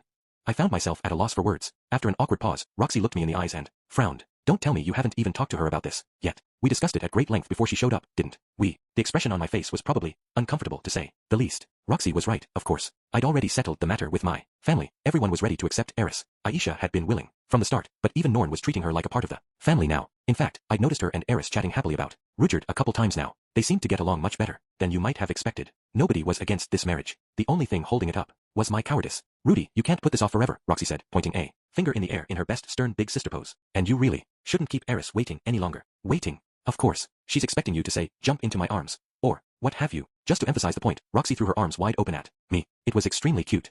You really think Eris wants to hear that from me? Are you sure you're not just thinking of your fantasies? Wah, come on, don't tease me. You need to take this seriously, Rudy. Roxy threw her hands into the air in exasperation, puffing out her cheeks sulkily. I pivoted to teasing her on reflex, but I did need to give this some thought. Was Eris really waiting patiently for me to make the first move? That didn't really seem like her style. Then again, Roxy had never led me wrong before. She was the kind of god whose advice you could actually rely on. Now that I had her pushing me forward, I had no justifiable reason to hesitate. It was time for me to show a little courage. I was going to approach Eris, tell her how I felt, and see what she had to say about it. If she laughed in my face, I'd just have to get Sylphie and Roxy to cheer me up. First things first, though. Throwing my arms open wide, I declared, jump into my arms, Roxy, in my most enthusiastic tone. You're not even listening to me, are you? Roxy's voice trailed off toward the end of her sentence. She looked me in the face, then glanced furtively around, confirming that there was no one around. After a moment, she lowered her hands to shoulder level and took an adorable little hop into my arms. I could feel her slightly conspicuous belly pressing up against my stomach. Easy there, princess. Wouldn't want to jostle the baby in your belly too much. Not to worry, Roxy murmured softly in my ear. They need a little exercise now and then if they're going to stay in shape. Was that really how it worked? Well, if she said so, I'd have to defer to the expert. Deciding this was a good opportunity for some intimate family bonding time, I lowered myself into a chair and deposited Roxy on my lap. But as I did so, I had the strangest feeling. I was being watched. There was someone lurking in the doorway, half hidden in the crouch of a nosy housekeeper. Someone with eyes that glimmered like an angry tiger's. It was Eris. Jaya. What's the matter, Rudy? As I shrieked and clutched Roxy tightly in my arms, Eris turned her eyes away from mine and disappeared into the shadows of the hallway. She hadn't said a word, but she'd still managed to absolutely terrify me. Oh, okay, maybe I'll talk to her tomorrow. The next day, I wandered through the house in search of Eris, hoping to finally have the conversation I'd been putting off so long. It didn't take long for me to find her. She was out in the yard, doing practice swings. For some reason, Norn was practicing right beside her. Wasn't she supposed to be at school? Every once in a while, Eris paused to say something like, no, do it like this. It looked like she was trying to help my little sister with her form. I keep telling you, that's not right. Why aren't you getting it? That's not very helpful. What exactly am I doing wrong? What exactly? Eris had never been too good at putting these things into words, so I was a little skeptical Norn would get anything out of this lesson. Some people with too much natural talent don't even understand all the things they're doing instinctively, you know? But to my surprise, well, you're not using your left hand enough. If you swing your sword using just your right arm, the blade's going to slip off target. Wait, am I hearing things? Try to focus on the movements of your left hand. Pretend you're only using that arm. That should make your swings much cleaner. Hold on, is this really Eris talking? Maybe she's just flapping her mouth and Ghislaine's dubbing over her? Oh, right. I think I get it now. Well, good. I'd hope so. Smiling at each other, the two of them got right back to their practice swings, and Norn's looked just a little better than before. Well, I guess she is a sword king now. Ghislaine had told me once that you couldn't reach that rank on instincts or talent alone. Eris must have learned how to think logically about her technique on her way up the ladder. In any case, Eris' swings sure were quick. I couldn't even see a blur past the very base of her blade. Her movements were also, well, beautiful. Her blade whispered slightly when she raised it and cut silently through the air as she brought it down. Only when it stopped at the very bottom of her swing could you hear a gentle whoosh. It was an entrancing sight. Watching her in action made me want to sigh with admiration. Oh man, that look of total concentration on her face, the beads of sweat on her forehead, her taut, lean body, her muscles rippling with exertion. Oh my god, how could I have overlooked this? Every time Eris swung her sword down, a certain springy part of her anatomy would quiver slightly. This wasn't swaying or bouncing. To be clear, they were just jiggling a little, very subtly. Probably because her swings were so efficient that her upper body wasn't moving much at all. That undershirt she was wearing seemed to offer some support, but on closer examination, I had the feeling she wasn't wearing any chest armor underneath it. With every swing, my eyes were glued a little harder to this splendid phenomenon. I couldn't escape her gravitational field. All of a sudden, Eris' breast stopped moving. That is to say, she stopped swinging her sword. I glanced up and found that she was looking my way. Her legs were spread to shoulder width, her chin was in the air, and there was a nasty frown on her face. All she had to do was fold her arms, and you'd have her signature intimidating pose from back in the day. Just as this thought occurred to me, I noticed what she was holding, the very real, very sharp sword she'd used to fend off Orsted. I chose to make a prompt tactical retreat. You wouldn't want to start an important discussion with someone carrying a deadly weapon, right? Just wouldn't be good manners. 2 hours later, when I figured her training regimen should be over for the day, I went looking for Eris once again. She wasn't in the yard anymore. When I checked the entrance to our bath, though, I only saw Norn's clothes folded up in the dressing area. Naturally, I didn't peep into the bath itself. After looking all through the house, though, I couldn't find Eris anywhere. Maybe she changed clothes right away and gone out on some errand. Waiting for her to come back was always an option, of course, but then again, there was no reason we had to talk about this inside the house. If she was out and about, I should try to catch up with her. With that thought in mind, I headed over the bathroom to relieve myself before I left. Just as I was reaching for the knob, though, the door swung quickly open from the inside. But all of a sudden, I found myself mere inches away from a very startled-looking Eris. At point-blank range, her strong facial features were even more strikingly beautiful. Her waves of vivid red hair, slightly damp, flowed over her shoulders and down toward her bust. Her sweat-drenched undershirt clung closely to her body, offering an excellent view of her cleavage. That deep, dark valley drew my gaze with all the force of a black hole. Like all valleys, it was flanked by a pair of hills. And what hills they were! Her sweaty shirt revealed their lovely contours perfectly, right down to the sharp little points at their summits. It seemed that my eyes had died and gone to eyeball heaven. What are you looking at?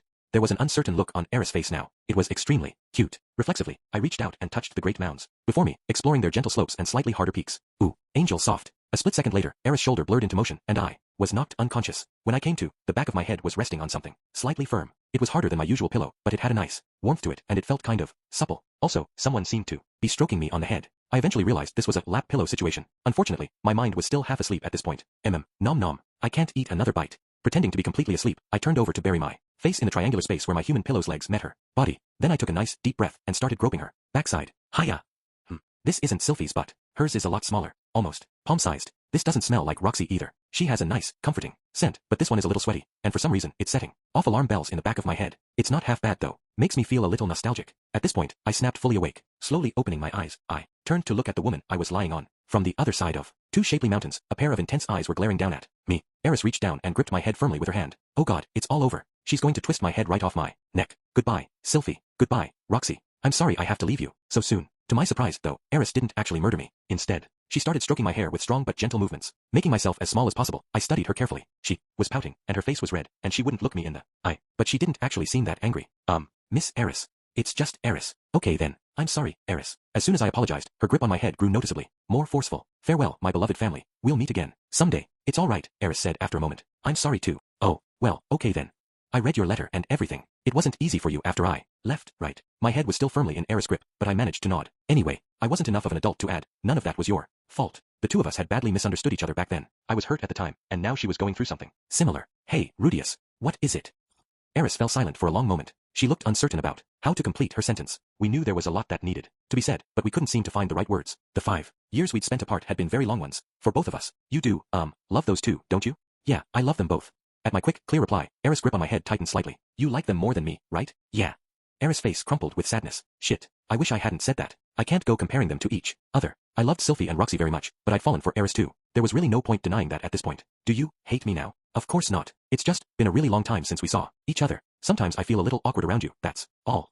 You know, I still like you a lot, Rudius, and I want you to love me back. Eris' face had gone as red as her hair. Was I hearing things, or had she just confessed her love to me? Yeah. Surely there wasn't any other way to interpret that. The question was how to reply. I knew what my final answer was, but before I could deliver it, I needed to make sure that she really understood what she was getting herself into here. You know I have 2 wives already, right? Scowling, Eris abruptly rose to her feet, rudely ejected from her lap. My head bounced off the wooden floor. It seemed we were in the living room. There was no one else around. Sylphie and Norn were both at home, but maybe they were trying to give us some space at the moment. As I crawled onto my hands and knees, Eris glared at me from above. Her arms were folded, her legs were open to shoulder width, and her chin was in the air. It was the exact same pose she'd used on me the very first time we met. Step outside, Rudius. I want a duel. Ha! I squeaked, clambering to my feet as I brushed the dust off my clothes. A duel. That's right. If you win, I'll leave for good. But if I win, Eris paused to point a finger straight at my face. If I win, then you have to love me too. Things had taken kind of a strange turn. All I could manage was a nod. Chapter 11. Eris Greyrat, Part 2. Somehow, I found myself facing off against Eris just outside the city walls. There was no crowd to witness our duel, but Ghislaine was standing nearby. Eris had dragged her into this on our way out of Sharia. Given that she'd brought a referee along, she probably wasn't planning to actually kill me, right?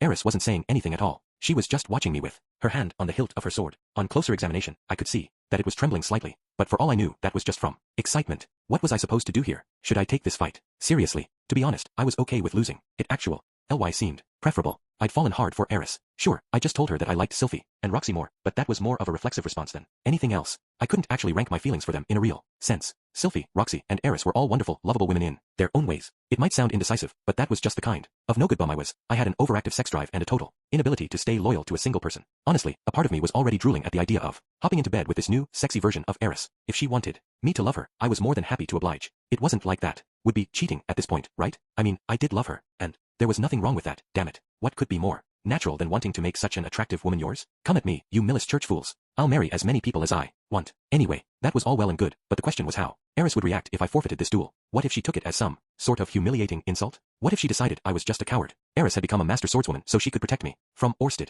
Maybe I needed to demonstrate my strength to her and show that I'd improved as well. In reality, I hadn't trained nearly as hard as her, but that wasn't the point. She probably wanted me to take this seriously and put up the best fight I could. If I lost, that was fine by me. If I won, I could always ask her to marry me anyway. Maybe I could try out a line like, all right, you're mine now. Come on, we're going home. Yeah, I liked the sound of that. Of course, the broken pieces of my magic armor were still lying in that forest, and Eris was a sword king who'd put up a solid fight against Orsted himself at melee range. I couldn't see how I was going to beat her unless we started off half a mile away from each other. But hey, whatever. I was fine with losing too. Rudius. Just as I had reached that conclusion, though, Ghislaine called to me. Yes, I hadn't seen the woman in a while, but she hadn't changed that much, apart from getting a little further into middle age. We'd exchanged pleasantries and had a few conversations since her arrival in the city, but she hadn't gone into much detail about the situation with Eris. That wasn't so strange, since we'd never been that intimate with each other. Miss Eris hasn't changed much at all. You need to show her how you feel. Her voice was calm but firm, just as I remembered it, and the implication of her words made me hesitate. Was fighting Eris here really the right move? I glanced over in her direction. She'd assumed her usual cross-armed stance as she waited for me to make my preparations, but as familiar as that pose itself was, Eris herself looked very different. Now, she'd grown taller, her figure had developed, and she had the bearing of a sleek but deadly predator. 5 years had passed. I changed in that time, of course, but Ghislaine seemed to think that Eris hadn't. Well then, how had I dealt with Eris back when I knew her? How had I responded to her temper tantrums? How should I respond to this one? Ready, begin. Ghislaine shouted for the duel to commence, but I didn't raise my staff. Eris, too, just stood there with her arms folded. After a little while, she drew the sword at her waist and began to walk slowly in my direction, letting the blade dangle loosely at her side. It was the same beautiful, silvery weapon she'd used against Orsted. Apparently, it was one of the famous 7 sword god blades, and Galfalion himself had given it to her. Eris came to a halt a few paces away and fixed her intense glare on me.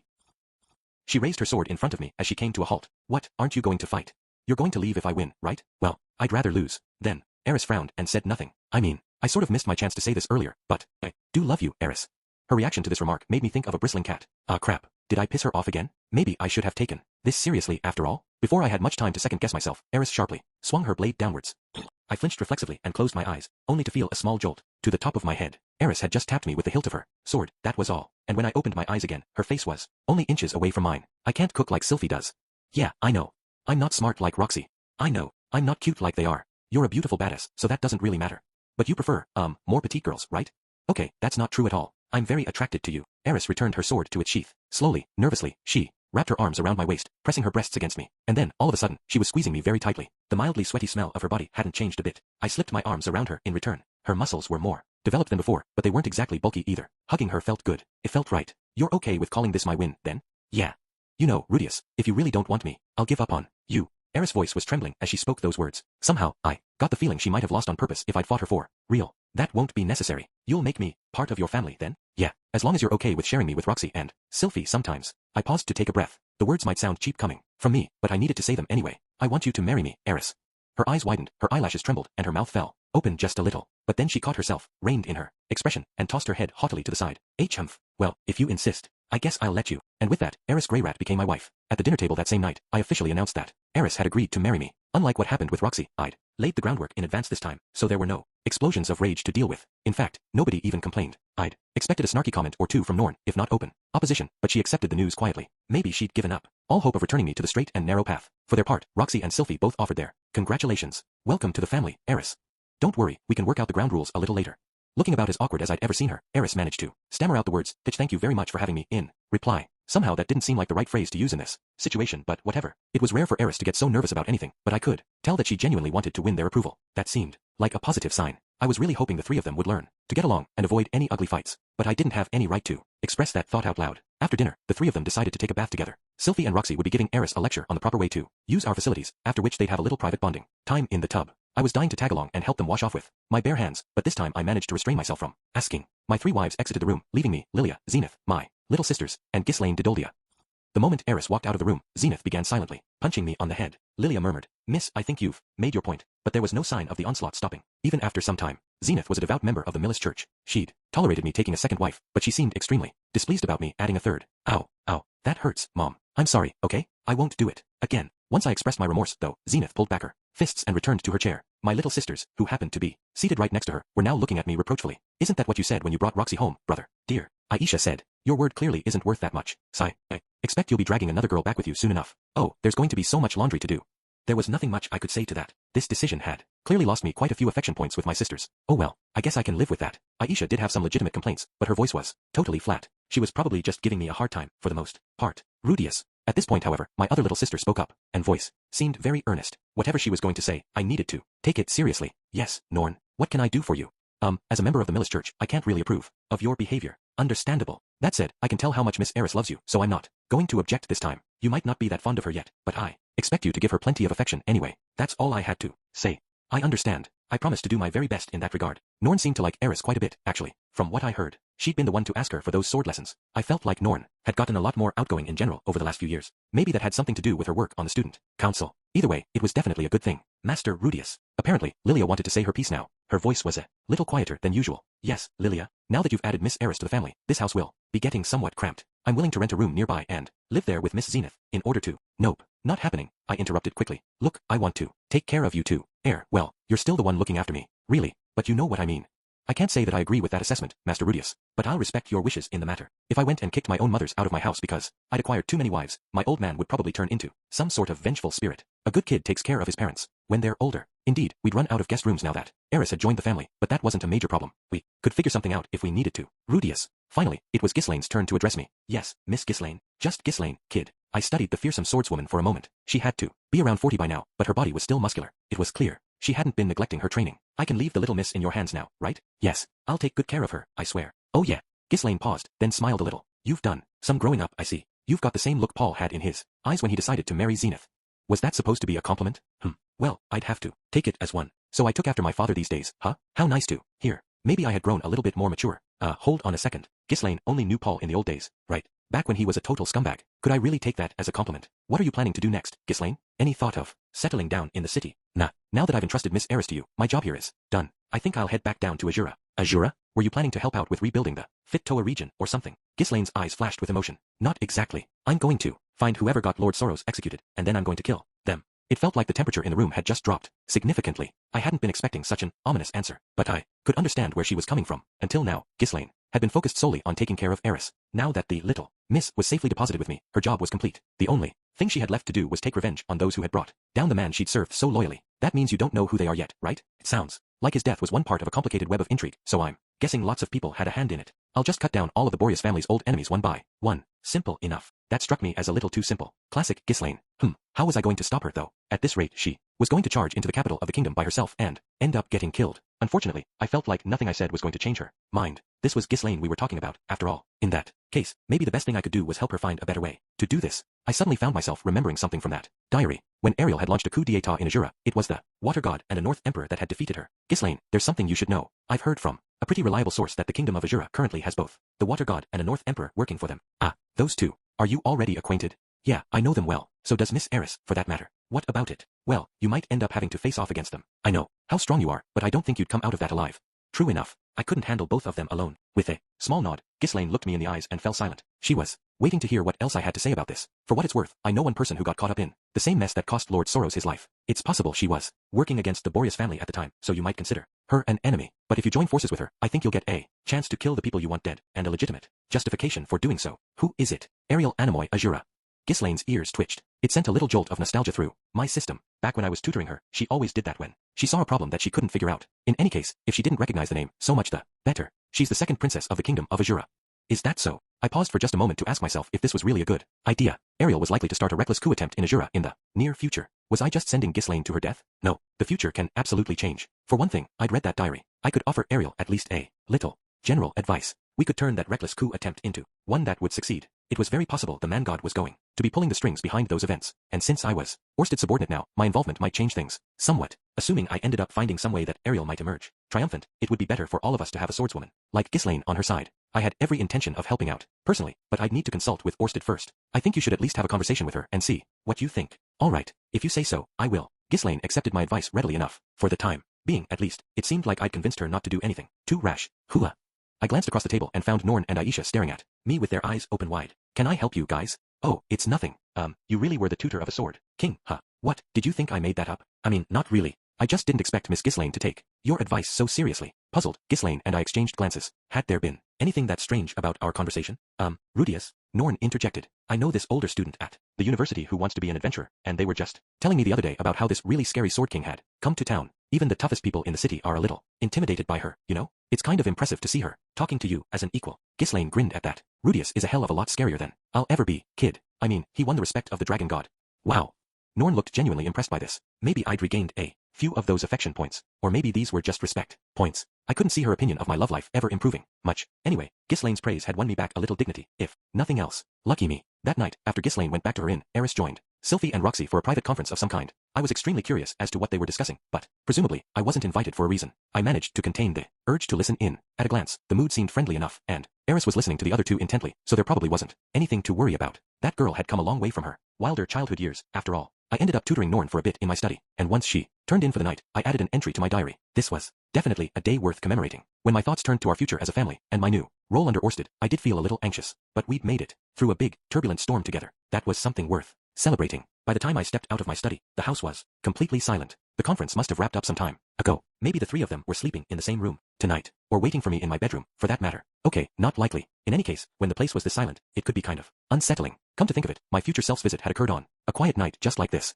Was I in for another dramatic surprise? Maybe some creepy little guy with his whole body hidden by a blurry mess of pixels was going to pop out of the shadows at me. Come on, now you're just being ridiculous. I'd made it to my bedroom now. There was no light coming from within, so it seemed I'd be on my own tonight. Just as I was reaching for the knob, the door swung open from the inside, and I was dragged violently into the room. Gah! I reflexively threw out a hand at my assailant and began to channel mana through it, but they grabbed my wrist and pressed it back against the door, pinning me in place. For a split second, I thought I was done for, but then I noticed who I was up against. Oh, it's just you, Eris. My newest wife, having changed into a casual nightgown, had apparently decided to ambush me. You, Rudius. For some reason, her eyes were extremely bloodshot. Also, her face was flushed, and she was breathing roughly. She looked absolutely furious. Had I already done something to piss her off? I needed to choose my words very carefully. We're man and wife now, right? Officially. Well, yeah. Oh, did you want to have a formal ceremony? Maybe. We could call a bunch of people and... Ugh, no, I don't even remember how to dance anymore. Look, that's not what I'm talking about. I want to do it. Do what, exactly? Before I could give the matter much though, Eris threw her arm around my shoulders and pulled me in for a violent kiss. Her teeth knocked against mine hard enough to send a jolt of pain through my jaw. I tried to pull back, but the door behind me made that impossible. Eris kept on grinding her forehead against mine, enthusiastically. Pua. As I finally came up for air, Eris moved her arm down to my waist and started basically dragging me across the floor. Within seconds, she'd brought me over the bed. Wait, what the heck is even going on here? Holy crap, you're moving way too fast, miss. Eris, I think we should slow down a little. You know, we have to talk things through with Sylphie and Roxy first. I did that already. Sylphie said tonight can be my turn. What about Roxy? She might want us to wait while she's pregnant. She was fine with it, actually. At some point during this exchange, Eris had thrown me onto the bed. She was holding me down on it with so much force that I couldn't have squirmed free if I tried. Hey, I want the first kid to be a boy, okay? The woman was still breathing roughly through her nose. She wasn't angry, she was horny. I had to admit, I hadn't expected quite this level of enthusiasm from her. I mean, I definitely wasn't complaining. It was charming to see how much she wanted me, and my body wasn't exactly objecting to her advances either, if you know what I mean. But, wasn't I supposed to be the one doing the ravishing? I love you, Rudius. You wouldn't turn me down, right? Well, oh of course not. Try to calm down a little, though. Why, don't we take some time to set the mood first? We can have a few drinks, catch up on the last 5 years, and get started once things are feeling nice and romantic. Arg, screw that. Do you know how long I've been waiting to do this again? Even as she spoke those words, Eris was climbing onto the bed and positioning herself on top of me. Her powerful legs clamped mine in place, and her hands pressed mine against the bed. She leaned in, pushed her nose against my upper chest, and started sniffing loudly. What is she, a dog? I hope I'm not too smelly tonight. Ha, ha, Rudius, we're married now, right? That means you're mine, right? Ha. I mean, not exactly. I was hoping you could share me with the other two, actually. Let's all just get along. But it's my turn tonight, so you're mine right now. It seemed there was only one reply she'd be satisfied with. Well, yes. Eris' grip on my wrists grew noticeably stronger. Ow, ow, you're tearing my hands off, girl. At this rate, I'm gonna have to ask Orsted for another favor. Cage, that means I can do anything I want, right? What was she planning to do, exactly? Whatever would become of me? Well, it was clearly going to involve sex. Was I opposed to that? Nope. So my answer had to be, sure, I guess. As soon as I spoke those words, Eris turned into a beast. The next morning, I awoke to the sound of sparrows chirping. The very first thing I did was look around for Eris, but it didn't take long. That striking face was right there next to me. The woman looked beautiful in her sleep. Phew. With a small sigh of relief, I thought back on the events of the previous night. Eris and I had enjoyed ourselves at great length, especially Eris. I think it's safe to say my technique was superior to hers. I was in the lead early, at least. I didn't want to let her get the best of me, so I gave it everything I had. Sadly, things turned around in the middle game. The woman just had more stamina than me, and much like our very first time, she'd just kept going. Well, long story short, I didn't get the win. Eris ended up enjoying herself for quite a while as I lay there limp and unresisting. I'd never been so thoroughly dominated in my life. We're talking one of those, I'm sorry dear, but I belong to master now, scenarios. Here. I'd lost my innocence for good, but despite my defeat, looking at Eris sleeping next to me with that content expression on her face was filling me with warm and tender feelings. She'd been like a raging wolf last night, but now she looked borderline angelic. It put a real smirk on my face. Maybe this was how Sylphie felt when she watched me sleeping. This sure feels different, though.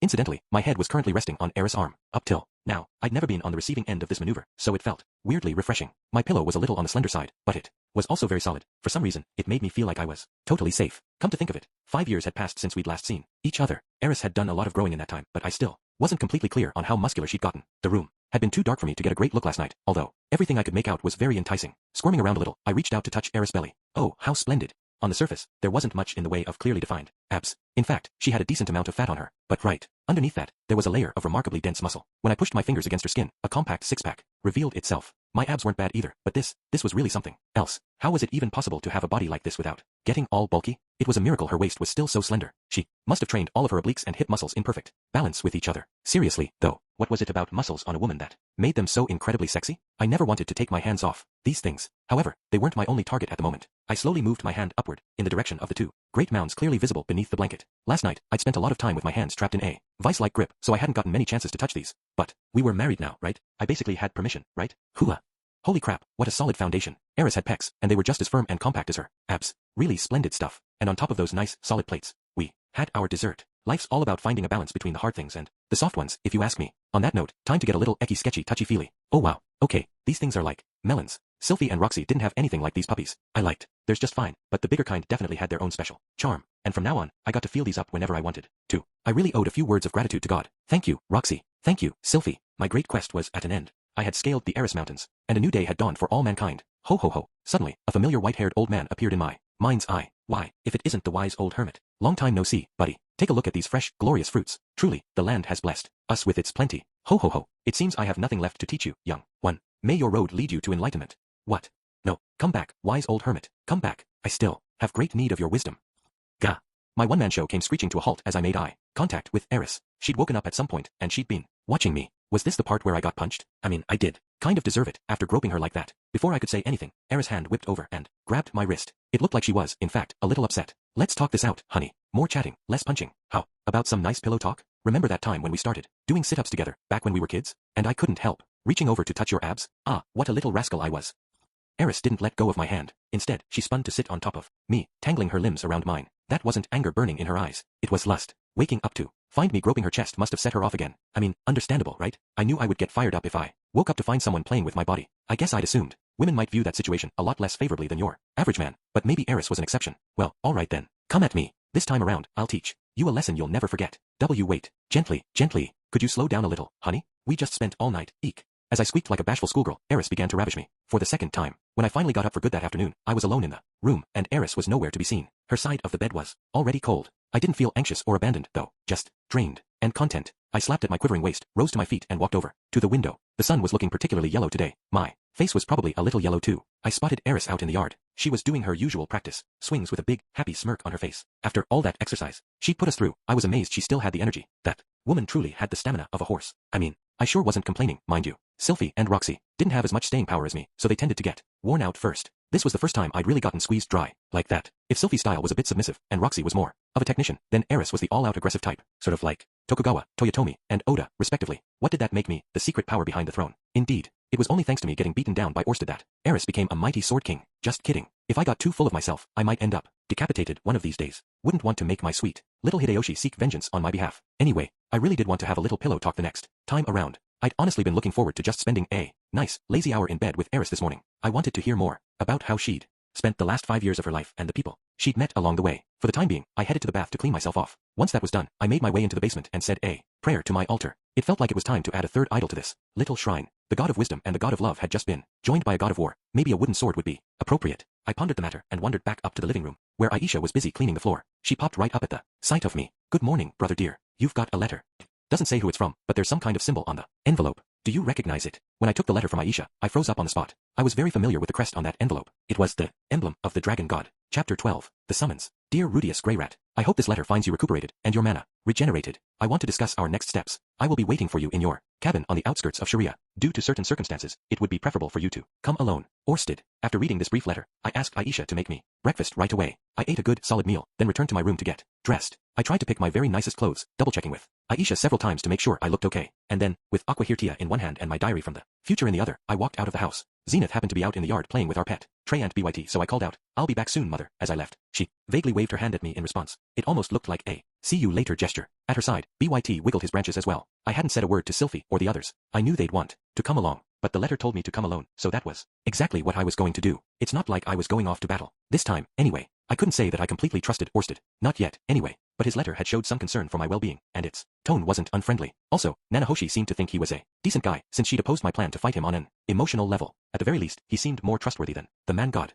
That was definitely what I wanted to believe. I'm still kind of nervous though, I murmured to myself as I made my way down a quiet street in Sharia. Every time I passed a puddle of water in the road, I couldn't help but stop to examine my reflection and make sure I looked all right. I decided to work for Orsted. In other words, he was my new boss. And when the boss called you in for a meeting, you wanted to look your best. Wonder if I should have put on some cologne or something. I had taken a bath this morning, but after the night I'd spent with Eris, it was very possible there were some unfortunate smells lingering on my body. What exactly was the boss going to think if I came into his office stinking of sex? I couldn't imagine he would fire me on the spot, but it might leave a bad impression. That was the last thing I wanted right now. Orsted was the only person who stood a chance to find and defeat the man god, and supposedly he was going to make it happen someday with the help of my descendants. Sucks to be the man god, but he was the one who'd betrayed my confidence first. So whatever. I wasn't about to sympathize with a guy who'd kill Roxy and Sylphie to protect himself. I was Orsted's pet dog now. I'd wag my tail for him and bare my fangs at his enemies. That was the only way I could protect my family. All right. Having reconfirmed my resolve, I headed for the outskirts of the city with quicker, more confident steps, while carefully avoiding the muddy water splashed by passing carriages. I arrived at my cabin outside the city walls to find it different. Somehow, it's hard to explain in words, but there was something strange about the air around it. If this were a manga, the cabin would definitely have a menacing aura scribbled around it. It was obvious from a glance that Orsted was already waiting for me inside. I took a few deep breaths, then knocked sharply at the door. "It's Rudius Greyrat, sir. I'm here as requested."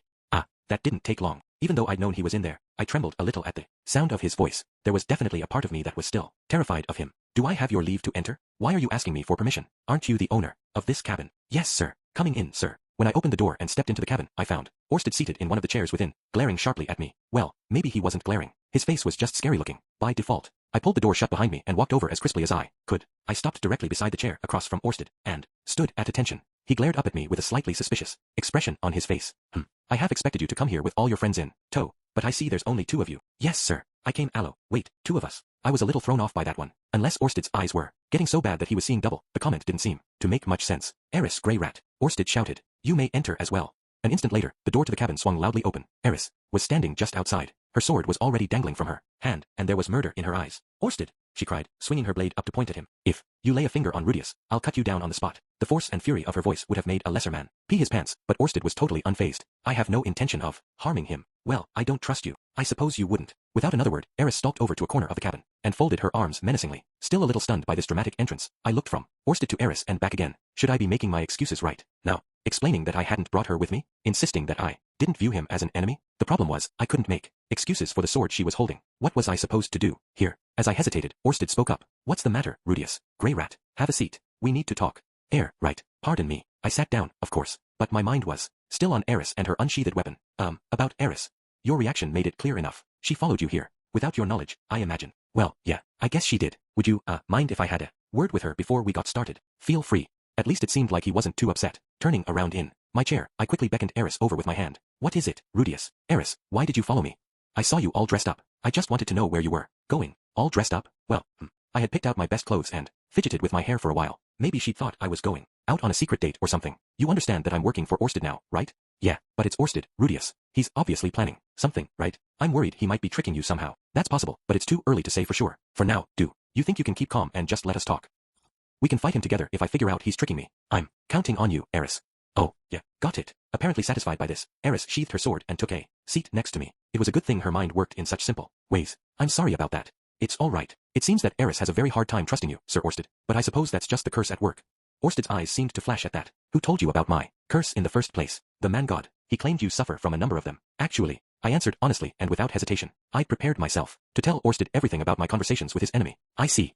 Orsted raised a hand to his chin and turned his gaze upward for a moment. The ceiling of my cabin wasn't much to look at, so it seemed like he was just thinking things over. First things first, allow me to fulfill my promise to you. Ha! Why do you look so surprised? I'm not like your former master. I keep my word. That's nice to hear, but I'm just wondering what he's talking about. Did he promise me something at some point? I'm speaking of my method to protect your family from the man god. Oh, of course. How did I forget about that? I guess I hadn't thought of that whole agreement as a promise. Exactly. It felt more like a contract. You know, the kind you use to sell your soul to the devil. But then again, the provisions of a contract are basically just a bunch of promises, right? Sure. Are you sure? I haven't actually done anything on your behalf yet. Yes, but I imagine you wouldn't be able to focus on any task if you're constantly worrying about your family's safety.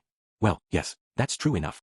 He was actually being kind of considerate here, wasn't he? I hadn't expected such friendly treatment right off the bat, to be honest. I was expecting him to order me around sternly. The man had a scary face, but he seemed like a surprisingly good boss. I couldn't understand why Eris was still glaring at him so fiercely. In any case, what specific method did you have in mind to protect them? It's nothing too complex. You need only summon a guardian beast with a strong destiny and order to it to keep them safe. I see. Unfortunately, I don't know how to use summoning magic yet. Very well. I'll draw the magic circle. You can just channel the mana through it. Oh, that works, then. Sorry for the bother. A guardian beast with a strong destiny, huh? In other words, we have a guard dog protected by the laws of causality. Will that really be enough to keep them safe, though? The man god has no influence over anything but humans. In addition, he can't manipulate many individuals at any given time. As long as we are taking action, he should have his hands full trying to stop us. Given his personality, this should be more than enough to protect your loved ones. Oh good, now we were psychoanalyzing the guy. That bit about him not being able to influence many people at the same time was interesting though. It implied he could control at least a few simultaneously. Had he been meddling in other people's lives while he was messing with me? However, you mustn't let down your guard. The man god is devious and unpredictable. Don't leave everything to the guardian beast. Make sure you're there for them as well. To be honest, those words sounded kind of wrong coming out of Orsted's mouth. He just didn't look like the kind of guy who'd remind you to spend time with your family. Can't judge a book by its cover and all, but seriously. Anyway, since he was willing to prepare this summoning for me, I'd gladly take him up on it. Now it was time to get down to business. There were all sorts of things I wanted to ask Orsted, of course, but I needed to keep up my end of this bargain as well. It couldn't hurt to proactively ask what my orders were. All right then, what is it you'd like me to do for you from now on? Don't you have any other questions for me?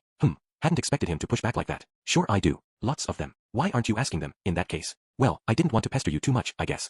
Orsted let out a sigh and shook his head. You are my ally now. In other words, I'm your subordinate, Sir Orsted. I think we should keep the chain of command nice and clear. The man had beaten the living crap out of me, and now he'd thought up ways to protect my family. Even I wasn't shameless enough to pretend that we were equals in this relationship. Very well, if that's what you prefer. But regardless, the two of us will be working together to defeat the man god. It's important that you learn everything you need to know.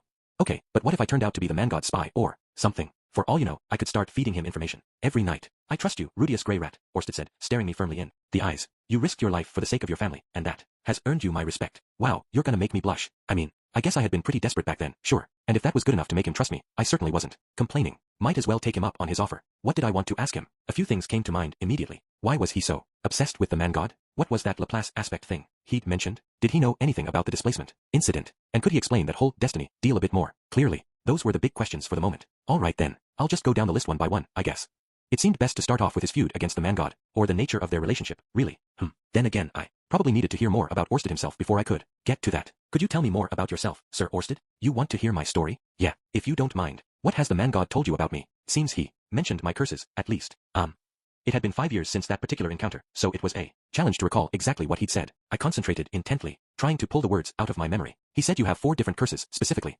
Go on. The first curse makes everything living in this world hate or fear you. The second keeps the man god from seeing you. The third prevents you from going all out. And he didn't know what the fourth one is. I see, Orsted said with a small nod. Let us begin with the first curse, then. From the day I was born, I have indeed been loathed by everything living in this world. I don't particularly hate you though. Some such cases do exist, such as yourself and Nanahoshi. Okay then, so there were exceptions. The fact that Nanahoshi and I had come here from a different world was probably relevant here. Should I take this opportunity to reveal the truth about myself? With Eris next to me, I was a little reluctant to do so, but keeping secrets from Orsted didn't strike me as a wise idea at this point. I wasn't trying to hide this from you or anything, but I was originally from the same world Nanahoshi came from. Maybe that has something to do with it. Is Rudius Grey Rat not your true name, then? It's a very long story, but I'm not exactly like Nanahoshi. I just sort of, woke up here in the body of a baby named Rudius Grey Rat, I guess. I'm not sure how to explain it, actually.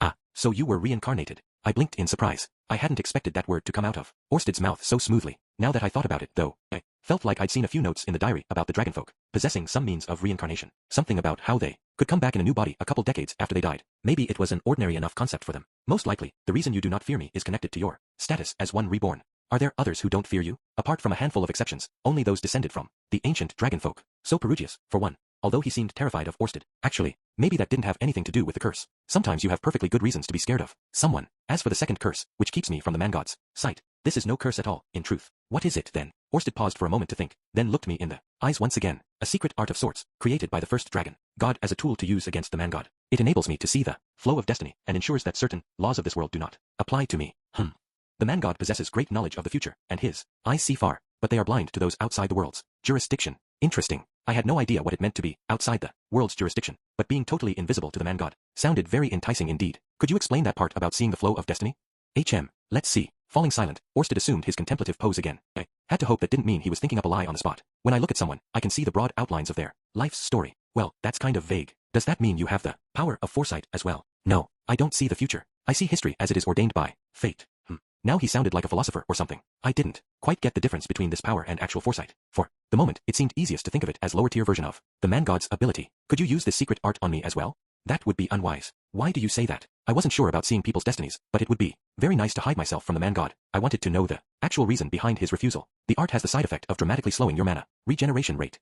How dramatically? You regenerated your supply of mana completely in 10 days. Yes, under the influence of the art, that would take roughly 1,000 times longer. 1,000 times longer? That would be, what, 30 years or so? As a result of this, I cannot wield magic freely, and that is the reason I so rarely fight with all my strength. Aha, basically, his mana regenerated so slowly that he couldn't use it very often. I didn't know how large his mana supply was, but, assuming it took years for it to refill, he'd have to be very careful about conserving power. While I cannot use the secret art itself on you, the bracelet I gave you provides a similar effect.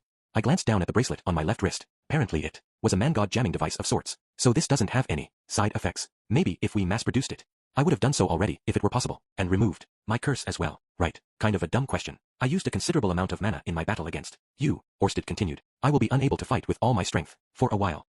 Wait, really? But you took me out instantly. I was forced to resist direct hits from your magic many times, and ultimately to draw the god blade, said Orsted, his tone of voice distinctly bitter. It cost me a great deal.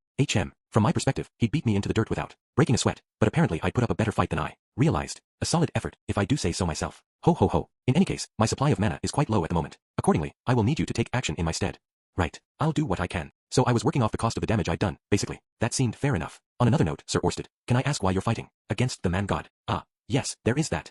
Orsted glanced sideways, gazing at nothing, his tone somewhat reluctant. I had noticed a lot of these thoughtful pauses in this conversation. Was the man lying to me, after all? I didn't want to think so, especially after hearing that he trusted me. But then again, it would be odd if he trusted me completely at this point. There was a good chance he was feeding me some simple falsehoods for now, and reserving his final judgment until I'd proven myself reliable. The man god caused my father's death. Oh, revenge. Definitely a classic motive. It was the same thing that had motivated my future self to try and kill the man god. Would be easy for me to scoff at such desires at the moment, since no one I loved had actually been taken from me yet. But that diary made it very clear that I had wound up living for vengeance in that timeline. In addition, his destruction was the dearest wish of the ancient dragon folk. All of the dragon gods have existed solely to pursue that goal. Okay, so there was some cultural sense of duty involved as well. Wait, all of the dragon gods? How many dragon gods have there been? I am the 100th, it seems, and the 99 who came before me all devoted their lives to bringing down the man god. Wow, okay. However, only a dragon god of great strength and pure blood truly stands a chance to succeed in this task. Orsted's sharp, shining eyes fixed themselves on mine. After a moment, he continued in a calm and steady voice. It was for that reason that my father, first of all the dragon gods, reincarnated me in the future. Chapter 13. Explanations. I needed to take a step back and review all of this. First of all, Orsted was a member of the ancient dragonfolk race, brought to this era from the distant past by a special method of reincarnation. There were two other unusual things about him. He was cursed, and he was under the influence of a secret art. The curse made everyone in the world despise him. The secret art caused his mana to regenerate very slowly, but hid him from the man god's eyes, and also let him see the future in broad, general strokes. Why had he come here from the past, curse and all? It started when the man god murdered the very first dragon god. All of the many dragon gods who'd followed lived only to pursue revenge. Destroying the man god was a goal shared by the entire dragonfolk race. As the son of that first dragon god, Orsted had traveled to the future to realize that dream. Does that sound about right? Yes, you certainly grasped all that quickly. How long ago were you reincarnated, by the way? It was roughly 2,000 years ago, I believe. 2,000 years? He'd been living in this body for that long? Wow. Anyway, his story was coherent enough, but something about it felt a little off somehow. Where exactly was that feeling coming from? Maybe the part about him not regenerating mana? Perugius had a summoning spell that could drain mana from his opponents, and I had to assume Orsted could use that too. Wouldn't that solve the problem by itself? Nah, there had to be some reason why it wouldn't work. Maybe you couldn't store that mana permanently inside yourself. Well, how about Orsted's intense hatred for the man god? The fact that the man god killed his father was a solid explanation on paper, but somehow his animosity felt too intense for that to be its only cause. I didn't get the sense that Orsted was so obsessed with his father's memory, really. I get the feeling that you have a strong personal hatred for the man god, Orsted. Is there some reason for that you haven't mentioned yet? Who wouldn't despise that vicious piece of filth? Fair enough. Over the course of 2,000 years, the man god had probably done all sorts of horrific things to Orsted. Even if he couldn't talk to Orsted directly, he could still send him messages through others.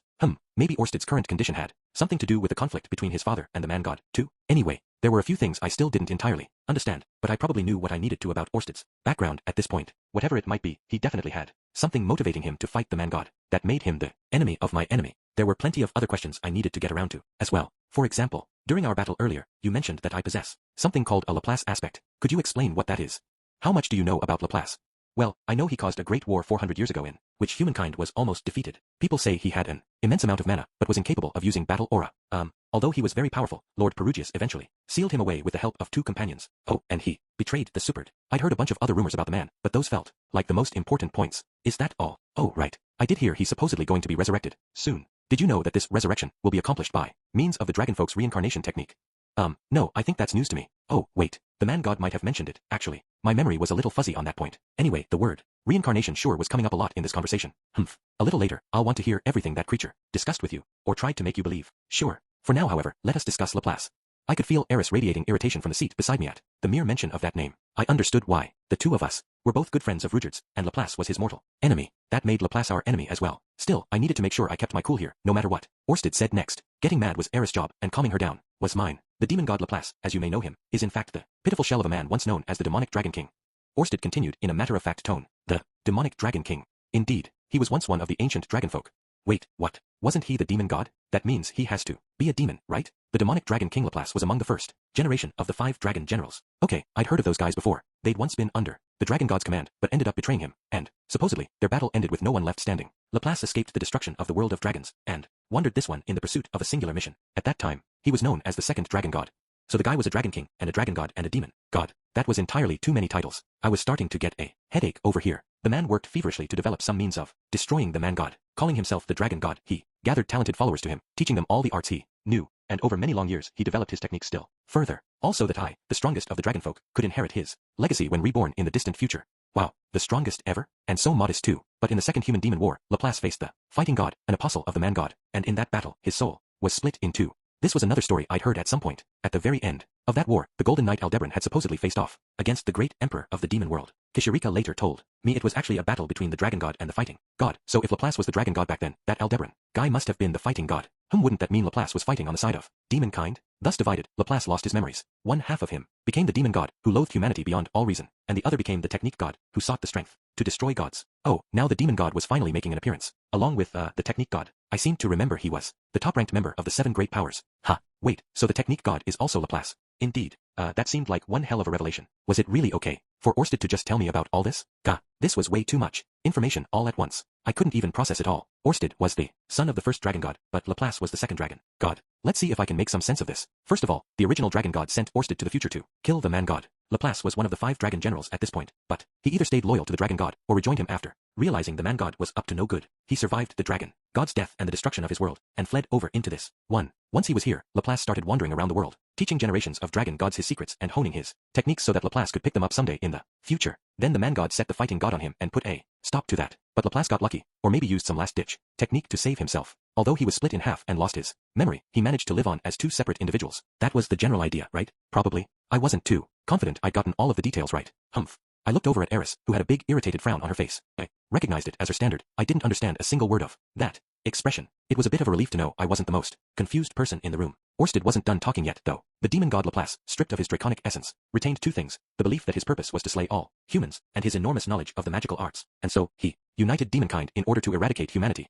The technique god Laplace, stripped of his magical powers, instead retained his vast trove of skills, and a vague but powerful compulsion to pass his knowledge on to others. Accordingly, he created the 7 great powers, and devoted himself to the refinement of their techniques. The technique god created the 7 great powers. Yeah, I think I'd heard about this before. It did make some sense, since he was number 1 on the list. Wait a second, though. Wasn't the second human-demon war, like, 5,000 years ago or something? How do you know all this, Sir Orsted? By the time you were reincarnated 2,000 years ago, the second human-demon war had been over for a very long time. Laplace had already lost his memories, right? Who could possibly have told you his story? I discovered Laplace's personal writings in an ancient dragonfolk ruin. Oh, I see.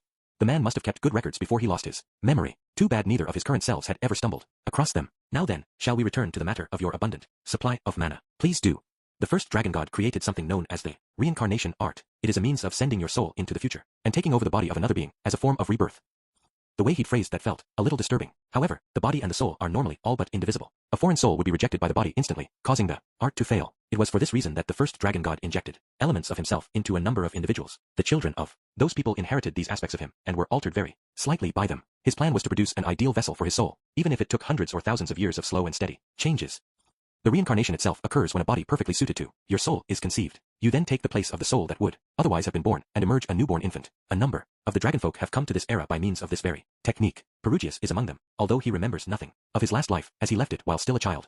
So reincarnation involved stealing the body of a baby, basically overwriting its soul. I stared down at my hands. I'd been reincarnated myself. Did that mean I'd stolen this life from the real Rudius Grey Rat? Are you still listening to me? Ha, oh, yes, of course. As I looked up, I found that Orsted was studying my face closely. Let us return to the story of Laplace. The demon god had lost his sanity at the moment of his sundering, but it seems he remembered the details of the reincarnation art, or perhaps found some record of it. After Perugius defeated him, but before his body was sealed, he released many aspects of himself into the world, and sent his soul into the future. In the present day, individuals who bear these aspects and share certain traits with him are appearing in increasing numbers. Some possess large supplies of mana and a great proficiency for magic. Others are born with green hair or even possessing demon eyes. I knew someone who met a lot of those criteria. Green hair, lots of mana, and a knack for magic. That was everything except the demon eye. Does that mean Sylphie has an aspect? Yes, Sylphiette is one of those I was referring to, although her hair seems to have turned white now, for some reason. But she's not actually the reincarnation of Laplace, right? Of course not. He could not possibly be reborn as a woman. It was a bit of a relief to hear that, but now that I thought about it, there was a likelier candidate than Sylphie to consider. You think I have an aspect too, right? Almost certainly. A body capable of containing that much mana could not have come into existence otherwise. You know, I always thought I increased my mana capacity by training really hard as a kid.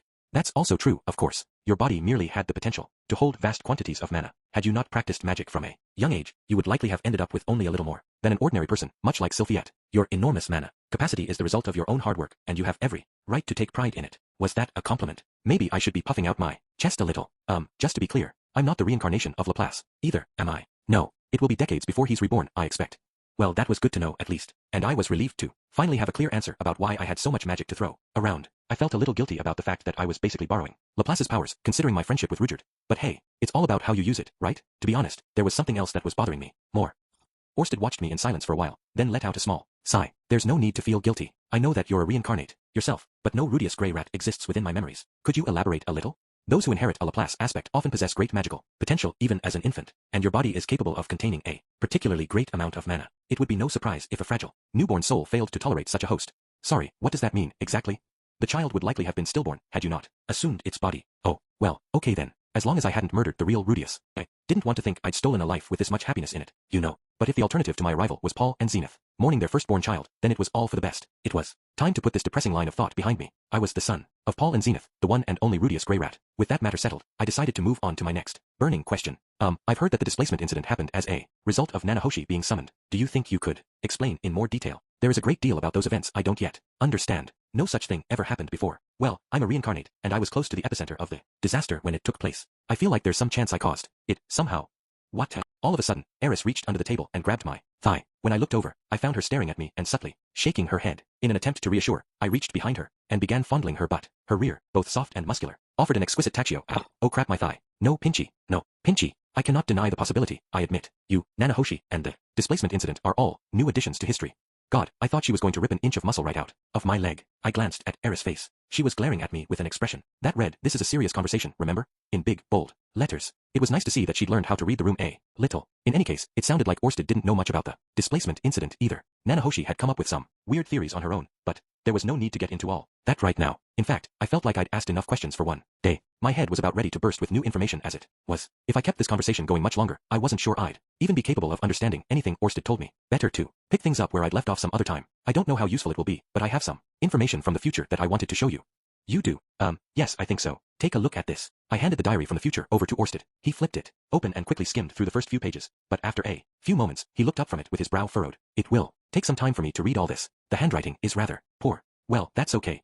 Was my handwriting that crappy? Nanahoshi had said the exact same thing. Anyway, it wasn't fair to expect great penmanship from a diary, but I'd have to take things nice and slow next time I wrote someone a letter. Oh, right. Before we get into that, can I ask you about something else? What is it? I paused for a moment. Was it a good idea to even bring this up? Orsted had treated me much more nicely than I'd expected so far, but I felt like I was about to push my luck. You see, sir, there's no need for these formalities. Well, Orsted, sir, I'm going to be your subordinate from now on. Correct. Yes, so long as you accept that role. Right. So, this is very awkward really, but I glanced over at Eris, then continued. Could we discuss the terms of my employment? Your employment? Right. I've got a family now, as you know, and if possible, well, I'd like to have some time off to spend with them every now and then, at least. Don't get me wrong. I was ready and willing to work my butt off for this guy. That said, sometimes you need a break to remind yourself what you're working for, right? I wanted time to look in on Lucy, tutor my little sisters, enjoy Lilia's cooking, bask in the sun with Zenith, roll around in bed with Sylphie, roll around in bed with Roxy, and roll around in bed with Eris. Was that too much to ask? That may depend on your performance, Rudius Grey Rat.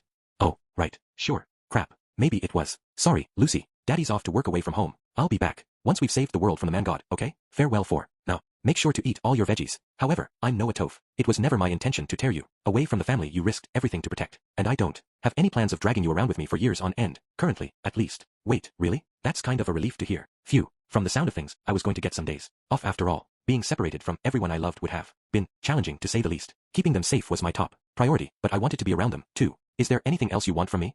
Orsted's eyes were fixed on me in something that looked a lot like a glare. Could I actually say yes to that question? What if he got angry with me? No, I needed to grow a spine. This was my one window of opportunity. We didn't have a contract or anything, so it was crucial to get this stuff worked out up front. Are you okay with me asking for more? I will do my best to meet your needs. Ooh, that sounded promising. Would asking for a salary be taking things a bit too far? I mean, it wasn't that unreasonable. If you want someone to do a job responsibly, you pay them for it. By taking your money, they accept responsibility for their work. Anyone who works for free will do so irresponsibly, or so I'd read in some manga once upon a time. Naturally, I wanted to be a responsible subordinate to Orsted, and surely taking some cash from him would be the perfect way to demonstrate this. So, since I'm going to be out of the house a lot, my family's going to lose one of its breadwinners. I wasn't bringing home that much to begin with, and, well, I actually ran up quite a few expenses, preparing for our battle the other day. We still have some savings for now, but I could see them running out one of these days. If I'm not working, we'll probably have to cut back on our dinner menu a little, and we've got a bunch of growing kids too. You want money, then? Well, sure, if you want to be blunt about it. Hee hee. As I giggled evilly out of sheer embarrassment, Orsted reached into his coat and pulled something out, which he then dropped casually onto the table in front of me. It was a dagger. No, a short sword, in a beautifully ornamented sheath. This is one of the 48 magic swords crafted from the bones of the Dragon King Kajakut by the famous demon swordsmith Julian Harisco. Its name is Eminence, and it should sell for 100,000 Azuran gold coins or so. That ought to last you for a while. Whoa. Did he just say 100,000?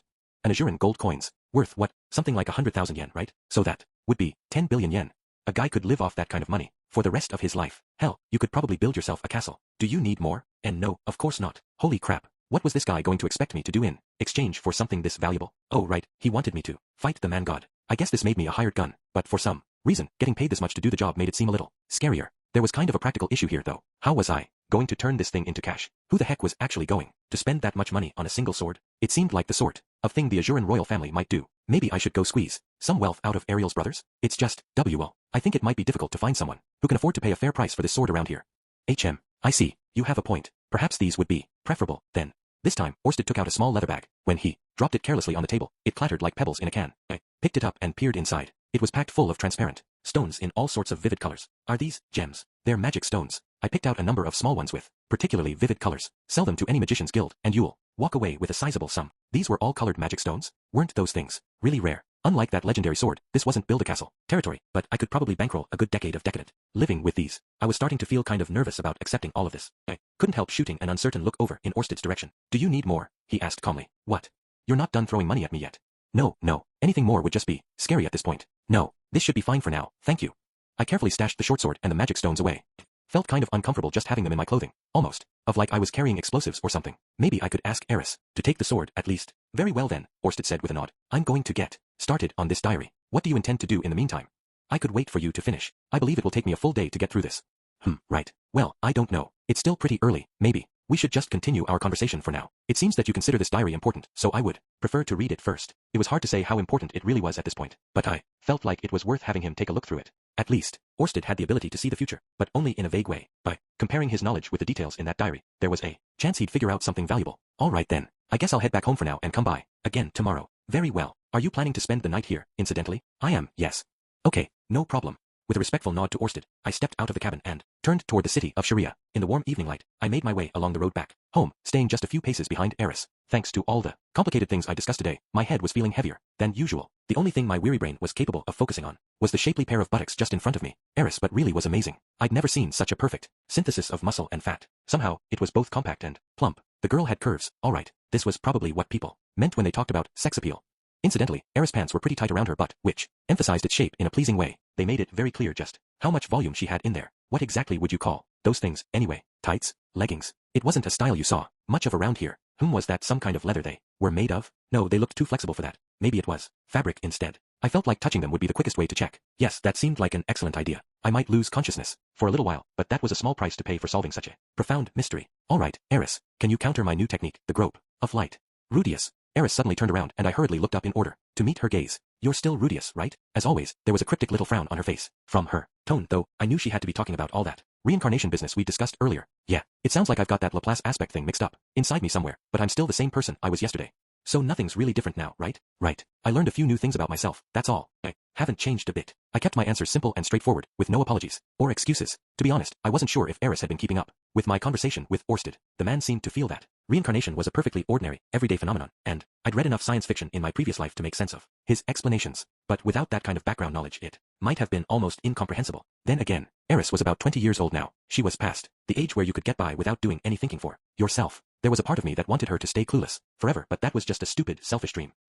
Eris nodded at my words, although it was hard to say if she really understood them. Do you want me to keep this a secret? From Sylphie and Roxy. If you don't mind, yeah, I'd rather tell them myself, when the time's right. In reply, Eris took 3 quick steps forward, then stopped, abruptly in her tracks. The setting sun was behind her now, silhouetting her against the evening sky. Her hair shone like rubies as the light played through it. Even in the shadow, her striking facial features and intense gaze were mesmerizing. Damn, she really is beautiful. All right, she said. You have to hold my hand, then. Eris held out her hand, and I took it without another word. It was as lovely to look at as the rest of her. It was also calloused and a little on the tough side. Very different from Sylphie's hands, or Roxy's. Warm and strong, that hand wrapped itself around mine. I squeezed it firmly back and began to walk. This was the first time in ages that I'd strolled along side by side with Eris. For some reason, it was enough to make me very happy. And when my thoughts turned to the new chapter of my life that would begin tomorrow, my heart throbbed slightly with excitement. Extra chapter. A wild blade finds its sheath. Enga. Eris' eyes snapped open violently. She'd woken herself up with a somewhat undignified yelp.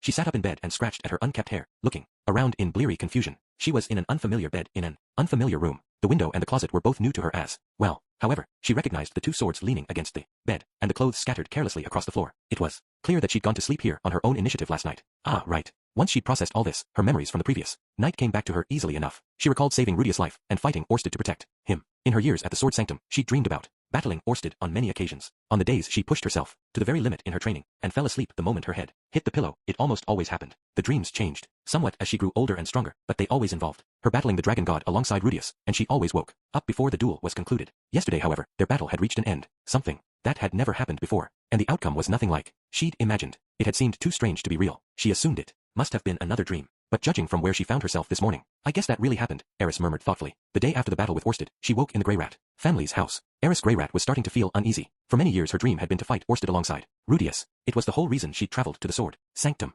She had now fulfilled that goal. Things hadn't gone exactly as she'd imagined, but she'd held her own against the dragon god. Of course, she had given some thought to what would come after this. Her plan was to live happily ever after with Rudius. She'd never been too clear on what this would involve exactly, but it was still her intention to make it happen. Yet despite how she felt about the matter, in the days after arriving at this house, she'd found herself unable to even hold a conversation with Rudius. Eris muttered as she washed her face. I don't get it. This bathroom had a large mirror over the sink, offering her a good view of herself. She studied her face for a moment. Unkempt, red hair, upturned eyes, and a mouth that seemed to scowl on its own every time she closed it. She'd managed to wash the dry drool off her cheek, but it hadn't helped matters much. The word cute definitely didn't apply to her. When she considered the meaning of that term, 2 faces immediately appeared in her mind's eye. Sylphie and Roxy's features differed, but they could both be described as adorable. They didn't have Eris' sharp, upturned eyes or her mane of messy hair, and they didn't look angry when they closed their mouths. Their figures were very different from hers as well. Their bodies weren't that womanly, but Rudius seemed to prefer things that way. Of course, Eris couldn't magically change her appearance overnight, so she'd given up on competing with them on this level. But there were other aspects of this problem to consider, too. Sylphie was the kind of woman who took good care of her family and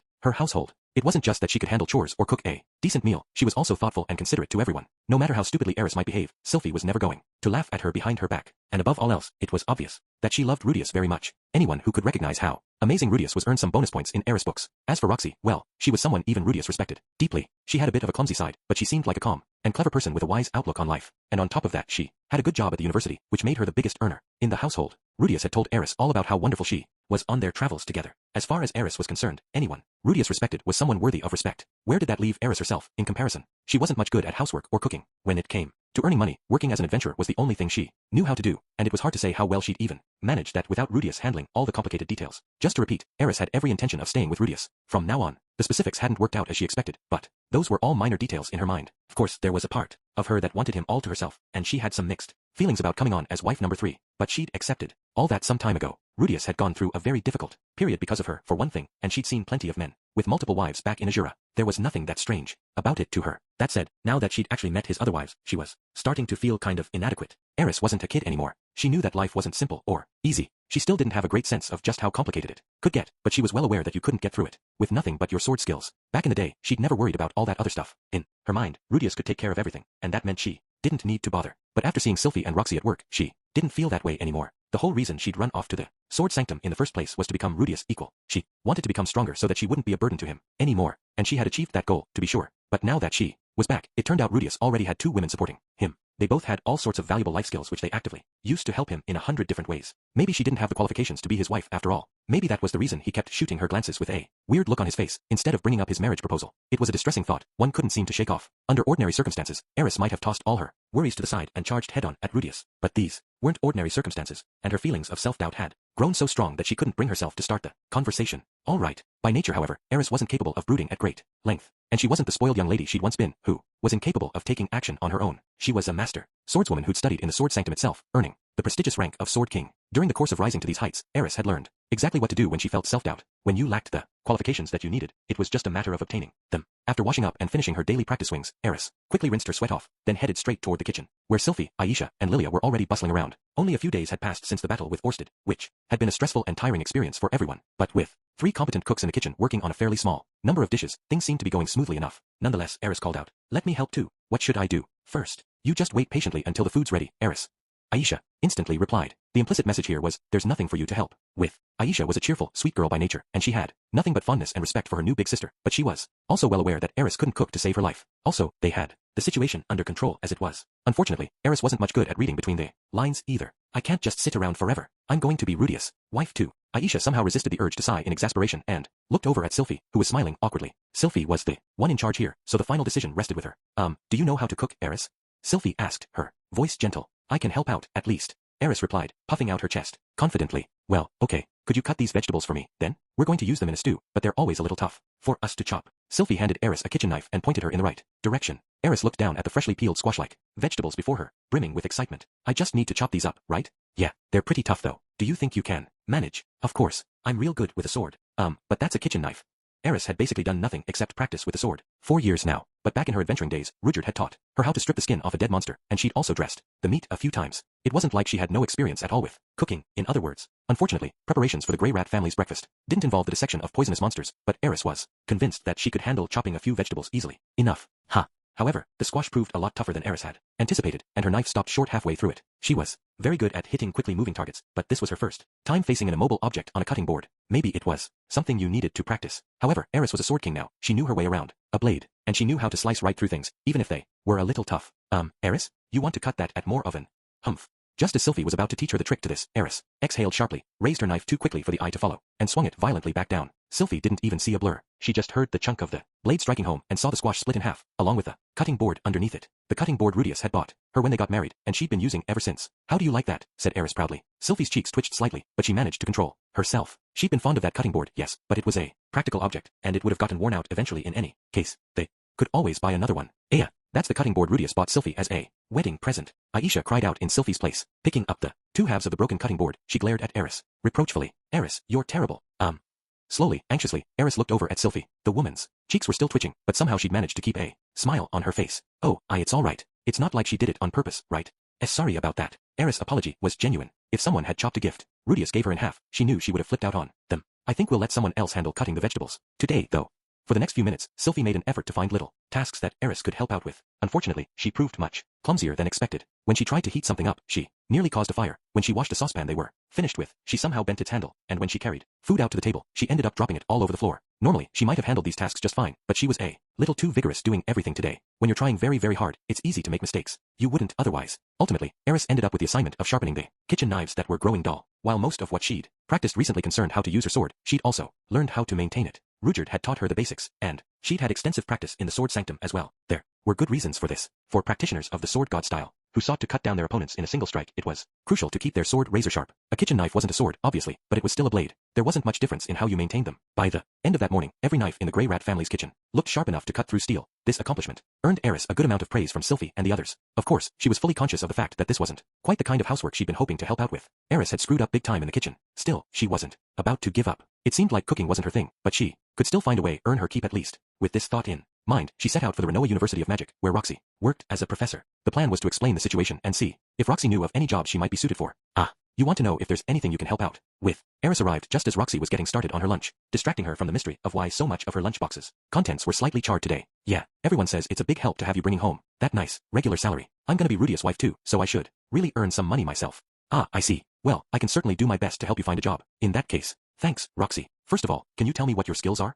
Eris' mind immediately jumped to the things Rudius had taught her many years ago. This place was a school, so it seemed like the most relevant knowledge she possessed. I can read and write and do arithmetic. Oh, and I know some basic magic too. Of course, Eris wasn't especially good at any of these things, but she still delivered her reply with confidence. Roxy fell silent and tried to think this through. Eris was a sword king. Naturally, the best option was to find her a job where that title would be relevant. Although it wasn't clear if she had the ability to teach others her skills, finding her a post as an instructor of swordplay seemed like the ideal option. She didn't have the necessary qualifications to become a formal faculty member yet, but she could be hired as an assistant instructor right away. Fortunately, the University of Magic did offer its students swordplay lessons, and Roxy's recommendation would count for something. Here, the university's current swordplay instructor was of the advanced rank in his style, which made him Eris inferior. There was a chance that taking on such a powerful assistant would be too much for his pride to tolerate, but as she considered this, Roxy recalled seeing the man talking excitedly about the arrival of 2 sword kings in Renoa just the other day. He'd even mentioned something about how badly he wanted to meet them and maybe even learn a thing or two under their instruction. At this very moment, the man seemed to be shooting jealous glances in her direction from the other side of the faculty room. Roxy had the feeling he might endorse this idea enthusiastically if she called him over.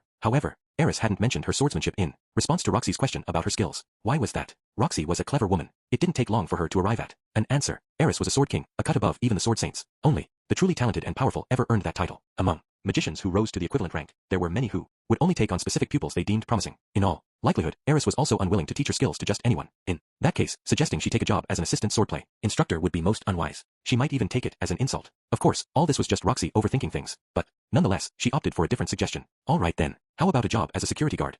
A guard? That sounds kind of dull. Well, most jobs are a bit on the dull side, I'm afraid. Yeah, I guess even adventuring was a little boring. Sometimes. Okay then. Within minutes, Roxy's recommendation secured Eris a trial run as a Renoa University of Magic security guard. Once the formalities were taken care of, Roxy led Eris out to the University of Magic's main entrance. Since Eris didn't yet have a good sense of the campus layout, guarding the front gate was the only job she could do at the moment. The idea was for her to work a shift that afternoon, after which she would be officially hired by the university. All right then, I have a class to teach, so I need to be going now. I'll come by to get you in the evening. With those words, Roxy left Eris in the hands of the veteran guard at the gate and headed back toward the main school building. The guard looked Eris over for a moment, then scratched the back of his head uncertainly. Let's see. I mean, gate duty's pretty simple, honestly. You just stop anyone who looks fishy or dangerous, ask him to prove their identity, and kick him out when necessary.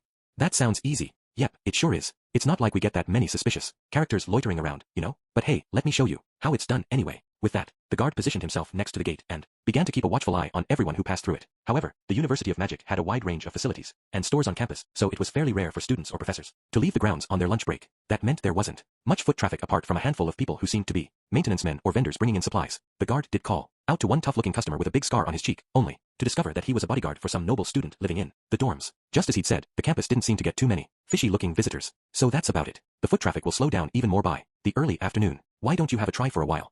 Got it. In high spirits, Eris positioned herself next to the gate, where she assumed her signature pose, arms folded, legs spread wide, and chin in the air. Her gaze was intense. Too intense, in fact. Nobody could seem to look her in the face. Those who passed through the gate did so, staring at the ground, in an effort not to meet her eyes. There were no shady customers to be seen. Anyone who was considering some illicit behavior would have thought twice after one good glare from Eris. However, among all the cowering and cringing, there was one man who didn't so much as flinch. Indifferent to Eris' presence, he strode onto the campus as if he owned the place. The expression on his face was calm and confident. There was nothing that unusual about his bearing, but given the quivering people around him, he stood out like a sore thumb. And so, Eris made a snap decision. There's something strange about that guy. Hold it right there. The man stopped in his tracks and looked over at Eris dubiously. Can I help you? His tone was polite enough, but the look on his face was saying, I'm a busy man. Can we get this over with quickly? Of course, this attitude only made Eris more suspicious. There's something fishy about you. I've been passing through this gate for more than 20 years, and this is the first time I've heard that. You seem rather fishy to me yourself. I don't recognize your face. How long have you been working here? Just started today.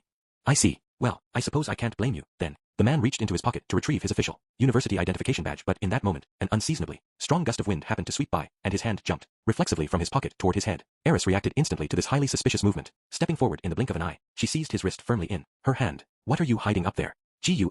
Before Eris' very eyes, the wind carried off the man's hair. All of it. At once. All that was left behind was a beautifully shiny dome. Eris froze up. She'd recognized the man was trying to hide something, but she hadn't imagined it was this. With a hand that Eris wasn't grasping, the man reached into his breast pocket once again and pulled out his university badge. My name is George. I'm the principal of the Renoa University of Magic. As he spoke, his face was crimson with both embarrassment and fury. To cut to the chase, Eris was fired on the spot. Well, it wasn't technically a firing, since she hadn't even been hired yet, but the university formally declined to take her on as a security guard. Sigh. Understandably, this had left Eris feeling a little down in the dumps. She was no good at housework, and she couldn't handle working a job either. Her growing sense of her own uselessness had been painfully reinforced by today's events. It might have felt Different if she'd at least managed to stumble through something she set her mind to, but after 2 straight disasters, her self-confidence was reaching new lows. At the moment, Eris was lying on top of a shed in the corner of the grey rat yard and staring up at the sky, much like she used to do back when she was living in the city of Roa. In her mind, she was replaying a conversation with Rudius from many years in the past. What's the point of doing something I'm not even good at? Rudius' reply had been simple enough. The worse you are at something, the more satisfying it feels when you finally get the hang of it. In a sense, housework and employment weren't different from the dancing she'd struggled with back then. She'd get the hang of them eventually, as long as she kept trying despite her failures. At the same time, something felt a little off about that plan.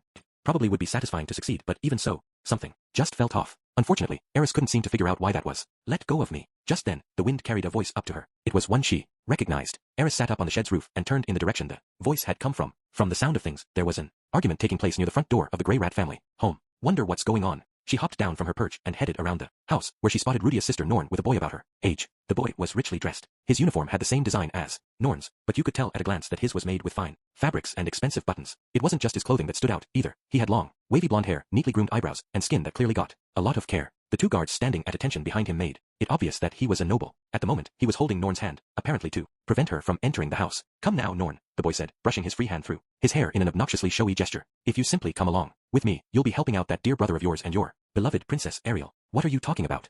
Princess Ariel and Rudius aren't even around right now. So much the better. If they return to find we've taken helpful measures on their behalf, they'll surely praise us for our foresight and initiative. It will be a valuable step toward winning their confidence. They'd just get mad at me for acting without permission. Actually, from the looks of things, Norn wanted nothing more than to pull her hand free, but this kid was a noble, and it looked like he had some real influence. She probably didn't want to run the risk of angering him. Oh, they won't be upset, I assure you. Take a look at these 2 behind me. They're elite fighters we recruited from one of the best mercenary bands in all of the northern territories. Your brother's been spending a lot of time away from the house lately, hasn't he? Allow me to protect it in his stead. That's not necessary. We've got Sylphie and Roxy to look after us. Nothing but women, in other words. Zizanoba and Cliff come over all the time. But they're not here now, are they? In the face of the boy's relentless pressure, Norn's protests were growing briefer and less firm. At this rate, there was a good chance he might end up bullying his way into the house. Frowning, Eris strode over. She's not interested. Take your hands off her. The boy knitted his brow at this sudden interruption. Pardon me. And who are you supposed to be, anyway? Do you not know who I am? No. I'll tell you then. I am Richard Moenarius, heir to the Honorable House of Moner. I couldn't care less. Did you not hear me the first time? Take your hands off her. As Eris cut off his attempt to introduce himself, the boy, Richard's confident expression took a turn for the sullen. You're a remarkably rude and ignorant woman. Look here, if I wanted to, I could have this little house of yours torn down in no hm. Richard stopped mid-sentence, realizing Titch at his legs felt strangely cold all of a sudden. When he looked down, he found his pants lying around his ankles, leaving his underwear fully exposed. With a little squeak, the boy hurriedly pulled his pants back up, only to discover that his belt had been sliced in half, forcing him to hold them up with his hand. For a moment, he had no idea what just happened to him. Then, he heard a small clink from the sword at Eris' waist, and he looked up to find her staring at him with cold disdain in her eyes. Next time, I'll cut that arm off instead. Richard was infamous for his shameless behavior, and was sometimes called deficient as a noble, but whatever his moral flaws, he possessed a perfectly functional sense of self-preservation. He knew that Eris wasn't making an idle threat. He instantly released Norn's hand and took a quick step backward. Fine. I'll be on my way for now, then. At those words, Eris drew her sword again. Somehow, it left its sheath without making a sound. Something about that felt incredibly menacing. What?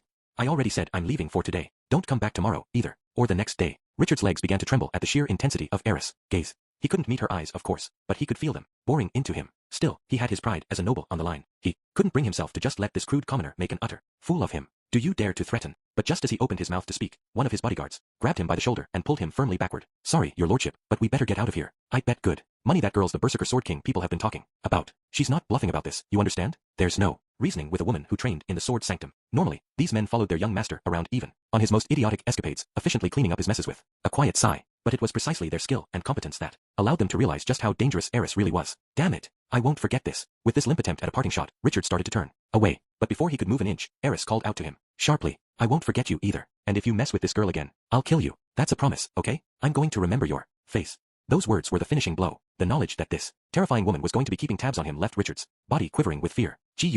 Terrified into silence at last, the suddenly pale-faced boy spun around and strode quickly away. Eris kept glaring after Richard and his bodyguards until they'd disappeared completely from view. Only then did she finally relax. Humph.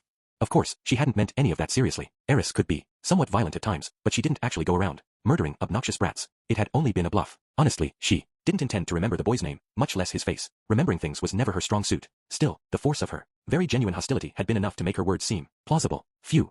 With a little sigh, Eris turned and headed back inside the house. Norn just watched her go, without managing so much as a thank you. But her hands were clasped against her chest, and admiration shone in her eyes. Scaring off that boy had felt pretty good, in all honesty, but Eris was already wondering if she'd just screwed things up again. Norn had looked unhappy about the situation, but their discussion had sounded kind of complicated. Maybe the brat was actually important. Somehow, It felt like she might be in for another lecture later on. Sure enough, just as she stepped into the house, Sylphie and Roxy stuck their heads out of the living room and beckoned her over. They'd clearly been watching that little scene unfold from a distance. Bracing herself for a talking to, Eris headed over to join them. Thank you, Eris. Well done. And found herself blinking with surprise at their sudden words of gratitude. Ha, we saw that. You helped out Norn, right? That boy didn't listen to a word we had to say, but it looks like he won't be bothering her again. There were big smiles on both of their faces, but Eris frowned. Uncertainly. Are you sure I should have done that? He's got connections, right? Well, his father is contributing to Princess Ariel's cause, and he does have some influence at the university.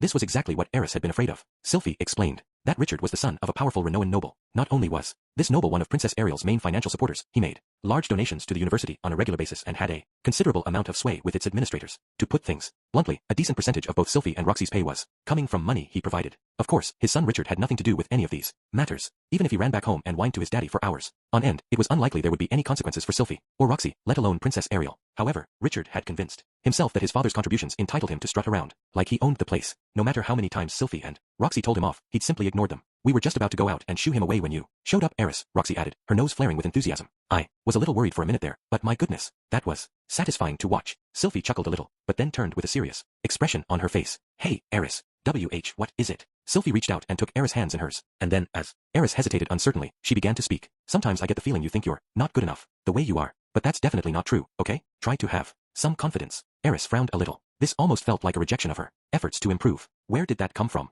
Well, you've been worrying yourself sick lately, right? I think I kind of understand how you feel. Whenever I watch Rudy at work, it makes me feel like I have to learn all sorts of new things. Startled by Sylphie's perceptiveness, Eris found herself at a loss for words. But Sylphie wasn't done yet. You know, Eris, we're pretty good at watching Rudy's back, if you know what I mean. We keep an eye on things behind the scenes. You definitely helped us out today, but normally, we stay on top of those sorts of problems. Sylphie paused for a moment, and her grip on Eris' hands tightened noticeably. But when I saw how Orsted, Rudy, and you fight, well, I realized something. When Rudy's up against something really dangerous, we're not strong enough to stand in front of him like you did. She was looking Eris straight in her eyes now. The strength in them was downright intimidating, but she didn't flinch or look away. In fact, she stared right back with all the power she could muster. You trained for years so you could be strong enough to do that. I think it's something you should be really proud of. With that, Sylphie released Eris' hands and smiled at her. That's all I wanted to say, really. Other than, I'm glad you're here, Eris.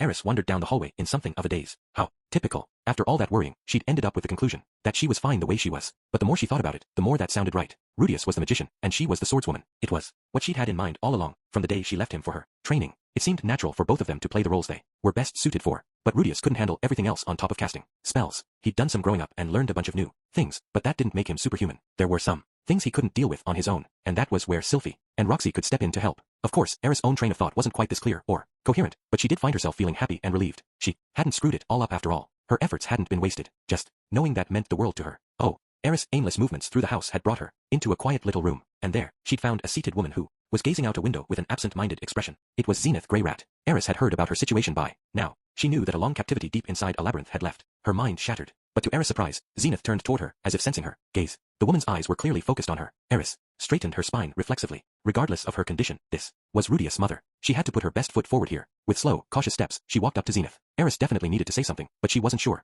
what it should be. She hesitated for a long moment, longing to fold her arms, but refusing to allow herself to do so. Ugh, now I wish I'd paid more attention to those stupid etiquette lessons. For a moment, she flirted with the idea of leaving the room and coming back once she'd worked out what to say. But Zenith was staring up at her patiently, as if waiting for her to speak. Buckling under the pressure, Eris finally squeaked out the first thing that came to mind. I'm still quite inexperienced, but I'll do my very best. My very best. Eris frowned irritably at her own mistake, but then she noticed Zenith's expression change as well. She was smiling. Eris had always hated it when people smirked at her mistakes, but this didn't look like a smile of amusement. If anything, it felt more like an answer. Zenith hadn't said a word, but for some reason, Eris thought she could hear her voice. Try saying that to Rudy instead. There's no point being all formal around me.